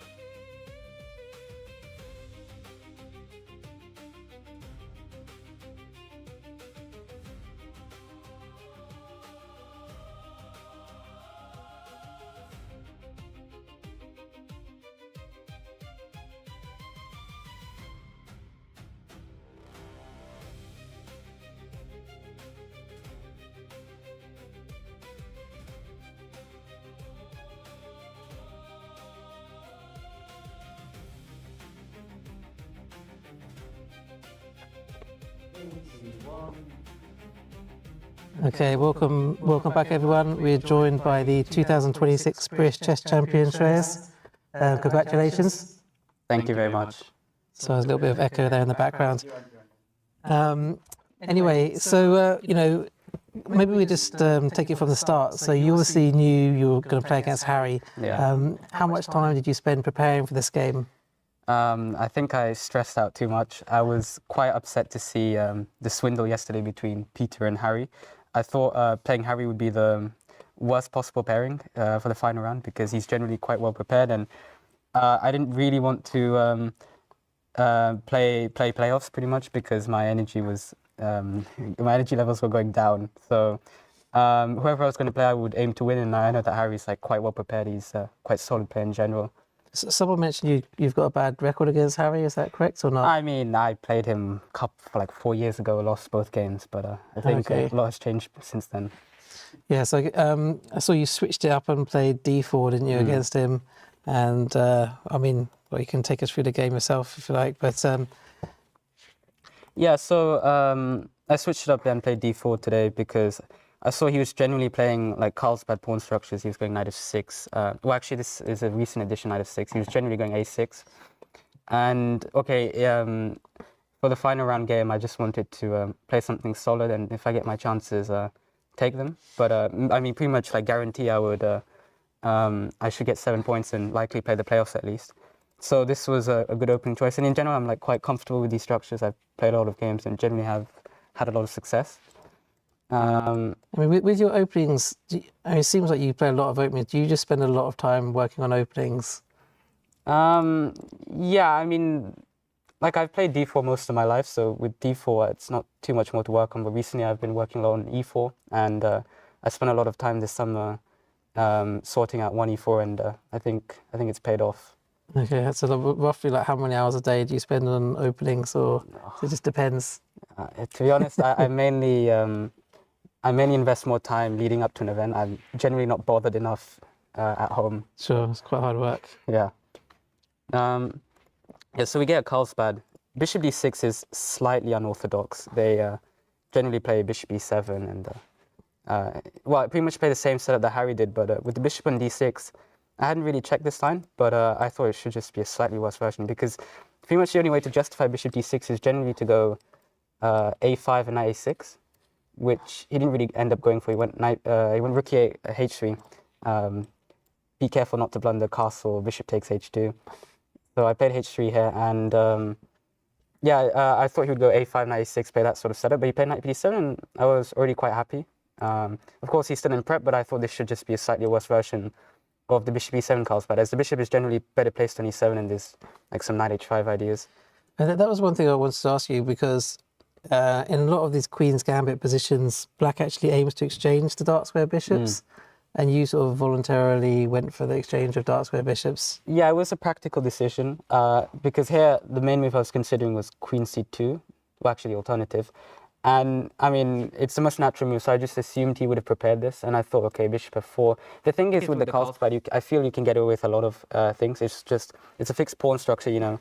Time is not really that relevant, so, you know, bishop f4 did end up taking him out of prep. I mean, he blitzed down knight e6, but after queen takes d6, queen c2, he was out of prep. And whilst the position is equal, I finally got him out of prep, and I was ready to play just a normal Carlsbad position where I have a lot more experience.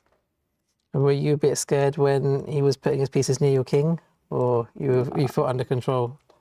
I mean, I still felt under control. I mean, I still had to be somewhat wary because you know, there were like some ideas he was threatening. In fact, I was quite happy to go knight f4 here. I was wondering whether I could get away with b4. Then he probably sacks on h3. Yeah, actually, I thought he'd sack with a knight. Or maybe both sacks work, I don't know. But something like this wasn't so clear to me, like knight g4 is coming in, and now h5 is justified. But generally, I know, like, with some simple prophylaxis in these positions, white is, you know, generally black is not able to get an attack. So I just had to parry off some threats, which I did with knight f4. And then already I have, I can continue with my plan. Yeah, Harry wasn't too pleased to play this pawn structure, but I mean, he doesn't really have better alternatives. And I do agree that this is quite pleasant for white. At least my plan is quite clear with b5, whereas he's not really getting an attack that easily. He just kind of has to go knight d5 and aim to defend precisely. I mean, it felt like he was playing quite aggressively himself. I don't know if you felt that, or he was kind of forced to. I think I don't know if you call g5 aggressive. Maybe if you went g4, you could call that aggressive. But I think g5 has some strategic justification because he wants bishop e6 and trade off the light squared bishops. Because you see here, like he went back to playing a bit more solidly, and yeah, in fact, like I was already quite happy with this sort of position, and I checked afterwards with the engine. The engine apparently suggests g4. Which, yeah, we were definitely expecting him to play g4. We didn't really see any point wasting time with his king. But I think it's not as clear as it seemed. Well, for starters, something like this wasn't so clear to value. I thought it was a bit better, but apparently the engine's saying it's 0-0. And the other thing he had to spot was queen e2. Because I saw something like this and I thought I should be a bit better. And I guess I am correct. But apparently knight f6 is just holding the balance. So not an easy move to spot. And I guess, yeah, eventually you have to go g4. But he thought he could probably prepare it a little bit with king h7. However, as things turned out, it's just a bit slow. And rook b7 is quite a nice move. Yeah, he took a long time, didn't he, with all these preparation moves. And he never really got g4 in. Yeah. I don't know what he missed here. I think he might have thought he had this, but this is never really working. Or the tactics are just working in my favor here. So he went. What did he go for? Yeah, he went queen f5, but I think it's already quite a difficult position for him. I'm a pawn up, and he doesn't seem to have such a clear attack. It's more or less for 2 results as well. It just feels like almost hopeless for him already, I think, at this stage. Well, it's quite a comfortable It was game still tricky, but as long as I didn't do anything irresponsible, I thought I had it in the bag. And yeah, once again, he was trying to drum up some counterplay, but it's just far too slow. Although some calculation was required for the queen endgame. I'm not sure if everything's winning here, but I think queen b2 is the most precise. In fact, let me check. Yeah, you see queen a2 is not winning. It's probably better to play queen b2 and just stop queen c1 check. Yeah, so actually precision was required, so I'm quite happy that because I'd foreseen this before I went to this entire line. And I thought maybe there's other moves as well, but queen b2 definitely wins. And in fact, here I'm curious whether this still wins. Okay, it does. But yeah, queen a3 is far more precise, not really allowing him any counterplay. And okay, yeah, this is lost. He could have put up some more resistance like this, but it's only a matter of time if it loses anyway, so. Yeah, it's quite hard for him to create any kind of play on against your king. Yeah. And as things happen, okay, this is quite an easy win. In fact, out of curiosity, I want to see... I think it's a draw if you play a7. Is it actually? I was calculating well, some of these maybe not a draw, but it definitely gives him massive chances. So what's the draw here? Is it queen h7 first? No? Wow, I thought everything was winning, honestly. But queen d5 was the safe option.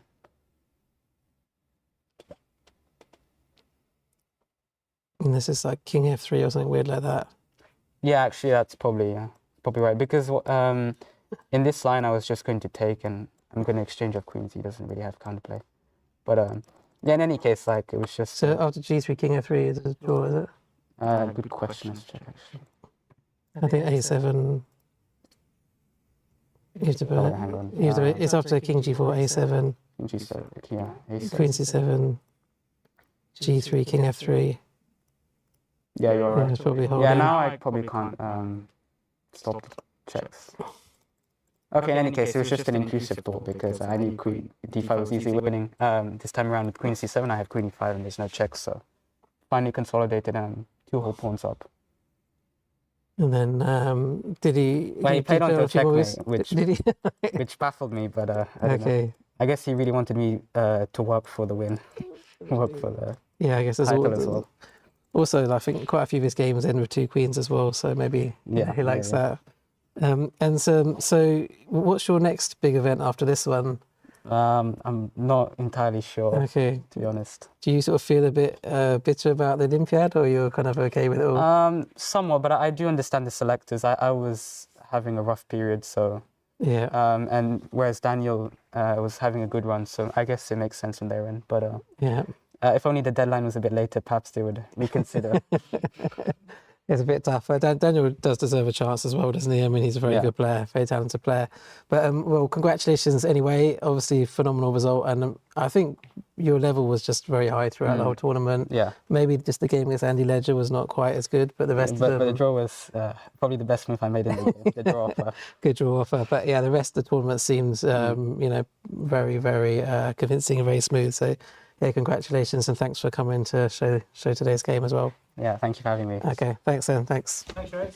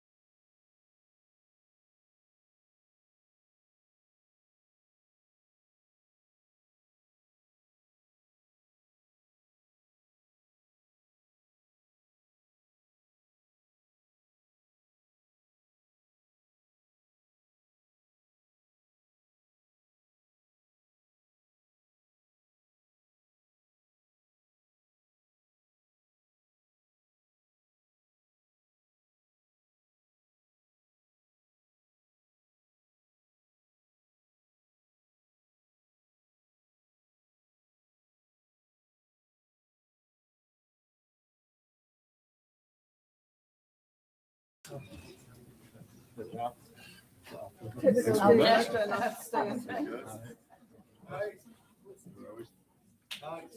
come to the place as well. Oh, no, other side, but just closer together because you like. It looks like it's very far away, so they don't like each other. But brilliant, thank you. Excellent. Thanks very much. Second equal was Martin Burrows, and I am Neil Bradbury. Martin or Neil here? Get that photo? No. Joe, was there anybody? Aha! Oh yes, excellent. Second equal in the over 65s were FM Terry Chapman, I am John Cooper, FM Michael Doherty, FM Andrew P. Smith, Paul Townsend, Mark Page, and Gerald Moore. All of them are second.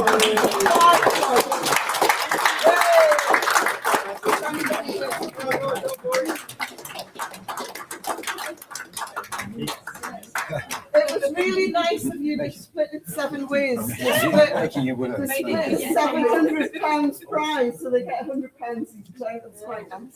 None of these £3.33. Thank you. You told me it was on the other side.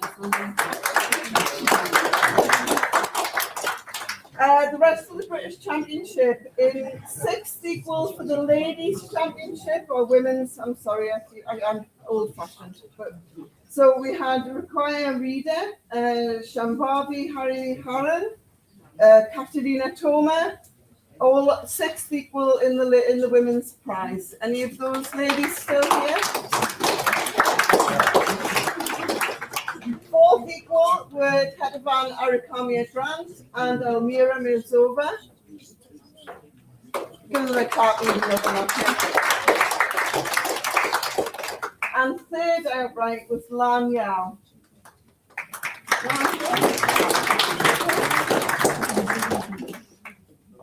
And the rest of the prize winners in the British Championship. We've had the rating prizes.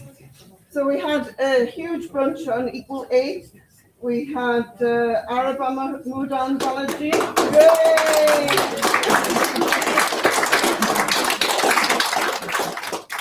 Lorenzo Farmer, Rishi Vajikumar, Supratit Banerjee. Got a nice photograph of Arabandamundan. Taran Kanya Marla.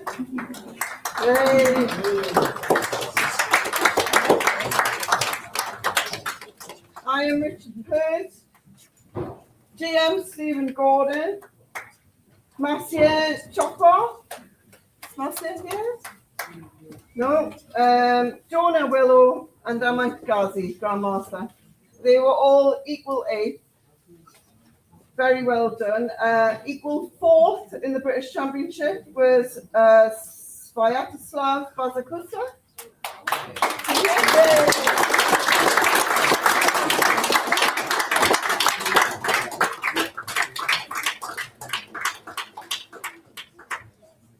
Nelly, I think maybe next year. Simon K. Williams is the Ginger GM, still here now. Siva Mahadevan, Shiva, no. And Harry Grieve.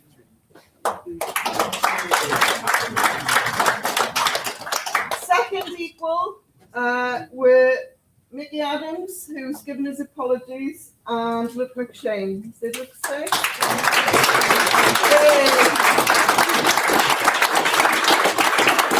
Second equal. Thanks, Luke. Thanks, Luke. And that's it. We know who the winner of all the rest of the prizes were, apart from the women who need to now have a playoff. So we'll give them 5 minutes, and the playoff will be on board 1 in here in, I think we'll start at 10 past, which gives you about 7 minutes to get a drink. If you are staying, please make sure your mobiles are turned off.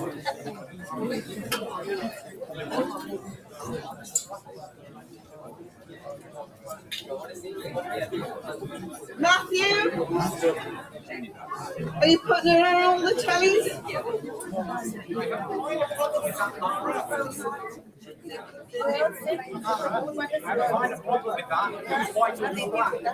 Oh, you need to do a coin toss. You need to do. You've got a coin. In my wallet, yeah.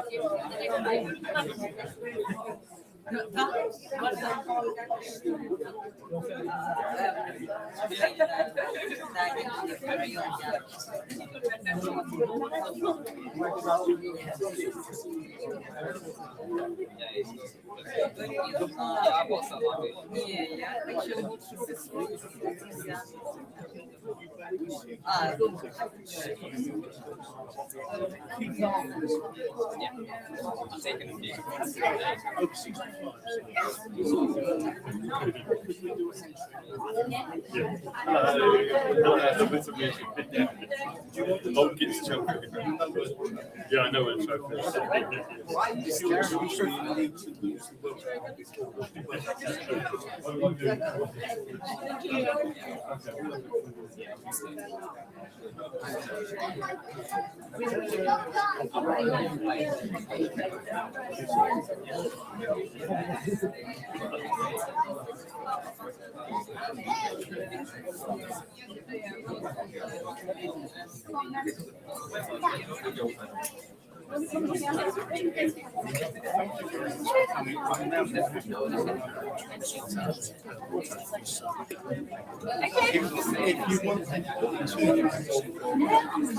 I'll find and everywhere around.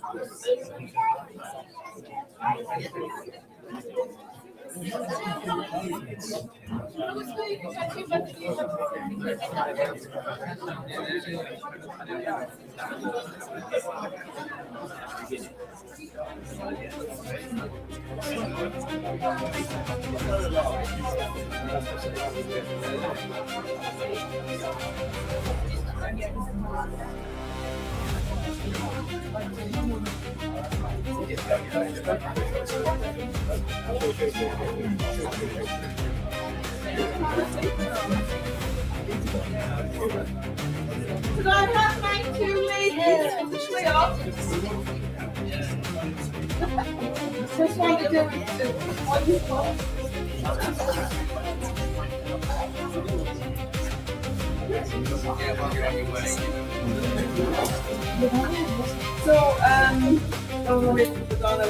a toss of coins, and the person who wins the coin toss gets to choose whether they're white or black in the first game, and then choose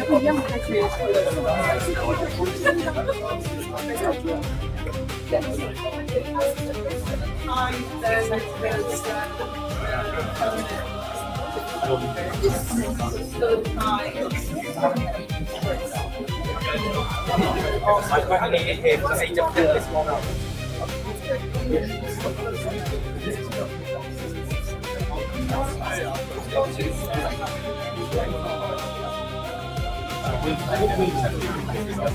Yes, and you can remember.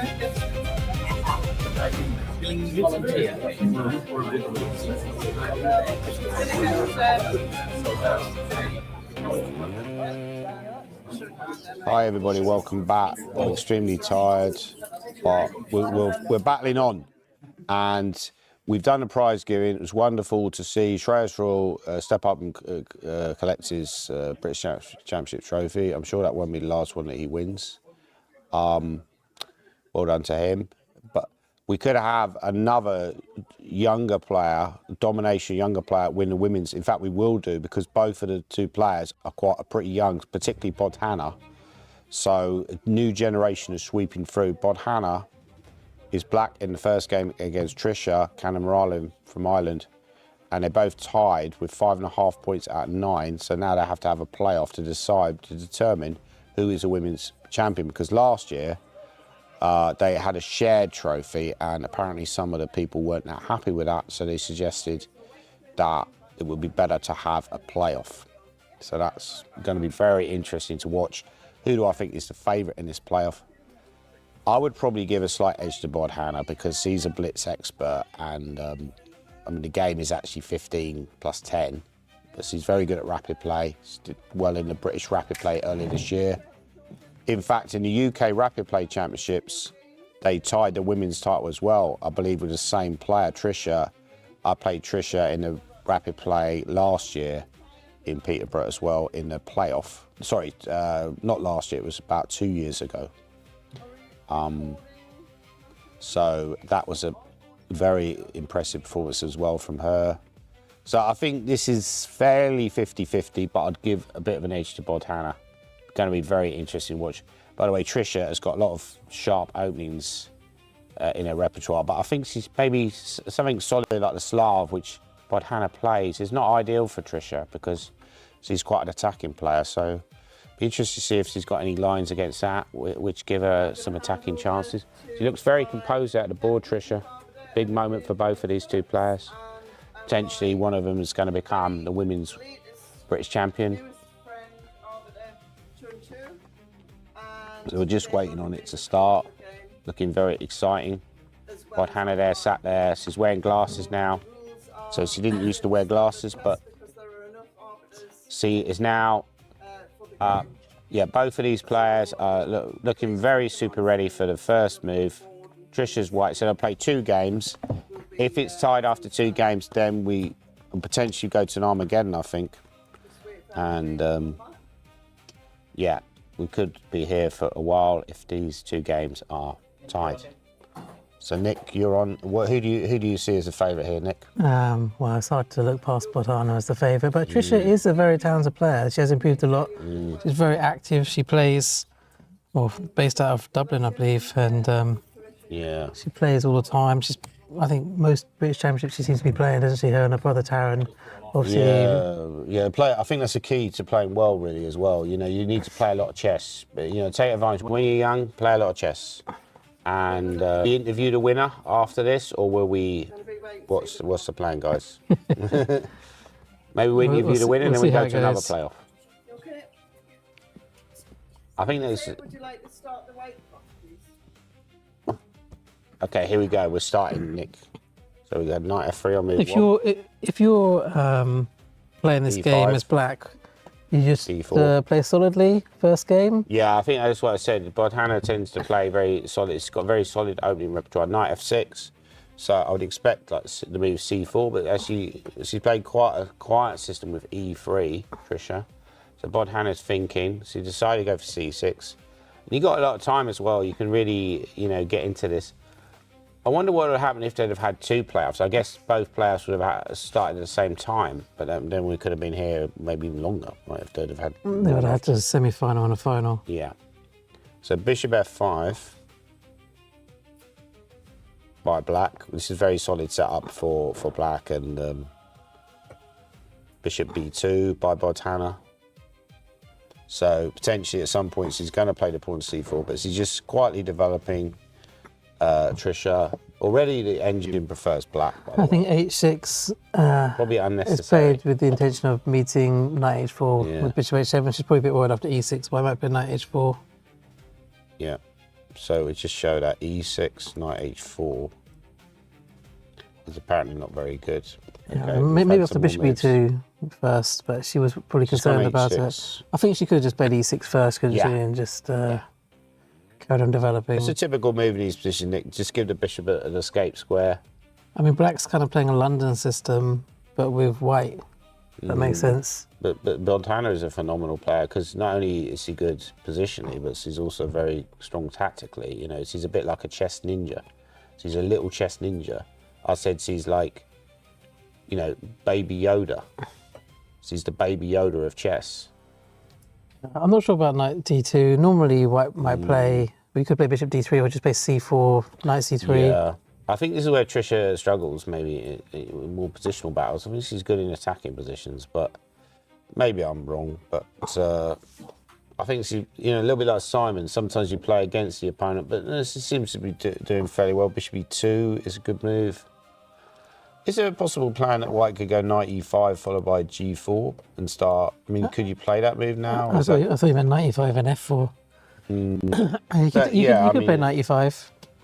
I mean, I think Leela would do something like this. It would go knight E5 and it would go G4, right? Black's castled. I don't think she's going to play that. She'll just castle. Okay, we've had some more moves. Let's get back to the game.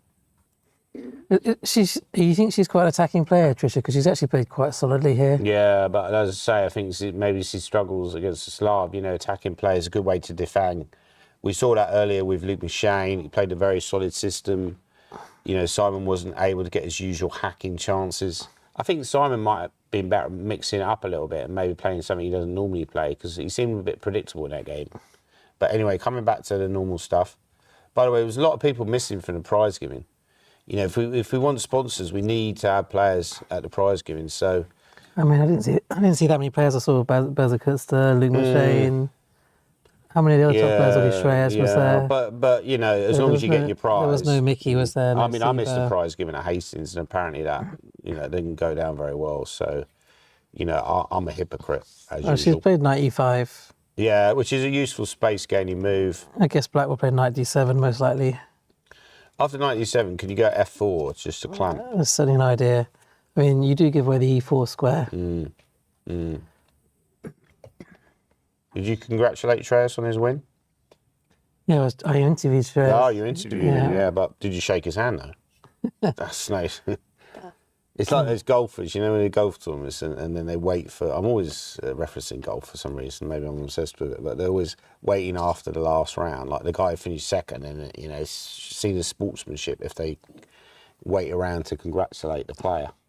But you don't have But to. you wouldn't do that, would you, if you came second? I think I would. I think I've done that. Become more sporting then. I've become more sporting. I've done that That's sort good. of thing now, you know, where I do congratulate people. Gawain Jones is a very sportsmanlike person, you know, in this position. Okay, we've had some more moves. Okay, no. Hang on, No, we're still Black did waiting. play knight D7. Yeah, which is a very sensible move. So I would probably consider move F4 and just go all in on the king's side. You know, you've got ideas of going G4 later, but it's a little bit ropey, I must admit.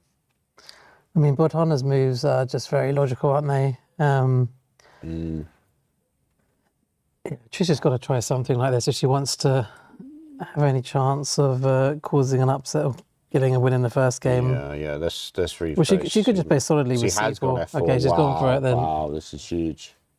So she wants to go King H1, G4, and just hack away on the king's side. But I'm not sure. That obviously creates a huge element of risk. As Black, I might be tempted to put the rook on C8 and line up a C5 move. You can also play A5, A4. That's another idea sometimes. Is A5 just met E4? with A3? Oh, sorry. Also knight E4 you're thinking about. That's another possible option, yeah. And if I went there, I mean, my attack kind of runs out of steam fairly quickly, and maybe I'm just left with a slightly worse position. Is that the danger? Hannah is so well schooled in every position. Like, she is literally a chess engine. She's a walking chess engine. Well, I think she's just quite a solid player, isn't she? She's actually played knight E4 as well. Wow. the baby Yoda of chess. It's quite hard, isn't it, when you play against players that Strikes to the centre. yeah, just don't really do anything that's too radical. They just play sensible moves. 94 is a great move. Yeah, and at some point you're like, you run out of steam. You know, C is on that level. C will be like a Luke McShane or a Mickey Adams or a Shreyas in the future. So you're not quite there yet because it takes time. But at some points he's going to get to their level, maybe even exceed them. And that would be very interesting to see her trajectory over the next few years. So you'd play G4 here, would you? Yeah, but I don't see a follow-up, Nick. You know, I'd love to go G4, but what's my follow-up? I mean, I'd love that move. But It's quite hard. There's nowhere to put your own king as well if you're trying to start an attack. Could you even go F6 maybe? Yeah, maybe that's the sort of thing you're hoping for. That actually F6 is quite a weak move, interestingly enough. But knight DF6, by the way, we've had some more moves, I think. Yeah, so this current position on the board, Trish is thinking. She's thinking, I always sort of think as well with rapid play, Nick, by the way. Yeah, so move that to the middle I a can bit. just see it a bit better. I'll put the mouse. I'm going to move the mouse. Sorry? How many games did they play? I think they played 2 games, David. And then, so our technical editor just asked, I've called him technical editor, director. Trophy. Yeah, a trophy. What did you get the trophy for? Best contribution to at least whatever. Spot on. Yeah, spot on. No, I think that Lifetime award. that trophy is actually well deserved. Yeah, the amount of hours you put in. David has really worked hard during his championships. I mean, he's worked his butt off. Yeah, so coming back to this game. I mean, Trisha's probably not that happy with the way it's gone. She's already burnt a bit of time. I think just preparation wasn't really great against, sort of predicted even before the game that maybe against the Slavs, she doesn't really have like a great attacking line. I think. If I was Whitey, I'd probably just try and somehow simplify the game and get a draw, go on to the back a game. draw now would be decent. Like, she's gone bishop d3, which makes some sense. So now Bodhana, I'll be interested to see if she plays that move. By the way, I think in rapid play, you can often play too quickly because you start... I mean, Bodhana's well up on the clock, but you can play a little bit superficially, but it seems like Bodhana's got good time management in this game. Knight d2 is also a move, just exchange some pieces. The more pieces that come off, the more often your bad pieces get exposed. That bishop on b2 looks a bit bad. If a lot of pieces come off, that bishop on b2, Nick, might just start to look like a bad piece. You know, imagine if all the other pieces, and it's just a knight versus the bishop, and there's a knight on e4, that bishop's going to look a bit duff. I think the advantage of that bishop on b2 is that if there are exchanges on e5 or c5, it might come to life later on. But sure, if you exchange all of the minor pieces, then it doesn't really have much future.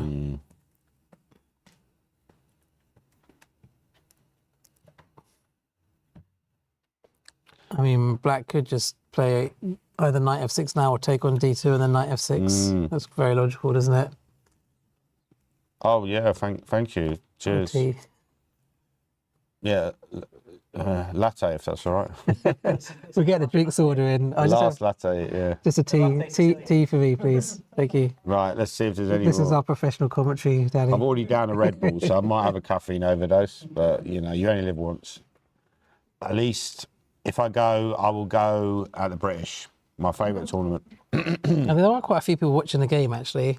Good. This is exciting. This is what we want. This is actually a good idea to have a ladies' championship playoff.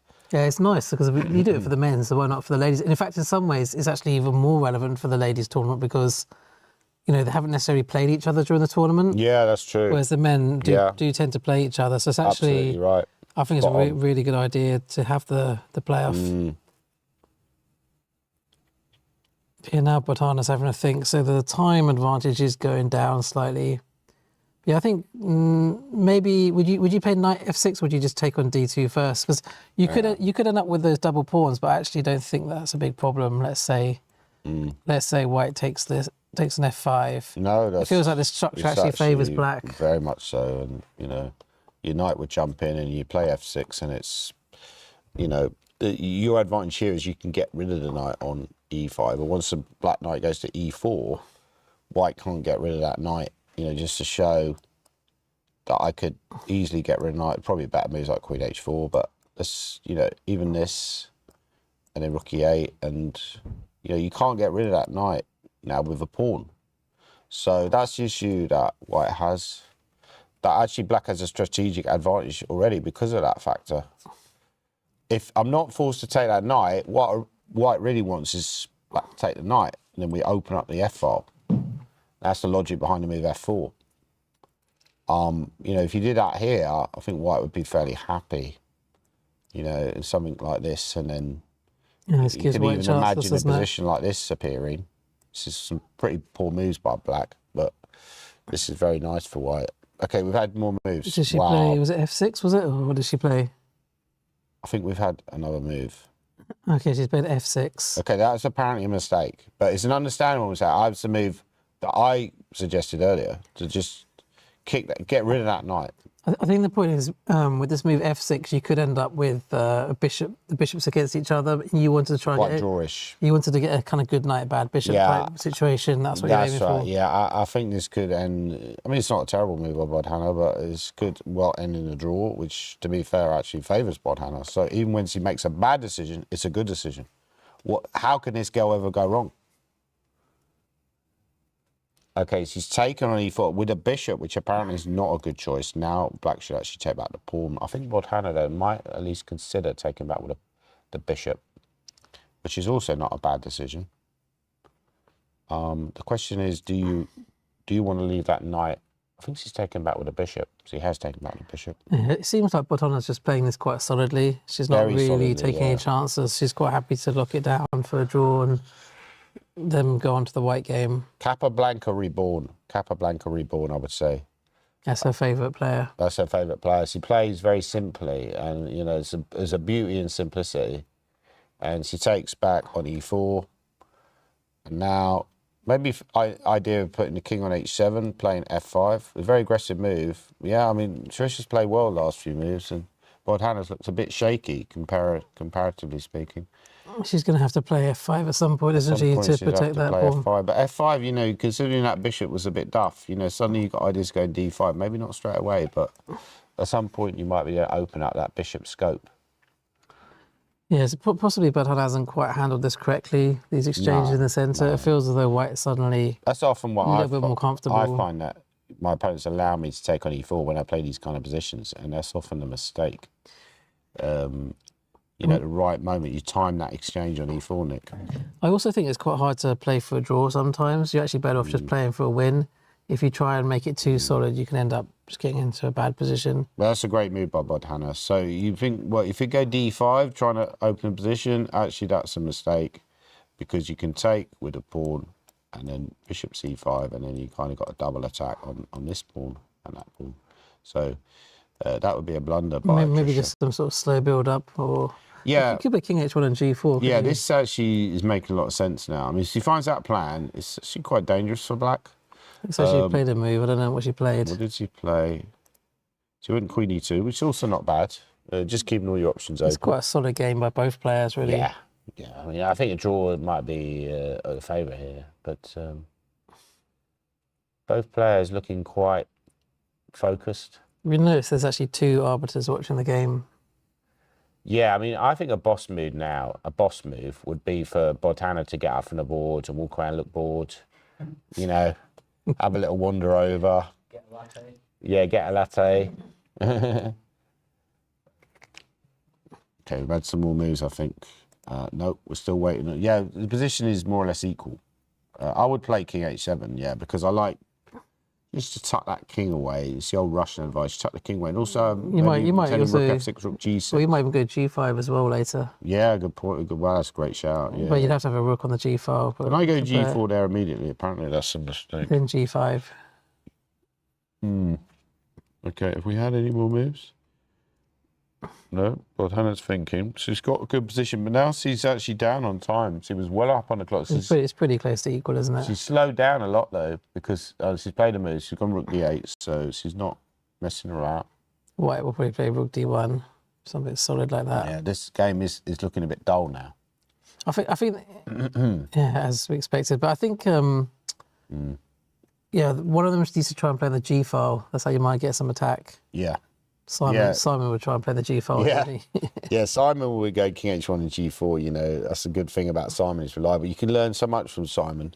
But I do feel with Simon that he could be an even stronger player if he just slowed down a bit and was a bit more strategic. I think sometimes he does slow down, but I think he's just always looking for an attack even when it's not there. That's the problem. Why do you think that is? He's just like a natural born entertainer. Yeah, so likes maybe to he plays entertain to people. the crowd too much, right? And, sometimes, you should be... But in general, he's done well. I mean, you can criticise him too much for losing Luke McShane. Luke McShane's a star player and, 26, one of the best players we have in this country. And, it's hardly a disgrace. And King H1 plays. I think Simon gained points. So, you've got to look on the positives. He's been playing very well lately, Simon. So... Yeah, I mean, he did very well overall. He did very well. He was in, He was in with away. a genuine chance of getting that playoff, I think. But it didn't quite happen for him. But maybe next year. So Bordana has really been sort of containing Trisha to a certain degree, but now she can probably see that Trisha's probably going to try and break open with the move G4. How do you think Black's going to react to that move? Very, very interesting. Because you don't really want to go G5, because you feel like if White ever goes D5, that bishop is just like a bit lethal, right? Potentially. Okay, doesn't like it immediately. But you could be weakening your own king. If you go King H7, it doesn't really seem to do much. So the computer's giving a line like this, which looks very counterintuitive to put you, and then put your rook on G8. But then maybe again, maybe you've got ideas of going, maybe White's attack just comes to a dead end. Yeah, but if I was She's White, got H5, which I don't like. Yeah, I think she was just really trying to stop this G4 move. Yeah, that looks weakening without really... I feel a little bit inexperienced there creeping in for Bordana. Mind you, there's no piece that will come to G5. There's no knights left on the board. Yeah, again, it's not a terrible move, but it's just like a tiny error. The computer would give it an inaccuracy. So now White should switch plans, probably. Someone said the camera's frozen. Is the camera frozen on doesn't seem to the be. screen? No, they just made really slowly. Okay. Okay, with other comments, White's position looks more flexible. Yeah, I think White does have slightly more options here. Yeah, you could go H3, Nick, but the problem is H3, maybe I'll shut you down with H4, but no, but then Rook G1. So I think H3 I might consider, because then that would maybe force Bordhana to play King H7. And you still got some... Actually, the more I look at Bordhana's H5 move, it's not that bad. You could try and maneuver your dark square bishop around to H4, possibly. I feel the real battle, even though it looks like it will take place on the king side, I feel the real battle will eventually take place either in the centre or on the queen side. Mark my words, young man. Have you enjoyed it anyway this week, Nick? Oh, of course, always. Yeah, it's always enjoyable getting to spend time with me. The Gorm and your anecdotes. I must admit though, because we did a commentary, Nick, I find that you socialise more. You've got another player that you see a lot. When you're playing, I think one of the problems with playing is you're very isolated. You don't necessarily have a support network. You're just there on your own. You don't necessarily socialise with other... About the preparation, isn't it? Yeah, yeah. I mean, I often play foreign tournaments now, like tournaments in Spain, for example, where you don't socialise because you don't know any of the players there, don't speak the language, and it's like you basically just spend the whole time on yourself. Actually, I played a tournament earlier this year in Alicante, and Bordhana was there as well with her dad, and she actually was the top English player ahead of me. So she had, she's been spinning out a lot of great performances, and I think she'll do really well in the Olympiad this year. So he's gone. Yeah, that's a good move. That's probably the top engine move. Great instincts by Trisha. Who's quite flexible because you can bring it back for the king side or you can push forward on the queen side as well. That's a great move by Trisha. That's really put Bordhana under pressure to come up with some good strategic choices here, I would say. Maybe a move like B6 might be possible, just to maybe intend. You do run into B4. It's very kind of cagey, this game. It's like a game of chess, as they say. But I like your idea of going bishop e1, which would slightly worry me as black. But she could meet it with bishop e7, I guess, and Yeah, just stop that bishop coming in. And I think h3, g4. Also, She's actually done it straight away. Wow, this is like prophylaxis. I think she's just anticipating all of Trisha's ideas and just trying to stop them. She plays h5 to stop g4. That's a great move, but she's so well trained. It's unbelievable. You know, bishop e7. Yeah, you're absolutely spot on. This is so prophylactic. Now maybe she wants to stack rooks. You know, stack rooks, rook d7. I guess White can try and roll up on the queen side, b4, a4. b4 would be a good Or plan. she could play h3, like you say, just to give herself a flight square. That's what I think. I think she would advance on the queen side because it's maybe the most sensible move. But h3, I mean, there's lots of choices here, lots of possible candidate moves. But at the same time, you're not really threatening anything. So it becomes down to a kind of war of attrition. Trisha's getting short of time. I think she needs to play a move quickly here. She needs to start. She's taking too much time here. She needs to rattle out some moves. What's the increment, you know? Is it 10 seconds? Yeah. So far, they've both played really high level of accuracy, 95.7 against 95.4. That's really impressive for a rapid play game. That's like classical chess level.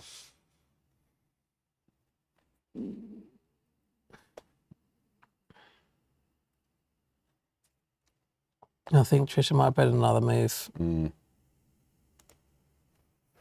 Haven't got it come through yet, but apparently Trisha's moved. Okay. I hope the ball doesn't gone. Oh no, she's played bishop e1. Yeah, good spot, Nick. Apparently that's a bad move because now rook d7. You know, I suggested that plan of just stacking rooks. That's what I say. Like I feel like black might be able to break through on the queen side somehow with a well-timed c5 break. And the problem with bishop e1 is that black's already played bishop e7, so what's the point in playing it now? She's already kind of covered that move. Amateur players watching at home, pawn breaks are so essential. Like in the Slav, Nick, as you played the Slav yourself many times, the pawn break c5 is often quite relevant. So at some point, I think black could prepare at rook d7, rook fd8, and then eventually play c5, maybe even play b6 first if you really wanted, but it's not very necessary. But this position is quite slow, so I think that would probably suit Bodhana more than Trisha. Yeah, I mean, it's quite slow and strategic. It seems like a reasonable plan, doesn't it? Yeah, or even you can even play c5 immediately. That's also really decent. Or b6. I mean, so far she's been playing it pretty safe, I'd say, Bodhana. She's not really been taking any big risks. No. But I think this type of slower game, she's really, it's almost like Luke Shane versus Simon Williams again. She's defanged a ferocious attacking player in Trisha, and now she's kind of switched to strategic mode, and that might be an issue for Trisha. So c5, a great move. Did she play it well? She played that great pawn break. Nice move. And then the best is to come back, which is a hard move to find. It's very hard to play bishop c3 when you. No, wow, play she's played it. Unbelievable chess by Trisha. Now bishop f6 seems quite logical. Yeah. So you had some quite good comments. A few of the viewers seem to like your commentary, Danny. Yeah, what do they say? John Reyes. They said, I think your commentary has been good this entertaining. week. Is this your feed? Is this on your chat? I just typed it in, you know. And typed the comments in. Yeah. And it says, it'd be quite sad if it was your personal chat and they're all like complimenting me. Oh, thank you so much. So it's been good, and I hope next year you're both doing the commentaries. Yeah.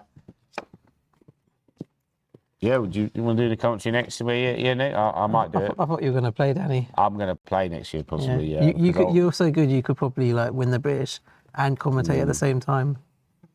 Yeah. I didn't want to say, I'd rather just play it. You said it yourself. Bodhana might win. Bishop f6 from Bodhana. You think Bodhana and Shreyas next? Shreyas will be defending champion. But do you think Bodhana and Supratit next year will have a chance to win the British? I mean, they're going to be. I mean, Supratit was in with a chance this year. Yeah, but no, I don't think they'll be too worried about me. Yeah.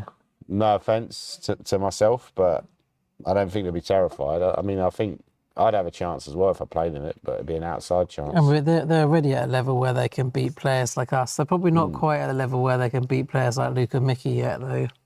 I think they need... Or not on demand, and not very often. But Bodhana beat a 2600 recently. That's true, actually. Yeah. I mean, that game between Mickey and Supratit did look quite one-sided, and I think Mickey did a good job of getting a slightly better position where Supratit didn't feel comfortable. You know, that's one thing I've learned from this tournament, that often it's about you know, preparation is about working out what your opponent's comfortable with. And we saw that with Shreyas in some of his games. And we saw that today with Luke Shane getting a technical game against Simon. And yeah, it's often about defanging your opponent. So there's another question. Do you think Keith Arkle will play the British next year? Well, I actually spoke to Keith Arkle at breakfast, and he said if they do put the main titles within the British, then will the senior titles within the main British, then he'll play. So I think that's the answer. If they don't, then he'll probably end up playing the senior events. I think when you get older, you kind of have to conserve your energy, and I think it's true that if you're an older player, there is the option of playing in the seniors. So I can understand that, but I'm personally kind of mixed on the seniors. I do play senior events now, but I'm like, I wouldn't want to play the seniors if that meant that I wouldn't play the proper events, right? The bigger events. Do you know what I mean? I think Total Trash is so entertaining they've gone to watch Loose Women. Who said that? Someone called Total Trash. I'm off to watch Loose Women. Thanks all. What about Loose Pieces drop off? Okay, this is looking a bit... I think it's starting to build up the tension because they're both starting to get quite short on time now. But I did call it. It's been a good game so far. The main battle would take place on the Queen side in the centre. It's been quite a good game by both of them, both pretty solid. In fact, it would have actually been useful to have this move pawn h3 for white, just so you don't get back rank checkmated with everything opening up. Yeah, just throw that in automatically and induce like a move like King h7 or h4. You know, throw it in. It's quite a useful move just to have it. We've got some more moves, maybe. Have we got any more moves? No. So at this point, it's black to play, but there's quite solid exchanges going on. I mean, black could just take on. You should take on c3 and then take on c5. Like a robot. She's like a little robot.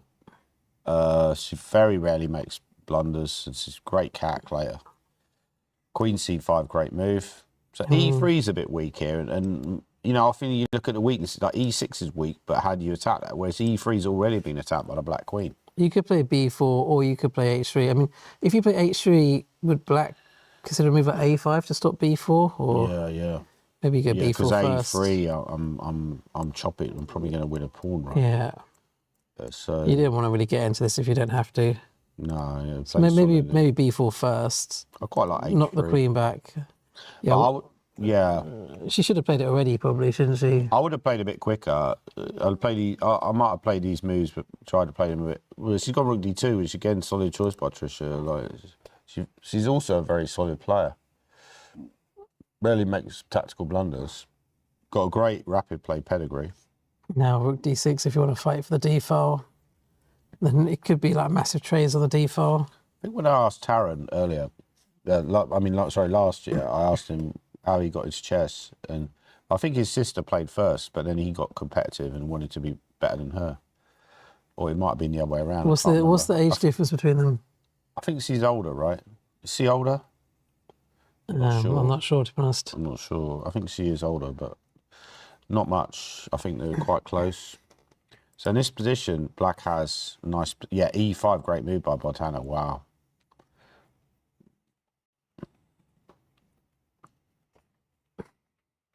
I mean, white does have control of that d file. Would that concern you at all or not? Really, because maybe for an endgame, but at the moment, she's gone g3. Again, very solid choice. I mean, she's not really giving any ground here, Tricia. I mean, the only thing I don't like about g3 is it opens the king up, but the good news is that you can obviously just control the d file, can't you? So it's actually probably quite a good call overall to play g3. We could get a rook and pawn endgame. It's just your king is slightly weak. Like if it ever opens up now, your king is weak. Maybe b5's a move. Yeah, it's just b5 is actually a move just to sort of do something with the queen. At the moment, the queen's. I'm sure if like it was Keith, he would have played queen d5 check ages ago. Yeah, I'm not so sure he would have done though because queen d5. It was not your move now. Let's say b5 then queen d5. Yeah, but it's probably all right, isn't it? Yeah, it's probably all right. Yeah, but I think earlier maybe not so good because if you take on f4 and then black gets his supported pass pawn. But I think she's just trying to dominate the open file, isn't she, Tricia? She probably wants to play rook d1 before she plays queen d5. We're expecting this game maybe to end in a draw, but there's a lot of chess left. And Bodhana's starting to get quite short of time. Maybe the nerves are affecting her. So you'll take that with the G pawn, I guess. You don't want to give a past E pawn. Sorry? Oh, the rules. Yeah, the rules are the rules. No. I think the rules are they play 2 games. I think that's essentially the main thing. And if it's a draw, like if it's a tied match, then possibly we'll be going to an Armageddon. But you know, they definitely play 2 games. So if Bodhana does lose this, but I'm not sure she will, she might well win it, then she at least have a chance in the second game with white. So Queen E7's got this idea of playing Rook D8, but also coming out to the king side with so Rook D1 stop Rook D8. That's a great move. But then the queen can come out to H4 as well. I mean, I'll probably go there, but I'm slightly concerned that white might hit that. I mean, I like the queen on H4 because you're still you're keeping an eye on that D8 square. If that's white a tough move to find though. If white moves a rook away, for example, you can play Rook D8. I think Queen H4 is not that hard to find. I don't think she'll find it. I'm not saying it's not the only move anyway. I would go King H7, but now I'm a little bit concerned about this, and yeah, like Queen D7 now is nice for white, because now if you do this, now I start even this it's saying is okay. You go Queen F6. She has got she's gone for my King H7. So obviously he listens to the Gorm. Yeah, solid prophylactic. Queen D7 now, Queen H4. It could end up in some kind of repetition, couldn't it? There's a chance of that happening. If white starts threatening checkmate, black just repeats on the white king. Yeah. Quite a high chance that happens, actually. So why can't you go Queen D7, Queen H4, Rook G1, Queen F6, and then take on B7? Oh, you can, but then Rook D8. So that's one of the critical lines. You end up winning a pawn, but... Should we look at that line quickly? Yeah. So Queen D7, the most critical Queen line. H4, Rook G1. It's quite likely to happen. Queen F6, you think? Queen takes B7. But firstly, you might just think you're a pawn down as black, you know. Rook D8. Rook D8. It's quite hard to go for. Well, could you play Queen? Could you play Queen after Queen 7? Could you just play Queen F6 straight away? Or was that not as good? Also possible. But then maybe Queen B7 is better. Yeah, because you still got the rook on the D file. So, yeah, an important moment here. If Trisha puts Queen D7 on the board, we could be looking at potentially a decisive advantage if Bodhana doesn't react in the right way. But Queen D7, can you trade rooks? I guess that's just really grim, right? I wouldn't do that. That's a horrible endgame. It's a really miserable endgame because that rook is so powerful. Unless you want to try and play Rook F7 after Queen D7 and trade it in a slightly better way. But Queen D7, Nick, I think that puts a lot of pressure on Bodhana. I mean, you know, the top engine line is not obvious. You just end up pawn down. Yeah, but the thing is, if you play Queen F6 and they take on B7, your queen can come into their position, somewhere like B2, and it feels a bit scary. Like you might get a few checks and things. Or Queen C3, but Queen C3, Rook G1. Why can always we just play it as if a human was playing Queen it. C3. I wanted to just come around the back. Rook G1. Rook G1 is quite a clever move actually. Yeah, that's what I'm saying. You always go Rook G1. This is the problem with the move H5. You also weaken the G5 square. So you have to play Rook D8.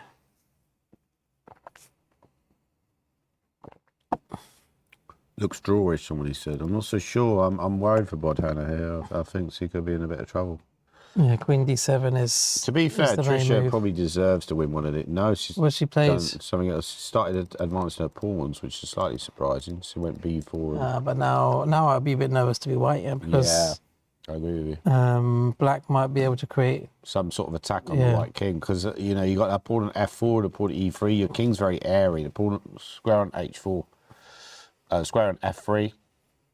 If Queen D5, you could consider a move like Queen A6 and just keep the queens on. Yeah, very good call. Wow, that's a great shout. Yeah, a sort of move you'd play against me in a game, and I'll be like terrified. I missed that move. Oh no, I'm going to lose. It's not losing, but it's just the way of keeping the game going. Position very balanced. I mean, draw's possibly favourite, but both players are getting very short time. She's gone Queen E2, which is a great move by Trisha.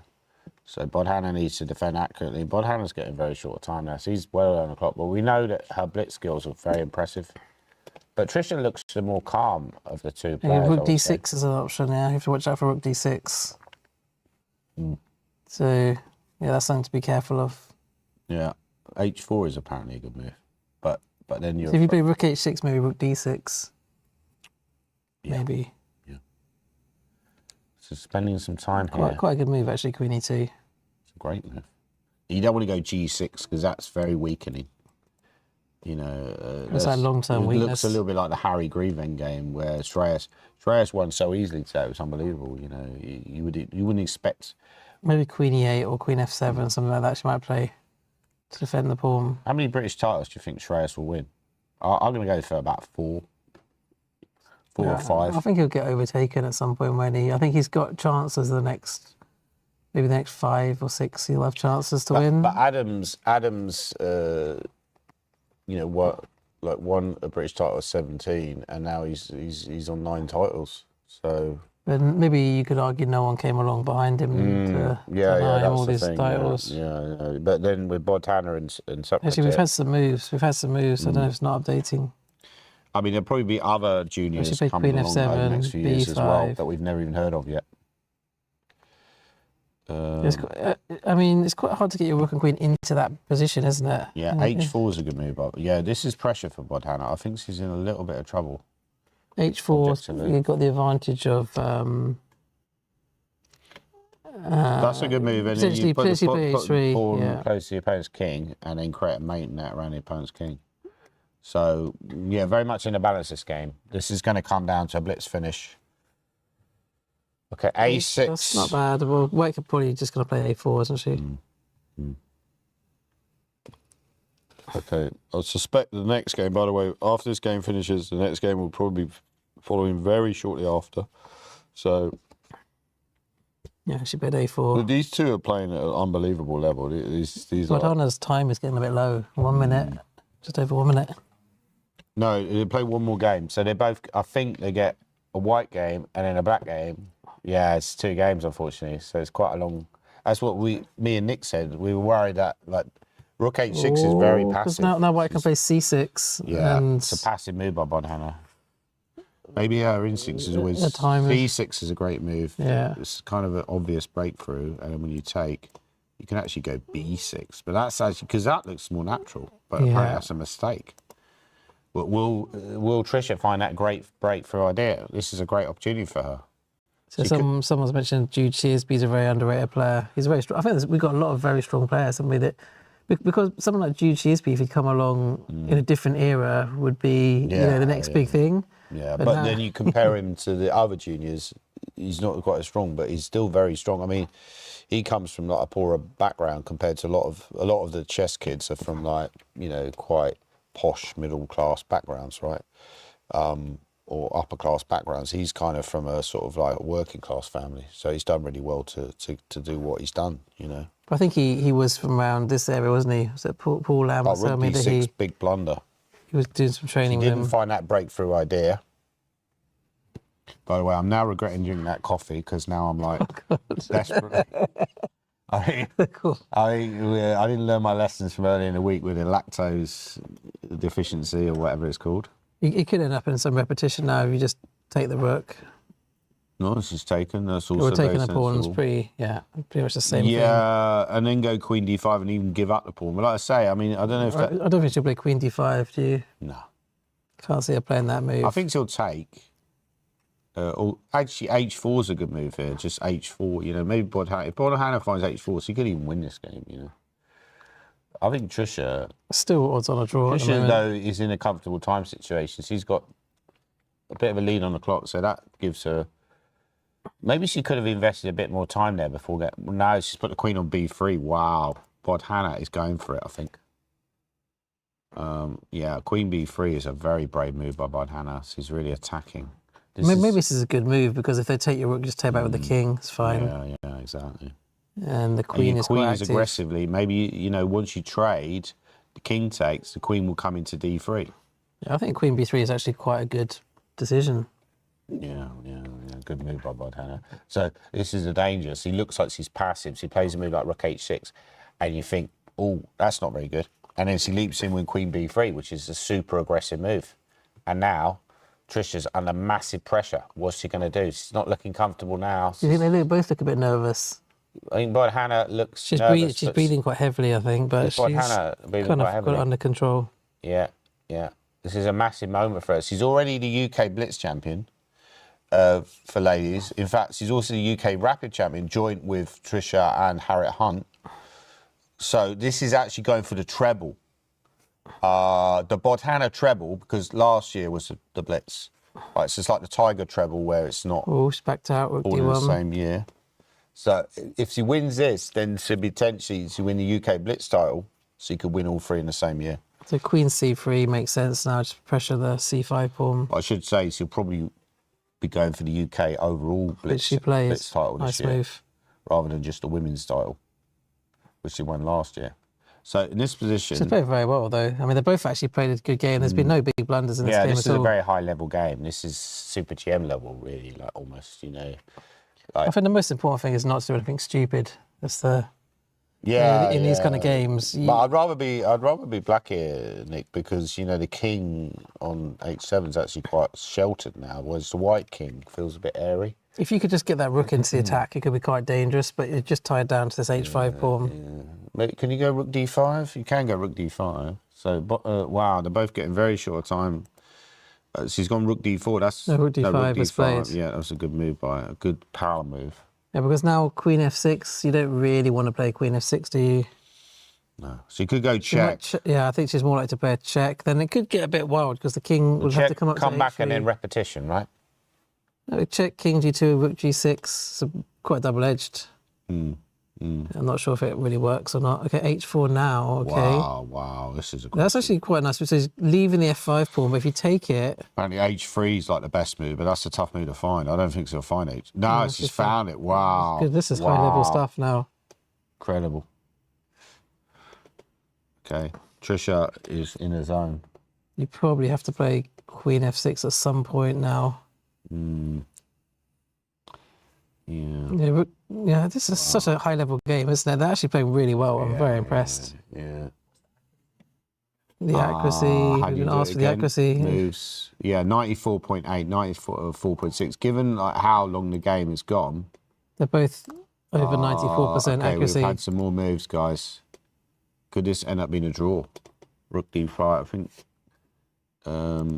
Yeah. So Trisha's thinking. Yeah, she might repeat with Rook D5. Do you think? Not sure. I think she'll go for it. No, she's repeating. Another poor call. But it does seem to me that a draw. Yeah. I mean, who do you think is objectively the stronger player? You have to say probably Bodhana. Yeah. So if you're Trisha to get a draw in the first game, even with white, it's not so bad. Because you make it a one-game match. Put something on the board, right? Yeah, I wouldn't mind making it. If I was playing like a stronger player, if I was playing Michael Adams in a playoff, you'd want to just lock in it. No, she's going for it. Wow. I would actually just like lock in a draw and then make it a one-game match. This game could go on a while actually. Because, we've got an end game. Queen G6 is possible. And she's playing... Bodhana is very short on time. She needs to make a move. She's played the top engine move with hardly any seconds on the clock. Unbelievable stuff. Queen G2. No, Queen F2, but that's also decent. But white now seems to have a better position because of this clump of pawns on the queen's side. This rook is locked in. She's trying to free the rook up. Yeah, great decision by Bodhana. She wants to go rook G6, rook G3 and start a counter-attack. This is scary now for Trisha. Trisha has to play maybe only moves to... Whoa. Wow, this is an amazing counter-attack. But... Amazing counter-attack by Bodhana. Trisha only got 2 seconds left?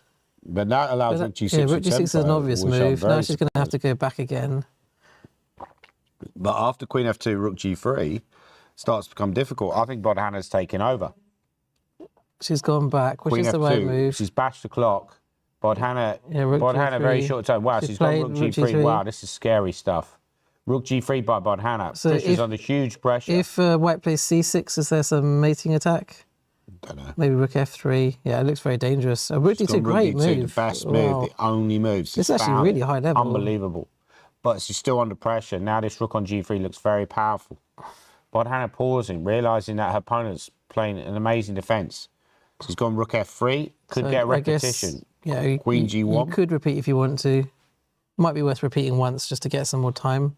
But rook G3, rook G2, is that not a move? Oh, but then maybe some... Oh, there might be a Queen F3, and when you take on G3 twice, there's Queen check and Queen B5 at the end. And that's also still quite probably a draw, yeah. First Irish woman with another woman's type. Be the first Irish woman. She's gone rook for this rook G2. That's what I'm predicting. So Queen F3 now is even a move, right? There could be a rook trade as well. And then... yeah, there was a rook trade. Queen D1. Queen D1 looks sensible. Wow. And then if It's queen pawn and f2, E3 you is could weak. just move the king after queen f2 if you want to. Yeah, queen f2, king g8. You should probably play king g8 now. Because queen h4, there's queen e2, and then you're worse. She's got it. Wow, this is unbelievable level Good by level. both players. These guys are playing at like C6, super okay. hyper speed. Take, You gotta definitely take. and then when you take, go queen c1. Pin down that pawn. Still looking very drawish, isn't Very it? drawish. Very drawish. I think this game will end in The a queen draw. c1, you will lose the h pawn potentially, but you win the c pawn. I think it's even tough to win the women's prize. So I'm definitely going to be doing commentary next year. Okay. All right.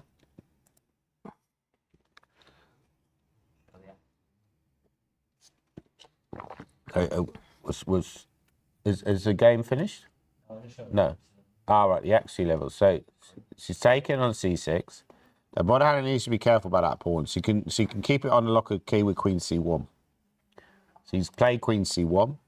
Yeah, this is petering out, I think. You could try queen a2, but I think you're always vulnerable to a perpetual check anyway. Yeah. It's not like that Harry Grieve endgame where No. he was totally dominating. This is a different ball game. I think, yes, he's gone for the drawish line. Queen h4, queen c6. You couldn't just get a perpetual straight away now, probably, with black, or you could just take the pawn. You could go queen. What about queen d2? Just taking the pawn. Queen d2, yeah, but you want to get rid of it. Yeah, queen d8. This is going to be a repetition now, isn't it? Yeah, I think so. The draw seems very likely, which is a decent result. So the question if they go straight into the next, I think they do go straight into the next game. I might have to have a little break myself, but I mean, you're happy to carry Trisha on. is. Wow, what a She's fighter. not agreeing at all, is she? What a fighter. I mean, they just try really hard to win. Maybe trying some psychology there as well. Just Queen b5 to avoid repetition from Trisha. But yeah, Bodhana's thinking. Queen here. c5 if you're happy to allow. Yeah. Okay. But to be honest, it's all still drawing. Yeah, this is. That's just allowed the forced repetition. Yeah. Queen h5. I mean, surely Trisha's going to go for it now. No, she's. wow, this is. She does not great. want to draw. Maybe Bodhana would just go king g8. I mean, she's also playing. If I was black here, I would start thinking about being ambitious. Yeah, because think e3 is weak. Yeah. You know, be careful, Trisha, about this e3 pawn. But that's not really attacking that e3 pawn, is it? So, I mean, I think draw is very likely. If king h4, you could play queen h6, so that's something you have to calculate. I think in a classical game they would have agreed to draw by now, but when your opponent's short of time, you know, well, Bodhana plays everything out anyway. But Trisha was the one who could have forced a repetition, but she's choosing to try and play on. Maybe she's intending after queen there to go h5. Yeah, could you go h5 and then try and... She's played it. h5, yeah. But you could just go back and then... You probably can't take the queen here. I think taking is losing. No, even that's a draw. Still a draw. But you have to find g6 only move. Yeah, I don't think she'll risk it. Why would you risk it? You can just Very play queen unlikely. f7. Very unlikely, but she's thinking about it. She's thinking, hang on, have we had any more moves after h5? She did, yeah, it's by far the most sensible, practical move. Trisha is really trying everything to try and win this game, but... Well, no, it's real fighters, aren't they? But it's understandable because this pawn is weak, right? You're tied down. It feels like a risk-free punt for Trisha, but this doesn't seem like any obvious way that you can make progress. King I mean, the G3. only way would be to play king h4 and then put your queen on d8. But yeah, I think black can I play think queen this will f6 peter out now. anyway. And then Because there's no way you can win. there's no winning plan. So Yeah. she's tried a little bit and it's not really worked. And I think Bodhana's defense has been great. So I Just think repeating for the draw now. Trisha will they'll probably halve out fairly soon. It's my guess, guys. Thanks for watching at home, by the way. Don't forget to subscribe to the ECF channel. They've agreed to draw. Right, I'm going to go on a break quickly before the next game. So you were happy to There's hold the fort. no handshake there, was there? No, there was. Oh, was there? Okay. Yeah. We'll do a quick break. We need to reset. Okay.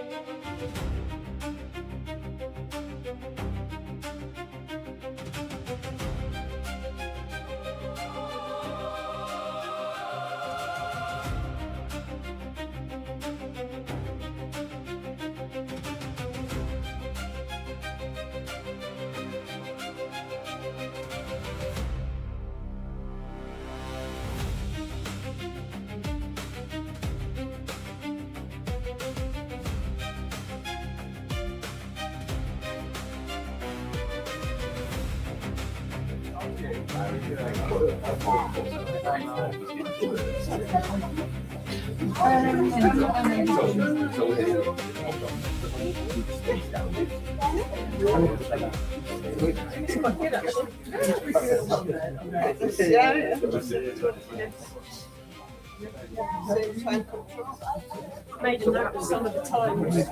This is a draw.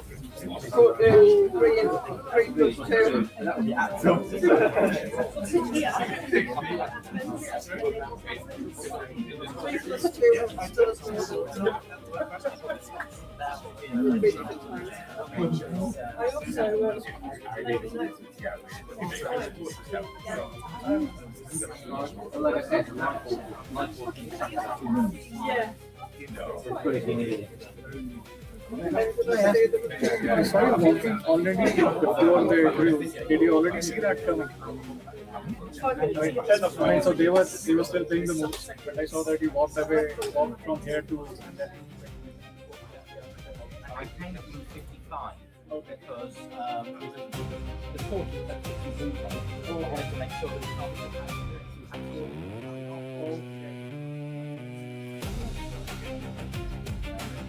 No, that wasn't me knowing what was coming. It was just I wanted to make sure that we made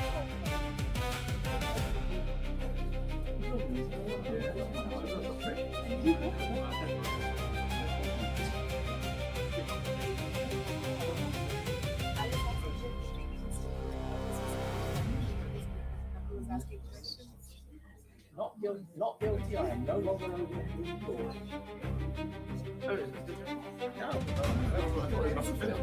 Yes, it has. I'm standing here.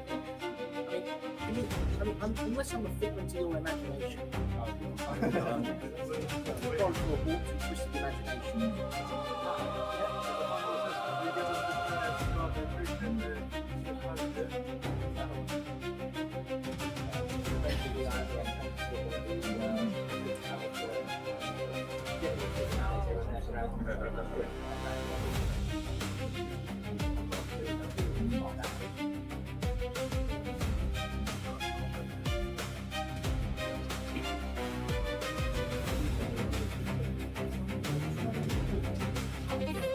I ordered it beforehand. I knew who the players were. I just didn't know who they're not one. As soon as there was a coin toss, I had a 50-50 chance of getting it right. So I just basically put the players in the court. If I had the right to correct it, if I didn't have it right, I would just swap it.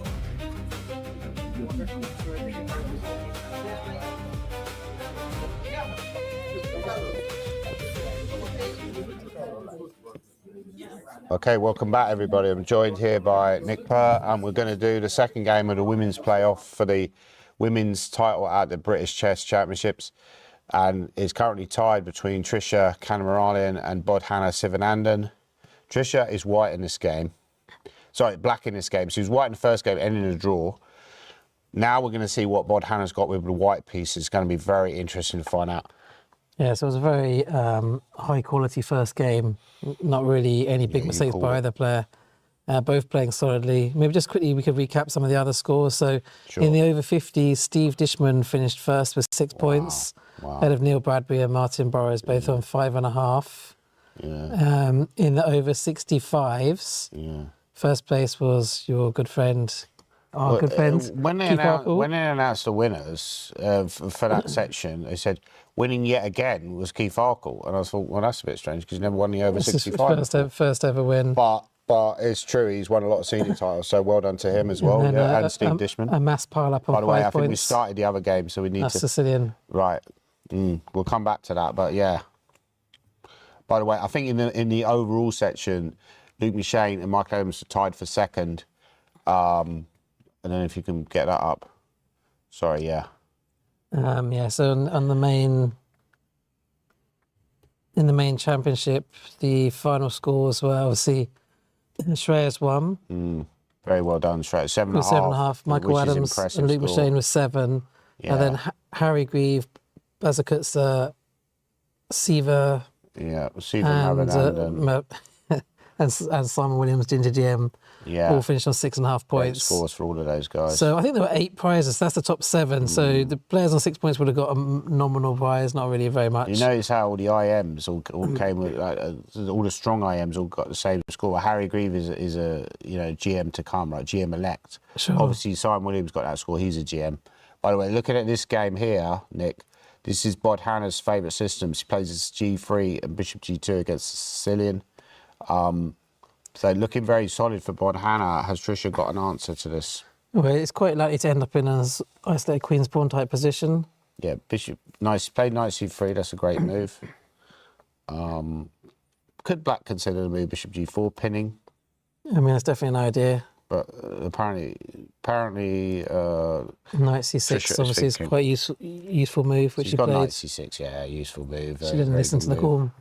No, but that's a very useful move, isn't it? Knight C6 is next. I think that was quite good. It's what was the principle you said, where you develop the piece that you know where it's going to go.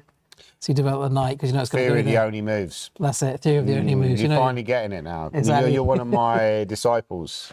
I learned that from I'm Gary listening to you. Kasparov. The Theory great of only Gary moves. Knight Kasparov. C6. The bishop, you don't know which square it's going to go to. I didn't learn it personally. He didn't teach me personally. How much do you think Gary Kasparov, charges for coaching? Well, you probably have to be invited to some event. I was reading something I think recently. Bordana might have been invited to something. But I was reading something recently. It's interesting. Magnus Carlsen was talking about how he got coached by Kasparov. He said, it was given the speed of his analysis, Kasparov, often I'd struggle to keep up. You can't imagine Magnus Carlsen struggling to keep up with anyone chess-wise. So that's, interesting as well. So, but I think these top players like Nakamura and then Magnus Carlsen, they kind of end up ditching Kasparov as a coach, didn't they? Yeah. Because probably all quite big egos. They didn't really, of course, yeah. didn't really want to have him as a coach. Yeah. Well, I think they appreciate it, but once they've got the knowledge, they're like, yeah, okay, If you're a strong GM, I mean, how much does it really help you anyway to hang out with another strong GM? You're almost better off just having someone who'd do all your opening work for you. Yeah, but I think I mean, to be honest, analysing with you this week has helped me a lot because when I played the Blitz, I felt like I played really well and I was playing quite solidly and sort of playing in your style. D4, Knight A4 is quite a solid move for White, just holding the pawn. Logical move, right? You just might as well try and hang on to it. Why not? But Knight E2 is also a nice option, Nick. And but then they can just play Bishop takes C5. Yeah, that's the problem. But the pawn is still maybe a little bit weak. Maybe I could argue that Bishop G5 gives me a little bit of initiative, but apparently it doesn't. Okay, so important decision for Bod Hannah. Will she go Knight A4 and try? I think she'll go Knight A4. I would bet on her playing Knight A4 here. I mean, it makes sense. If she what about B5? Sometimes that comes up. But then you could just play en passant and then play B3, I guess, or C3 or something. Yeah. Knight can always come back here. It's not the end. Yeah. She played Knight E2. It's also a reasonable move, Knight E2, solid positional move. I think she played Knight E2, or was that just analysis? No, I think that's her analysis. She hasn't actually played it yet. Still thinking. She's using her time. I think a rapid play. I mentioned this in the first Knight game. A4. Yeah, great move by Botana. I mentioned that in the first game that you can, you can play too quickly at times at rapid and think, sometimes you do need to think at rapid as well. And I think they used the time management in the first game was really good. Yeah, it's brilliant, wasn't it? I mean, it was a very high quality game. Yeah, definitely. I mean, these two impressive players, they really know how to play the game.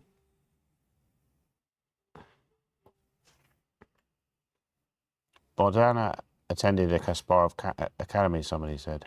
Yeah, I had a feeling something like that happens. She also did that with Judith Polgar as well, didn't she? Briefly.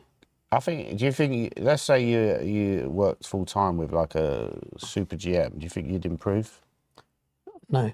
You don't think you'd improve? I don't know. I don't think it would make that much difference. There may be a small difference. I think it'd make a massive difference, I'll be honest. If I just worked full time with anyone, though, I feel like it would work. Or if I just worked full time by myself. Yeah, exactly. A lot of people put a lot of precedence in coaching, which is fair enough. But I think you can also train yourself. I mean, I read about this Indian guy recently. I think as a junior, it helps a lot more. Once you're an adult, it's more about. But this guy was thinking about, he improved mainly by himself, So self training is not a bad you know, ultimately you have to rely on yourself. If you're not putting the work in, no amount of coaching is going to help you. You have to do the work yourself. So, yeah, H3, this is looking quite nice for Bodhana. Her favourite system, wow, she's played H3, it's a great move. Bishop H5 I'd probably play if I was Trisha. I think that's the most consistent move. I think she'll do that. And then you can maybe play A3 and just try and hang on to this She's gone Bishop H5. C5 pawn. Yeah, but I think having someone to do your openings, that's probably the biggest benefit. If you had someone to prepare opening lines for you, that would really make a big difference. Yeah, I know some of these players, they saves a lot of time. They have their own openings coach and so on. Yeah, because if you're like, you know, if you just like go to sleep and then, you know, you wake up in the morning and someone's got a file what to play against you. Maybe Harry Grieve's got that. Maybe he's got someone who just produces some file that he has to... I think he's worked for strong players himself. You know, he's worked for 2,600 players because he's well known for his opening theory. Today I felt like he was just a bit tired, and he had a great fight yesterday against Peter Robertson. It was a real epic battle, and obviously Robertson should have won that game, but you know, I think he just run out of puff today. It was just a lifeless game. He offered nothing. You know, he's had actually quite a few tough games. He had tough defence against Mickey, which he, you know, played very well. He did a tough long game against... yeah, he was in it to win it. He was in it to win. I mean, great performance by Harry Grieve overall, I'd say. You know, really impressed me with the level of his play, so he's got a bright future as well. Yeah. Also, I feel like he'll be targeting these kind of titles and tournaments. He'll be trying to win some tournaments. Now he's got the GM title. He can free roll and try and win some important tournaments. Okay, in this position, it's Black is thinking. Bodhana's just played a very solid move, B3. That's a great move. I think he wants to go Bishop B2, Nick. Kick the knight away and then potentially take on D4. Kick the bishop away, sorry, on H5. Maybe that's her long-term plan. Yeah, I mean, if she can round out that D pawn, then Black's in big trouble. So just has to be quite careful here. Yes, he needs to come up with something quite inspired. And, you know, one possible continuation is knight E4, Nick. And just trying to win that C5 pawn. If I go there, you have got bishop F6. So I could play, apparently, a move like queen D3, but after knight so you did go knight E4. But after knight C5, you're not winning a bishop there, are you? Oh no, because they can take on F3, but you force them to take on F3 with queen F5, don't you? That'd be a clever move by Bodhana. So you'd have this, and you'd end up grabbing the bishop there, which is a nice edge for white. But still, Black's not too badly placed. I mean, very solid again. It's kind of like the first game. It's very solid by both players. Neither of them really going for those wild variations we saw in these other games from the British Winter Championships. asked, was there a best game prize? There should be a best game prize. Well, I think the best game prize should go to the Bodhana win against Amit Gartzi. I think so. I think that was the cleanest win. So if there is a best game prize to be awarded, I think we're going to award it to that. But we have, I don't know if we are, normally it was the commentary team that decided, so we'll have to verify that with ECF, but I think we're going to give that to Bodhana. I think that had the biggest reaction, that game, didn't it? It was just a very clean win, and it typifies her chess, which is great positional play combined with simple tactics, clear cut. It was like the sort of game that Capablanca would have been proud of. The other games that would really stand out to me, I think the Bazakusta game against... He had two good games, I think. Yeah, I mean, it's hard, really, you know, because how do you decide between these two great games, yeah? There's also the great game that Simon played yesterday against Bazakusta himself, but I felt like that was maybe a little bit more mistake-prone, that game. Yeah, I mean, her game against Amit was a phenomenal one. It got a huge reaction as well from, well, maybe because it was Bodhana, but it got a huge reaction. I mean, also, Supratit played some good games, and we had some great wins by Luke McShane, like today, and also against Freddie Gordon, and... Against Jonah was a good win as well. Yeah, I mean, there's so many games to choose from, but that's really the game that stands out for me, the Bodhana game. So I would award it to that game, Nick, and you sound like you're in agreement with me. I think so. Someone said maybe Bazakusta's winning over Mickey. I mean, that's a very impressive result. But the game itself was a bit up and down. It was really topsy-turvy. So it was a good game. That was also a good game. Yeah, Bazakusta a bit unlucky not to win the best game prize. Bishop B2, which is not a bad move. Mm. I mean, Trisha's playing very confidently as well, isn't she? You have to hand it to her. These are just two high-level players. Yeah, I mean, it's I tied for first with Trisha in the playoff. In the UK Rapid Play Championships in 2023, was it? 2024, I think, actually. What year are we in now? I'm losing track. I think it was 2024. We tied for first, and I was like, wow, I didn't expect that. But she's, I didn't expect to tie for first. I didn't think in a playoff I'd be playing Trisha, but, she was really good. I think I might have played her in a tournament in Dublin in 2020, maybe, but she would have been quite young at the time. Yeah, but she's worked. But now she's improved a lot, though. She's worked a lot on her chess. She's improving, and her brother helps her as well. They help each other. Oh, okay. So basically, the rules are there's 2 times 15 plus 10 guys, and if level, then you play 2. So there's more, but it doesn't go straight into Armageddon. It's 3 minutes plus 2 seconds increment.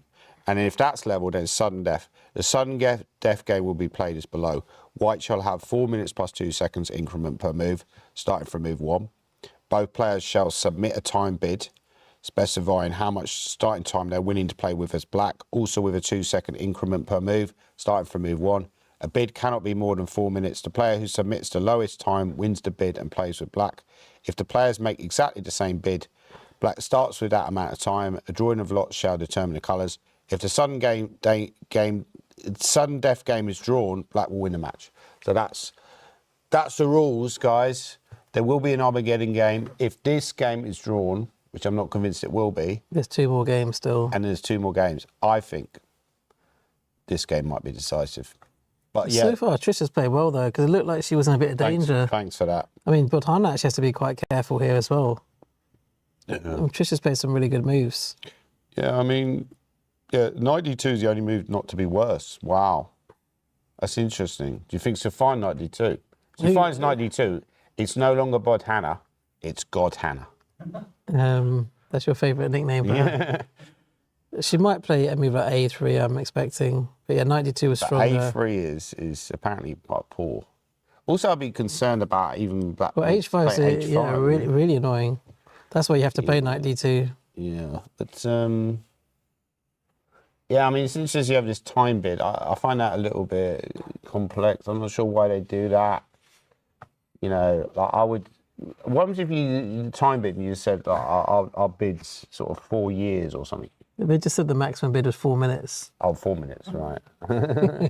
It's white to move. But Hannah's thinking, she realises the critical moment. She's down on the clock. Trisha's putting her under enormous pressure. Trisha has this experience of playing these I mean, this G4 playoffs. move, it's nice to break the pin, but yeah, now you're she's under weakening your pressure. king a little bit. Will she find knight d2? She look like she's about ready to play a move. The arbiter's standing behind Botana.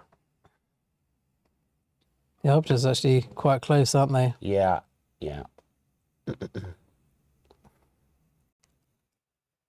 not the most obvious move, knight d2, because you also would worry about Knight c3. yeah, knight c3, knight f2, all these tricks here. Well, they don't work, but you have to calculate them all. It's taking her time, Botana. It's taking her time. This is a critical moment, and this will show her class. If she Knight finds... d2, knight f2 looks a bit tricky. I mean, I know it doesn't work, but just to quickly show it, this is quite a tricky line. But the It's problem actually it's not even that bad, yeah. It's not even that bad for black. Wow. And then what, knight b4 Or queen e3. queen e3. So you have to Well, she's calculate. played a move. She's played a move. Maybe she missed it. What did she play? She's played knight. Wow, That's God, incredible. Hannah is back.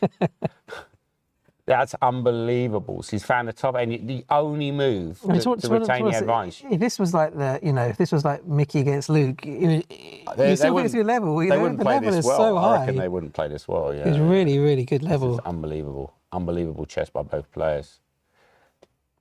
This is the highlight of the tournament for me. Knight e2, incredible move. Can you award the best game prize to game played in the rapid play section? Yes, I guess knight c3 is the most logical, but then you capture with the bishop. I'm not sure. So I mean, knight f2 doesn't look that obvious to me. No, I'm knight not f2. sure. I just made that up. Actually, it's not that bad. Knight c3, I think, is supposed to be the best move. I don't think I'd even notice knight f2 was a candidate move, to be honest. I'd probably be looking at knight. Well, Yeah, I just thought immediately of king f2, bishop h4, just wins for black. So that's why it came to my mind. Yeah, you know. Well, I always say put your pieces close to your opponent's king. So often you have to sacrifice to open up your opponent's king a little bit. So that's why you put the pieces close to your opponent's king, and then you sacrifice, open up the king, and then your pieces can flood in. But it doesn't always work that way because sometimes you just end up being a piece down. Apparently, it's the second best move anyway, knight f2. I mean, if she finds knight f2, that's quite a good move. It's dangerous for Bodhana. It could be collapse city, but knight c3 to me looks not great either. To be honest, I'll probably take on d2, right, but that's not really. But I feel taking on d2 just gives white an easy game. It does. But you say that, but I mean, there's still there's some weaknesses on the white king's side, so it's not like ridiculous to take on d2, and you got a strong pawn on d4. So I mean, it's something to still definitely consider. She's looking. I think Trisha's looking at that f2 square. She's eyeing up that f2 square. It's like a cheeky piece of Edam cheese that she wants to nibble at, And Bodhana's starting to look at that f2 square as well. So they're both like looking at it at the same time. How can you tell where they're looking? I can't see where they're looking. Yeah. And they're both looking at f2. Yeah, I think they're both. Go on, let's analyse it anyway again. So knight f2, rook takes rook's forced. If you take the knight first, then bishop h4, queen takes, king f2. Well, sorry, I just need to show that line to the viewers, because I think that they, like the basis, the point of Nick found this brilliant tactic, and then you check, and then it's very embarrassing because you end up losing your queen. But as you said, Nick, sorry, you carry on, mate. Yeah. Sorry. So white has to capture on e8 first, then capture on f2, then knight b4. What's going on also, here? queen e3, I'll be worried. Queen e3, you definitely worry about that as well. Yeah. Well, now you're threatening knight c2 and queen e3. This is a mess. This is a total mess. Then white has to only move queen e2. No, knight c4 is also playable, apparently. In fact, there's actually quite a few moves. I think the main point is after queen e3, king f1. d3? Is that a move? Or is that just... d3 or rook e8, just to kind of... So I'm getting bothered by flying now. Keep the pressure on. Yeah. But then knight c4 is... Wow. Yes, it is better for white, but it's not comfortable. This is a real battle royale. We had the royale winning the British, now we've got a battle royale. The royal family has taken over, the Shreyas royal family. But this level is phenomenal. I'm very impressed by both players in this playoff. Whatever the result. I mean, I guess this is why we should have a playoff, because we see, the showcasing the quality of the players, which has clearly been seen in this playoff. If you didn't have a playoff, you wouldn't have maybe seen these players. Some of these players, like Trisha, maybe they were playing at a slightly lower board during the championships, didn't get to see much of her play. Now we're getting to see the women's playoff. Very important. I think it's fair enough because they have a normal open playoff, so why not have a women's playoff as well? Yeah, but I'm curious to know what would have happened if the men's playoff, this is what I'm slightly confused of. If we'd have had a men's playoff, then the women's playoff would have been going on at the same time, because surely they wouldn't have had back-to-back, because we'd have been here till like midnight. Yeah, we just have to cover 2 games at once. Yeah. But it's now saying knight f2 is the best move for black. Wow. So is she still thinking? She's definitely eyeing up that f2 square. I like knight f2 because Hannah's looking increasingly nervous. At least you open up white's king. Yeah. That's why I like it. Whereas if you play knight c3, then you're just positionally a bit worse, aren't you? We're still down a pawn. Okay, knight c3 is obviously quite a good move as well. It's actually saying knight f2 is nearly level. Yeah, I'd be scared of that move. I think she spotted it as well, because that's why she's having a big pause. It's a sign of a good rapid play player that you're not just rushing in and just bashing as many moves out as you can. You got the confidence within yourself to have that pause, but that might come back to haunt her later, because he's now overtaken Bodhan on the clock. So he's now down on time, having had a comfortable time advantage earlier. This is I think she's going to key. take. It is a key I think position she's though. going to take. Oh, but She's she's looking at C3 square. She'll play knight C3. Wow. How did you know she was looking at the C3 I square? can just tell it, you know. Yeah. I just see from her eyes. It's not a bad move though. Anyway, it's perfectly fine. In fact, you have to take with a bishop. It's really the only move. She's just, and also they tend to play it a little bit more safe. They don't just sack a piece for vague conversation. Yeah, I think that was a hard move to find, especially in a rapid play game. This piece sack, knight f2. It's possible she didn't even consider it. Yeah, bishop c3 is pretty much forced. You take with the knight, you just get forked, don't you? So But you're slightly concerned because long term, when that pawn arrives on c3, you know, this is great. This bishop, if it ever took on c2 in an endgame, that pawn on c3 is very close to queening, or the knight on b4 might take. Of course, you have to watch out for the b7 square as well. I think the main point is the knight's going into e4. Knight e4. Could I just go? Yeah, I mean, okay, I've got limited options, but I could go bishop d4. Apparently, that's the top engine move. So Bodhana has taken. Her level in this game is extraordinary. I mean, actually, if we click on the game, how do we click on the? I don't know how you get the accuracy. How do we get to the accuracy? Oh, 97.5 against 97 in a rapid play game is just frightening. This is ridiculous. It's frightening. 97.5. After 9 rounds. I mean, the level of both of these rapid games has just been unbelievable. As Trisha made a move, she must have taken back. This is thinking here, which is a sign that. Which is obviously considering rook e1. That's the only other move you could play. It's not a very good move, apparently. Which would, it wouldn't be worth it. But with the idea of trying to weaken the c2 square. Yeah, it's slightly concerning for Trisha fans that she's thinking about this much more inferior move, rook takes e1. And she's played it. That's the first. That's probably the first mistake of the whole match. The whole rapid match. Now she's under big pressure because the point is after knight e4, if you find knight e4, which I think is a logical move and quite easy to find. Kind of only move, isn't it? Because otherwise you're dropping c2.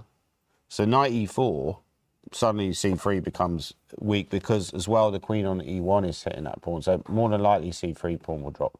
So knight e4 is a great move. And white is better, but it's not a done deal. Not a done deal, but white's, much more comfortable position for Bodhana now. She's closing in on her first, I think this will be her first British classical title. Even though it's decided in rapid, it would count as a classical title. I think, did she tie first last year? I think it was Lan Yao and Elmira from memory, but I think she hasn't won it before, but I think she's looking at potentially winning the overall title in the future, which I think she can certainly accomplish. The way they're playing, they both could fight for it. Yeah. The level's been so high. Very much so. Isn't there like knight d4 though, Nick? I mean, if you go there, and rook d1, rook d1 is annoying. Yeah, it's just taken on e4. e4. Taken, which apparently is one of the best options. I would expect. Now white could play rook d1. If she finds rook that'd be a d1, brave that'd be move. frighteningly impressive. I think she's more likely to play bishop takes bishop. But wouldn't you take with a queen? I mean, isn't that the most likely move? Because the queen looks very natural. That's actually a bad move because of queen d2. This is why, classical, you could work that out, but does he really have time to work that out rapid? I mean, I would take with a queen. I mean, if she plays rook d1 here, that would just be next level. I mean, surely... No, she can't find rook d1. Surely she can't find that move. There's no way she's playing rook d1. No way. I mean, bishop e4 or it just queen feels e4. way too risky because there's so many blocks. She has taken with a queen. Mistake. That's what I said. I told you. I would play First rook mistake I'd play from queen Bodhana. e4 like in a rapid play game. You're just not going to find rook d1. Yeah, that's the first mistake. So queen d2 now, and black is back in the game. Serious counterplay. I mean, Tricia has to find it because everything else is clearly bad. So they both made one mistake each. Big pressure on c2 if she finds queen d2. Very unclear game then. I think she'll find it because what else? You do it by process elimination. Everything else is bad. You have to play queen d2. But queen e4 is such a natural move for a rapid play game. Why wouldn't you play it? You know, computers make fools of us, but Nick, I would play queen e4 there in a rapid play game or a blitz game. But in classical, I might work out that maybe queen d2 is a good option. You might work out bishop e4 is better, but rook d1, you'd be a bit nervous that you missed something. And I think in classical, I might play rook d1 as well, but you know, in a rapid play, it's very hard to play rook d1. Queen e4 is, you know, although it's a mistake by Bodhana, she's found queen d2. Queen D2, Wow, this punishing the is mistake. huge. This is huge. Now Bodhana is starting to look a bit nervous. Yeah, she's scratching her eyes. She doesn't look happy. Because the black knight's coming to d4, and well, okay, black's got other options as well. Yeah, that's a great move by. I mean, maybe she's favourite now because this is actually uncomfortable for white. Has Trisha gone favourite? You could play rookie. Rookie 1 I like with the idea of rookie 2, but is Well, there a the knight idea, d4? the idea of queen e8. Yeah. with the idea, But yeah. rookie 1, but I guess if they create a flight square, rookie 2, but then it could be repetition. Queen d1, rookie 1, maybe, it's possible. Because you wouldn't really want to go here, Nick, because, you know, anything involving this c pawn, That's so dangerous. it's really nasty. And then the knight comes in, You yeah, know, that's this horrible. sort of thing where you can end up losing very quickly if you get a bit careless. This pawn on c3, it lives. It lives. It might and- not be a bad shout to just go for the repetition for Rookie white now. 1, yeah. And then we go to Blitz. Because Bodhana's the UK Blitz champion. Okay, was Trisha in that final? I don't think she was. To be honest, maybe she was. I don't remember her playing it. She wasn't at the UK Blitz, no. Ireland's first women's grandmaster. Wow, we should mention that. David Lightfoot, our technical director and everything else. Our everything director, our everything person. The person who makes everything work. Yeah, yeah. The magic maker has just stated that Trisha is the first Irish woman GM. Very impressive. And she's looking for a British title. Isle of Wight women's champion. Isle of Wight women's champion. Illustrious CV. You can't get more illustrious than Isle of Wight. Yeah. Whose move is it now? It's Still Bodhana Bodhana thinking at she's in times the getting tank. low. Yeah, I think it would be time to bail out now. Because there's no obvious. I mean, you could play him in like b4, but that looks horribly slow, and black starts getting initiative. I mean, bishop f3 is apparently okay, but I would be really nervous about knight d4, and I would not really enjoy that position. Yeah, exactly.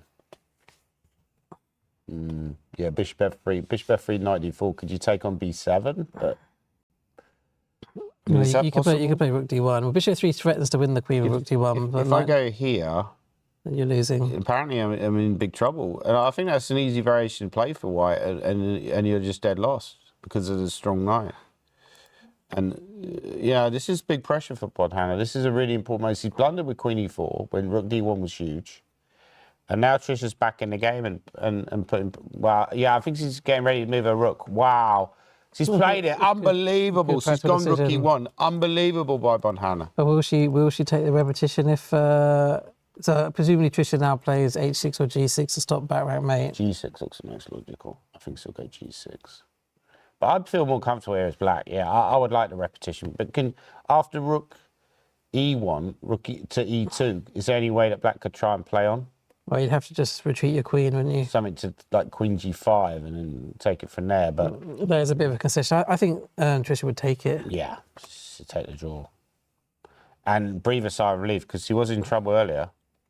Bodhana had found rook d1, which wasn't obvious in a rapid play game. Trisha would have been in trouble. Mind you, we have seen in the last game, Trisha was actually fighting on, wasn't she, in an equal position? So Say hi to viewers on Chess 24. Hi to viewers on Chess 24, by the way.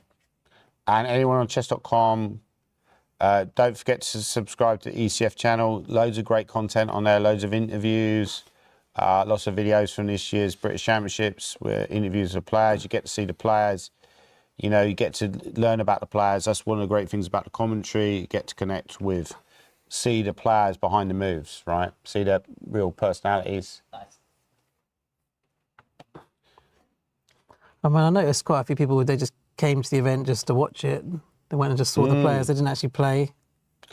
Yeah, I mean, I went up to the playing hall earlier and I didn't get many opportunities to go in the playing hall, but it was a great atmosphere up there and you really get a feel for, like, you know, it's a kind of weird atmosphere because it's so quiet. Somebody asked me earlier, one of the media people, she's gone G6, H6. I would have gone G6, but H6 is just as good. It keeps the bishop defended at least, which might help with tactics. True.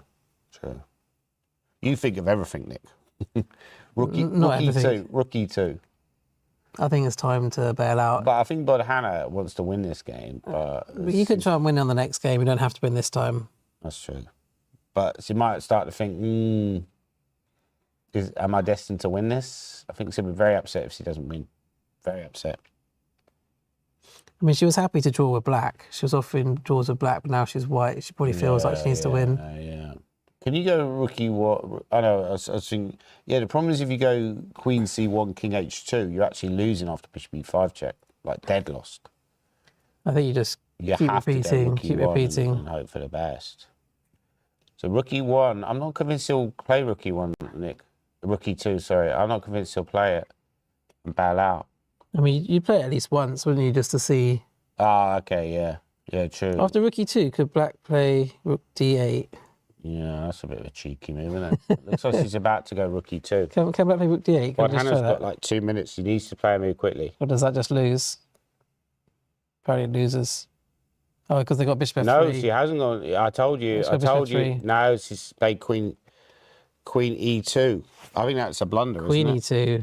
E2. Okay. Oh, that looks a bit scary. I don't like that move by Hannah. I think she's taking a huge risk because knight d4 is just such an obvious move. I told you to try and win this is very game. dangerous now. I think she could lose now. This could be a win for Trish. The knight d4, if you take the queen, then the pawn goes down to the 7th rank. Yes. And that is not comfortable. Maybe let's just look at that line. This is not a good endgame. This is not one of the typical Bod Hannah's no, Rook E8. Oh, because there's checkmating ideas. Game over. This is a possible line.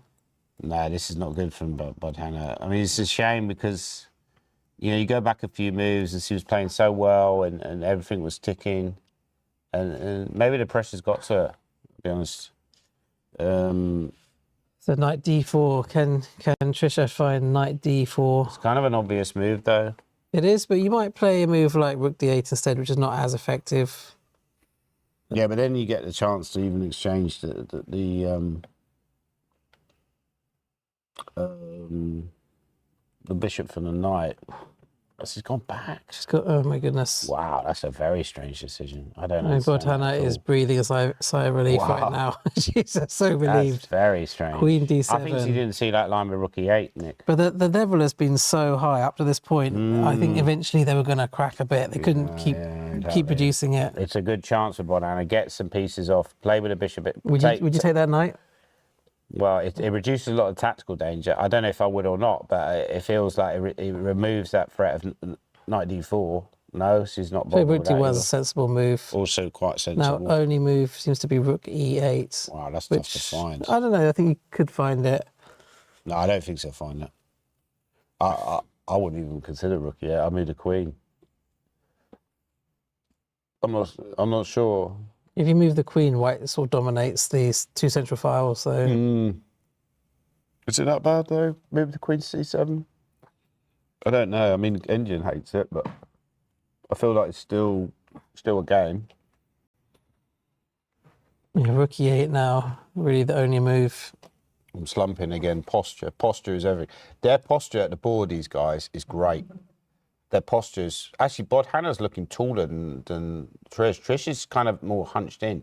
That's always a worry when you start hunching in a little bit, because it shows you a kind of flight or fight. It's like survival. And Bod Hannah's now looking more like dominating. She's dominating. She's like looking a bit more confident. She's giving it a stare. It's the Bod Hannah stare. She's like looking at, yeah. When I walk down the hallway with Bod Hannah, everyone's asking for her photo. I told you she'd play Queen C7. Queen C7, a mistake. Yeah, I called it. Queen C7, allowing white to just control the two central files. I think Rook e8 to me was not obvious. I think maybe we need to turn the engine off because we're now calling like all the most obvious moves. Right. Okay. Queen C7. Yeah, Queen C4 or Queen E3 is maybe the move. Queen E3 hitting the pawn on C3. This is a great win for Queen E3 and just trying to win that pawn. That's a good move. So if Rook D8, you just trade it, I guess, and play Knight C3. I mean, can you imagine, like, an 11-year-old is going to potentially win a British title? That's just, like, unbelievable. Like, for the whole of the country. Like, everyone in the country, all these adults playing chess, and an 11-year-old wins it. It's just hard to believe, right? Well, I think people are expecting great things of her now. Yeah. It's almost like they expect her to win another Queen E3 is unbelievable. Wow. Her level is just off the scale. It's just unreal. Really intuitive move. She did go a little bit wrong in this game, but I think it was she's a special tactically talent. tricky. But the really surprising move by Tricia was Queen D7. Yeah. That's just, I think at this level you can't give up the initiative that easily. You got to be like more fighting. Like, yeah, I think she was just afraid of this end game, which actually was winning for black. She probably missed knight d4, but it's I don't think she missed it, but I think maybe she thought that Queen D2 was good for white, missing this rook E8 idea, maybe. But intuitively, yeah, you go knight D4. Maybe fatigue is catching up with her as well. You know, it's a long tournament and played a long game earlier today. She had a great win earlier, I think. Did she win, Tricia? I think she won earlier. I think she won against Elmira, didn't she? Elmira, yeah. So she's trying to defeat two of her main rivals. I think there's quite a lot of money involved as well. I think the winner gets an extra £900. Yeah. So well, £900 for the winner. an extra £900. So they won like because normally it's 3,000 for first. Yeah. And how Yeah, much but is second some of the money gets reserved for the playoffs. She's gone bishop d4. Wow, that's just very strange. You not just move. take it. You just take. I don't understand that move decision. The game's over. Rook d4. She's trying to get something on the back rank, but the bishop covers it. Bishop will cover. Yeah, so rook takes, and then queen takes. Rook I think she just queen blundered. c3. I think she just blundered bishop f1. I think she thought that you can't take it. She probably thought there's some back rank mate. This game looks over. If Bodhana finds rook d4, this game is done. It's finished. I mean, sometimes when you play good players like Bodhana, you have one chance, and you've got to take your chance. Exactly. And she had that chance. Queen d7, that was it. You know, there's something maybe she needs to look at in the future, that you can't give up the initiative that easily. Once you get the advantage, you've got to basically keep it. You know, one thing to take away, if she does lose this playoff, which is far from finished, but Bodhana looks like she's going to play rook takes d4. But I see Tricia's down to 12 seconds, so it was maybe just a bit of a desperation move. No. What? Oh my goodness, what is going on? That is what a very strange move, and that's let Tricia back in the game. Wow. I think it's a mutual. I think it's a mutual blindness. I think she believed her. Wow. Wow, that's very strange. She's just let Tricia right back in now. This is up for grabs now. This is up for grabs. I mean, this is dangerous counterplay for black on the dark squares. I think this is not. I mean, is knight c3 playable or not? They're both very, very short time. Bodhana's got 33 seconds. Yeah, it's definitely. Someone said it's the nerves. It's the nerves that's coming through. She's taken the pawn, which makes a lot of sense. But Tricia's come through with knight e5, which is an understandable move. So queen g3 looks forced, I think. Yeah, queen g3, great defence by Bodhana.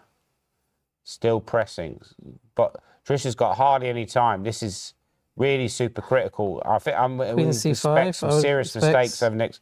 Great defence. Queen c5 by Tricia. Okay. Probably some kind of knight move, or knight e4 might be a move, but then queen. Oh, but you have to watch for bishop knight f2. Bishop f2. Wow, I've just blundered. Maybe I have to go king h1. What can Bodhana play? She could be in trouble here. Or knight d5 now. What do you play? Maybe king h1 or knight d5. Is knight d5 a move? Knight d5, rook d5. Yeah, you can't, because there's knight f3. King h1. Will Bodhana find it? She's got 12, 11 seconds, 10 seconds, 9 seconds. She found it. Unbelievable. King h1. What a find by Bodhana. Incredible. Okay, but still, Tricia doesn't look happy. She's gone. But she's also super low in time. Okay, now the knight can move. Now knight e4. Now knight e4. Yeah, you've got to move the knight. She might play knight e2. Knight d5 now apparently is okay. But she's got knight e4. That's okay. Another great move. Queen c2, maybe then rook d4. Rook d4. Is rook d4 on or not? Wow, rook d4s. Yeah, I think rook d4 is on. Rook d4 is on. Wow, because you play it now. Rook d4. Rook d4 now. She's looking at it. She's looking at it. She's got 7 seconds. She's taking it. She's taking on d4. Wow. Wow. This is Godhana. Full Godhana mode. Wow. Wow. Went from blunder to brilliant, apparently. Even the computer can't keep up. Yeah. If rook d4, then queen e5. This is amazing. I mean, black's surely got to take on d4. Yeah, but this is now a possible technical conversion for Bodhana. She's closing in on a British title. Queen takes e5, hitting the rook. This is winning, and she's giving her the stare. She just gave her the stare there. Rook d1, king h2, I would expect. And also she can build up some time. Now she's got 28 seconds. Yeah, I mean, the position should be a little bit simpler now. So rook back. No, rook back to d8. But a move like queen e7 feels natural, attacking move. Also, knight d6 might be possible. Queen e7 You're feels... trying to take another pawn. I would play queen e7 here, but the hand's got 15 seconds. What's going to play? You could even play me like king g3 is potentially. Yeah, they still look pretty cool, you know. They've got hardly any time on the clock. It's gone queen f4. Okay, just trying to play it a bit safe, I'd say. I don't understand that move. A little bit too safe. She's trying to protect f2. Maybe she's hoping for queen a2, queen c7 with a counter attack. Or knight d6. Well, knight d6 wouldn't work. Okay. She's gone knight g3, so she's trying to... Wow, a little bit slow there, really. But knight f5... I think black could just grab the a pawn. Yeah, At least you've got some material then. No, she's dropping back. I think she's intimidated by the time is getting really tough for them now. This is... Yeah, but you should take the pawn. Now knight f5... Exactly, because at least then you've got chances in the endgame. Bishop e4, yes. Because now you can't trade queens. She wants to put the king on g2. She's going for the queen trade. She needed to take that a pawn, though. Bodhana doesn't want the queen trade. She wants to keep the queens on and go for the attack. King g2, knight f5. King g2 definitely looks like a good move. Get out of the pin. Wow, this is really amazing technique. But g6, yeah, Trisha's still defending well. Maybe h4, h5. Yeah, h4 looks natural. Yeah. Played it. Wow. Well done. And she's giving it a stare. I mean, there'll be moments this game they both played brilliantly. There have been a few Some mistakes. shaky moments. Yeah. King g7 maybe, but then h5. h5 probably by Bodhana is the most likely. Yeah, h5 looks natural, putting pressure on the g6 pawn. Yeah, and just trying to open up the black king, which is looking extremely shaky now. Queen f6. Trisha desperately wants an endgame, but I think Bodhana will ignore she's just her. avoiding. She's with doing something like Simon queen Williams. e2 or queen e3. Yeah.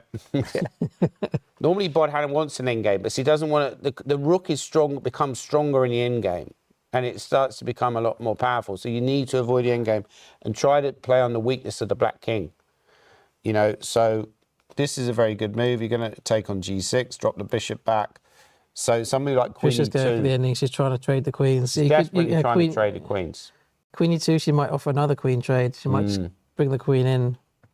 But then queen f3. So queen e2. Yeah, if queen d2, then queen f3. And if queen d1. Queen d1 and maybe queen a6. Or queen b. No, queen b2 you can go back. Or queen b2. Yeah, so maybe rook e8, but rook e8 then I take on g6. I think Trisha's going to. I think she's going to collapse fairly soon. She's going to offer the queen trade. Queen d2 paid. But now you think queen f3. there's also queen b5. There's queen b5, Nick. With the idea of queen e5. Yeah. No, queen f3. Then queen d1 maybe. But queen d1, queen c3, queen d4, and then some move like queen c6 or queen c2. It's gone rook e8. Rook f8. Rook f8. That's an admission of failure that's almost. Maybe a bad move. Bishop d5 now, just closing in. But the times are so low now. Yeah, 16 seconds for Bodhana. She's gone bishop It's hard to d5. play. Wow, huge pressure. Incredible. Her blitz skills are off the scale. The best move. Bishop c4, relocate the bishop. With knight e4 potentially coming in. Bishop c4 now, maybe. Bishop c4. Yeah, that's a solid but move. But then b5. Maybe a4 and then bishop c4. If she finds a4, this is like different level. A4 followed by bishop c4. But she's gone queen c3. Okay, black might block with the queen. Yeah, and now queen c4. Queen c... What? Queen c7, I think. Queen c7, yeah. So she wants knight... No, that's a mistake, apparently. It looks okay, though. Maybe queen rook d8 or queen d8. Queen d4. Now bishop c4. Oh, why your g4 pawn? Oh, bishop f3. Bring the bishop back to f3. Yeah, now you're threatening to take on g6. You're right. Yeah, I was about to blunder the g4 pawn, which wouldn't have been good.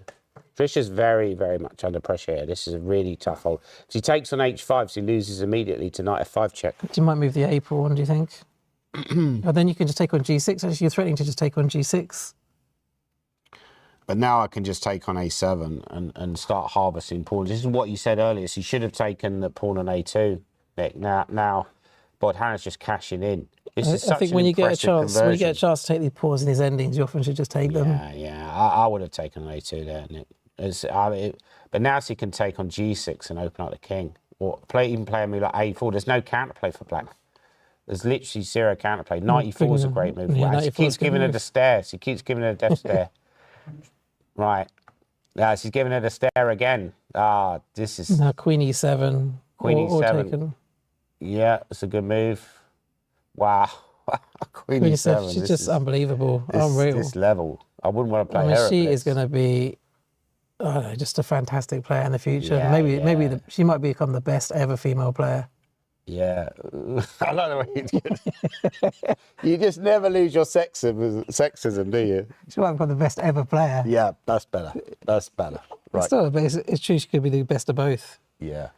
Yeah. Queen B2, maybe? Queen B2 is a great move because it stops. And then you're threatening knight f6. I mean, knight f6 is... Knight f6 and then drop the queen back down the diagonal. Or knight f6, yeah, or knight f6 first. But Yeah, I'd knight actually f6 go first. queen b2 maybe because... Knight f6, king h8. I think she might go queen f6. Okay, also good. She's giving her the stare again. Because queen d8 you can take on g6. Now she's giving her the stare constantly. It's just... The pressure on Trisha is just immense. But would you take on g6 though? Because it allows the queen trades. Not really. I think I'll just drop the queen back. Queen back to b2 looks splendid for white. Maybe just repeat it, queen e5 one time. Yeah, she's Queen repeating. e5. Cool. Queen b8 and then queen and b2. then knight f6. Well, she's thinking about Bodhana. She's Knight actually got a bit of F6. time. She's built up some time here. Knight 6, they have to play king h8. King g7 would allow knight e8. Yeah, she's she's got bad. queen b2, Yeah, this she's- is kaput. She's wired in with the You gauntlet. might as well resign now because knight f6 is coming. Knight f6, knight d5. Knight f6, knight d7. No, knight d7. Well, knight d7. d7. If Bodhana finds knight d7, she is it's a British over. classical champion of 2026 for women's players. Knight d7 is game over. She's found it. Unbelievable. Wow, That's what a it, game game. over. And She Trisha wins. resigns. Unreal. Bodhana, Godhana as I call her, has won yet again. Astonishing. What an incredible finish. Nice tactical finish as well. Knight d7, what a knockout blow. Trisha, though, hold your head up high. That was a really brave performance. No disgrace to lose to, a generational talent like Bodhana. She looks distraught, but Bodhana... I mean, that was just an unbelievable playoff overall. Yeah, A couple of quality mistakes, was but the just quality incredible. overall was just... Yeah. Bodhana another is level. a serious contender. I mean, there could have been two GMs playing. They could have really have been. They played very well. very well. It just, the last game, some mistakes started to creep in. It was, okay, the applause coming now for Bodhana. The mistakes were really, at some point, was... So I think the critical moment, Bodhana played the technical phase of the game extremely well, which he often does. But the serious mistake, I think, for Black was he lost the initiative. Like she's back in the game, and she could have played a great move knight e4 to put Bodhana under huge pressure. We might be able to watch a little bit shortly. Okay.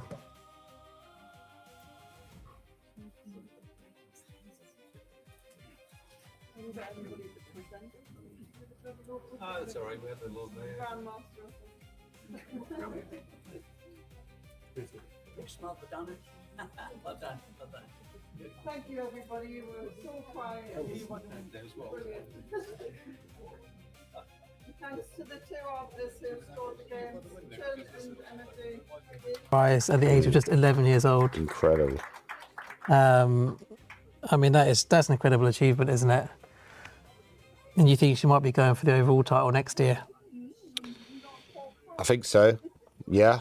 Yeah, I think very much so. I feel. Are we back on? You're on. Yeah, I feel like the levels she's shown in some of these games has been really of a very high level. And I actually have a theory that people's level is set pretty soon, pretty early. I think Bodhana is not going to get any better, but she doesn't need to. It's just her rating needs to catch up with how good she already is, right? She's so good already. So he does need to improve certain areas of the game, like the attacking sense. That's, like, that's her dad. That's her dad. He's a lovely guy as well, Siva. Yeah, very nice. And so impressive to win that title, such a cherished title at the age of only 11. And she'll be back next year to defend it and potentially win the overall title. I think she'll win the overall title within the next 2 or 3 years, to be quite honest. Or her and Supratit, and obviously Shreyas, you know, they could be dominating for the next few years, I think. Well, I think it's a really interesting time, actually, because the old guards, you know, the Mickeys and the, you know, Gawain, if he comes back, and Luke, they're still incredibly strong, and the young ones are coming up. So it's going to be quite a close battle the next few years before the young guns take over, I think. Yeah, Luke Shane, you know, I wouldn't write him off to win a British title. 100% he's capable of winning at least one. Gawain would probably come back. Maybe David Howe, you know, throw David Howe in the mix, but I don't think he's going to play the British over the next few years. But especially looking at those guys, and there probably will be other juniors come through who will get inspired. We saw a lot of girl players within the audience. They're probably inspired by Bodhana, and there'll be people watching at home we haven't even heard of yet that would be inspired by these players. I mean, I hadn't heard of Bodhana a few years ago. I hadn't heard of Supratit, and they've come through. And you're going to get other players come through we haven't even heard of yet. It could maybe even be even better. Who knows, right? I mean, it seems to be the way it's going these days. There could be some sort of 7 or 8-year-olds out there who are just incredibly strong. Sure. And then, you know, in like 4 years' time, they might be better than Bodhana and Supratit. It's not inconceivable. But I mean, Bodhana, I feel like she's a one-off. And certainly in the women's games, she's going to be a dominant force. I think she'll try to win serious titles in overall, because her level is just really, really impressive. And I've never seen 11-year-olds really play, 11, 12-year-olds play as well in British chess as Bodhana and Supratit. I know David Howe was very strong when he was 11 or 12. He beat John Nunn in a blitz game when he was only about 10, I think. But other than that, maybe Luke Shane as well. I haven't seen many that have played to that level. You know, I mean, normally they just need a few more years of maturity before they can compete at, you know, basically. But Bodhana seems like the real deal already. He seems like the real deal already, right? Well, that game against Amit just showed just how strong she was, and she obviously won prior to the tournament. She won against a player over 2,600 ratings, so that wasn't a fluke result. I first remember seeing Bodhana. I played a rapid play in. It was something like 2022, the year that Harry Grieve won the British, and they normally have a rapid play before the British. And I remember her dad taking pictures, because he was playing against Keith Falcon one round, and I was sat on the other board, and I started shooing him away. I said, "What you know, you're annoying me, mate." I didn't realise at the time what a big deal it was for like a 7-year-old to play against, you know, someone like Keith Falcon. This is going back 4 years, right? And you know, it was like. Yeah, it's quite funny because there was actually an event that took place on Guildford High Street where I played a simul against some players. I think Nigel Pover organised it as part of the centenary. And Bodhana was one of those players, and I played against her, and then her dad came up and said, "Oh, do you remember playing the simul?" I didn't even realise who she was. Right. I mean, that was a few years ago. Obviously, she wasn't the player that she is now. But, you know, she was just playing a simul. She was probably only like 7 or 8 years old at the time. Right. I think, anyway, Bodhana might be about to do an interview.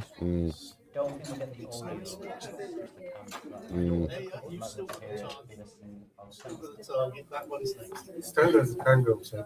Can you sway it up? Come this way. I can't really hear much. No, I won't hear. Oh, okay, right.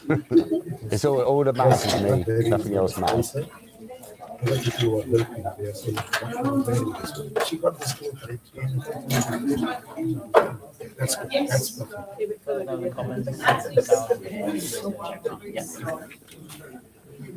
Okay, the camera finds us here at the British Chess Championships. And Bodhana, who just won the British Isles ladies title. You had a bit to do there to come back. You must have felt just a little bit under pressure at 1 or 2 moments, or not. not you were focusing on your chess. But I think all here know you do that extremely well. You must be very pleased to have come through a week of hard games, and you've had some great results. So a lot of chess players out there are really pleased that you know that the talent that you have is being enjoyed by so many. Yeah. Okay. What's the next tournament? Okay. Yes, the Olympiad. You know, you'll be advised what's going on with that, I guess. Yeah. I teach chess in schools to pupils your age, and they will be thrilled to think that you know, somebody of your talent, you know, can inspire them and give them, you know, some energy really, and some excitement that that they might you know, become something, maybe just, you know, a small amount of your talent and your ability to play.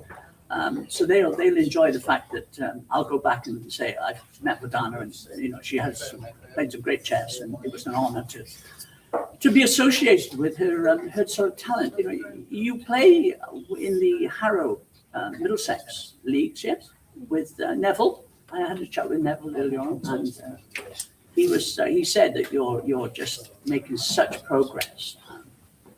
So you're enjoying your chess. You must be the success, yeah. Everybody's here, sort of looking for a nugget of wisdom from you, and for me to ask a sensible question. But it's a bit tough. But it's great to see you play, and wonderful performance there. Two great games. So, a round of applause for Badana, and again. And, back to you in the studio. Thanks very much, guys. Thanks.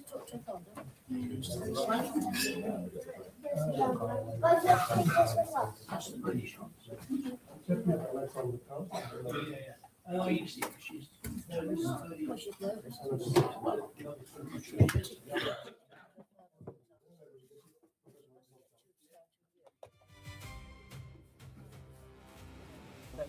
Sure.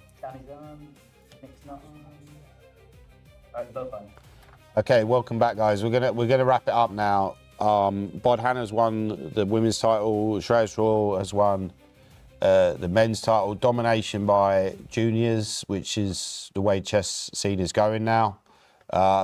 Old dinosaurs like myself need to find a way to fight back.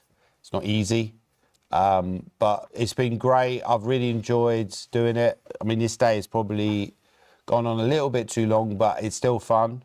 And so I think we're going to end it there. Well, thanks again. It was the standout moment at the British for you this year. I think that day when Mickey lost his first game, no offence to Mickey, obviously a great who hasn't lost since 1988. And on the same day, Bod Hannah beat Amit Ghazi. So that was a pretty incredible day. But in general, just been some really good chess by, you know, lots of the up-and-coming players, and also some of the experienced players have played well.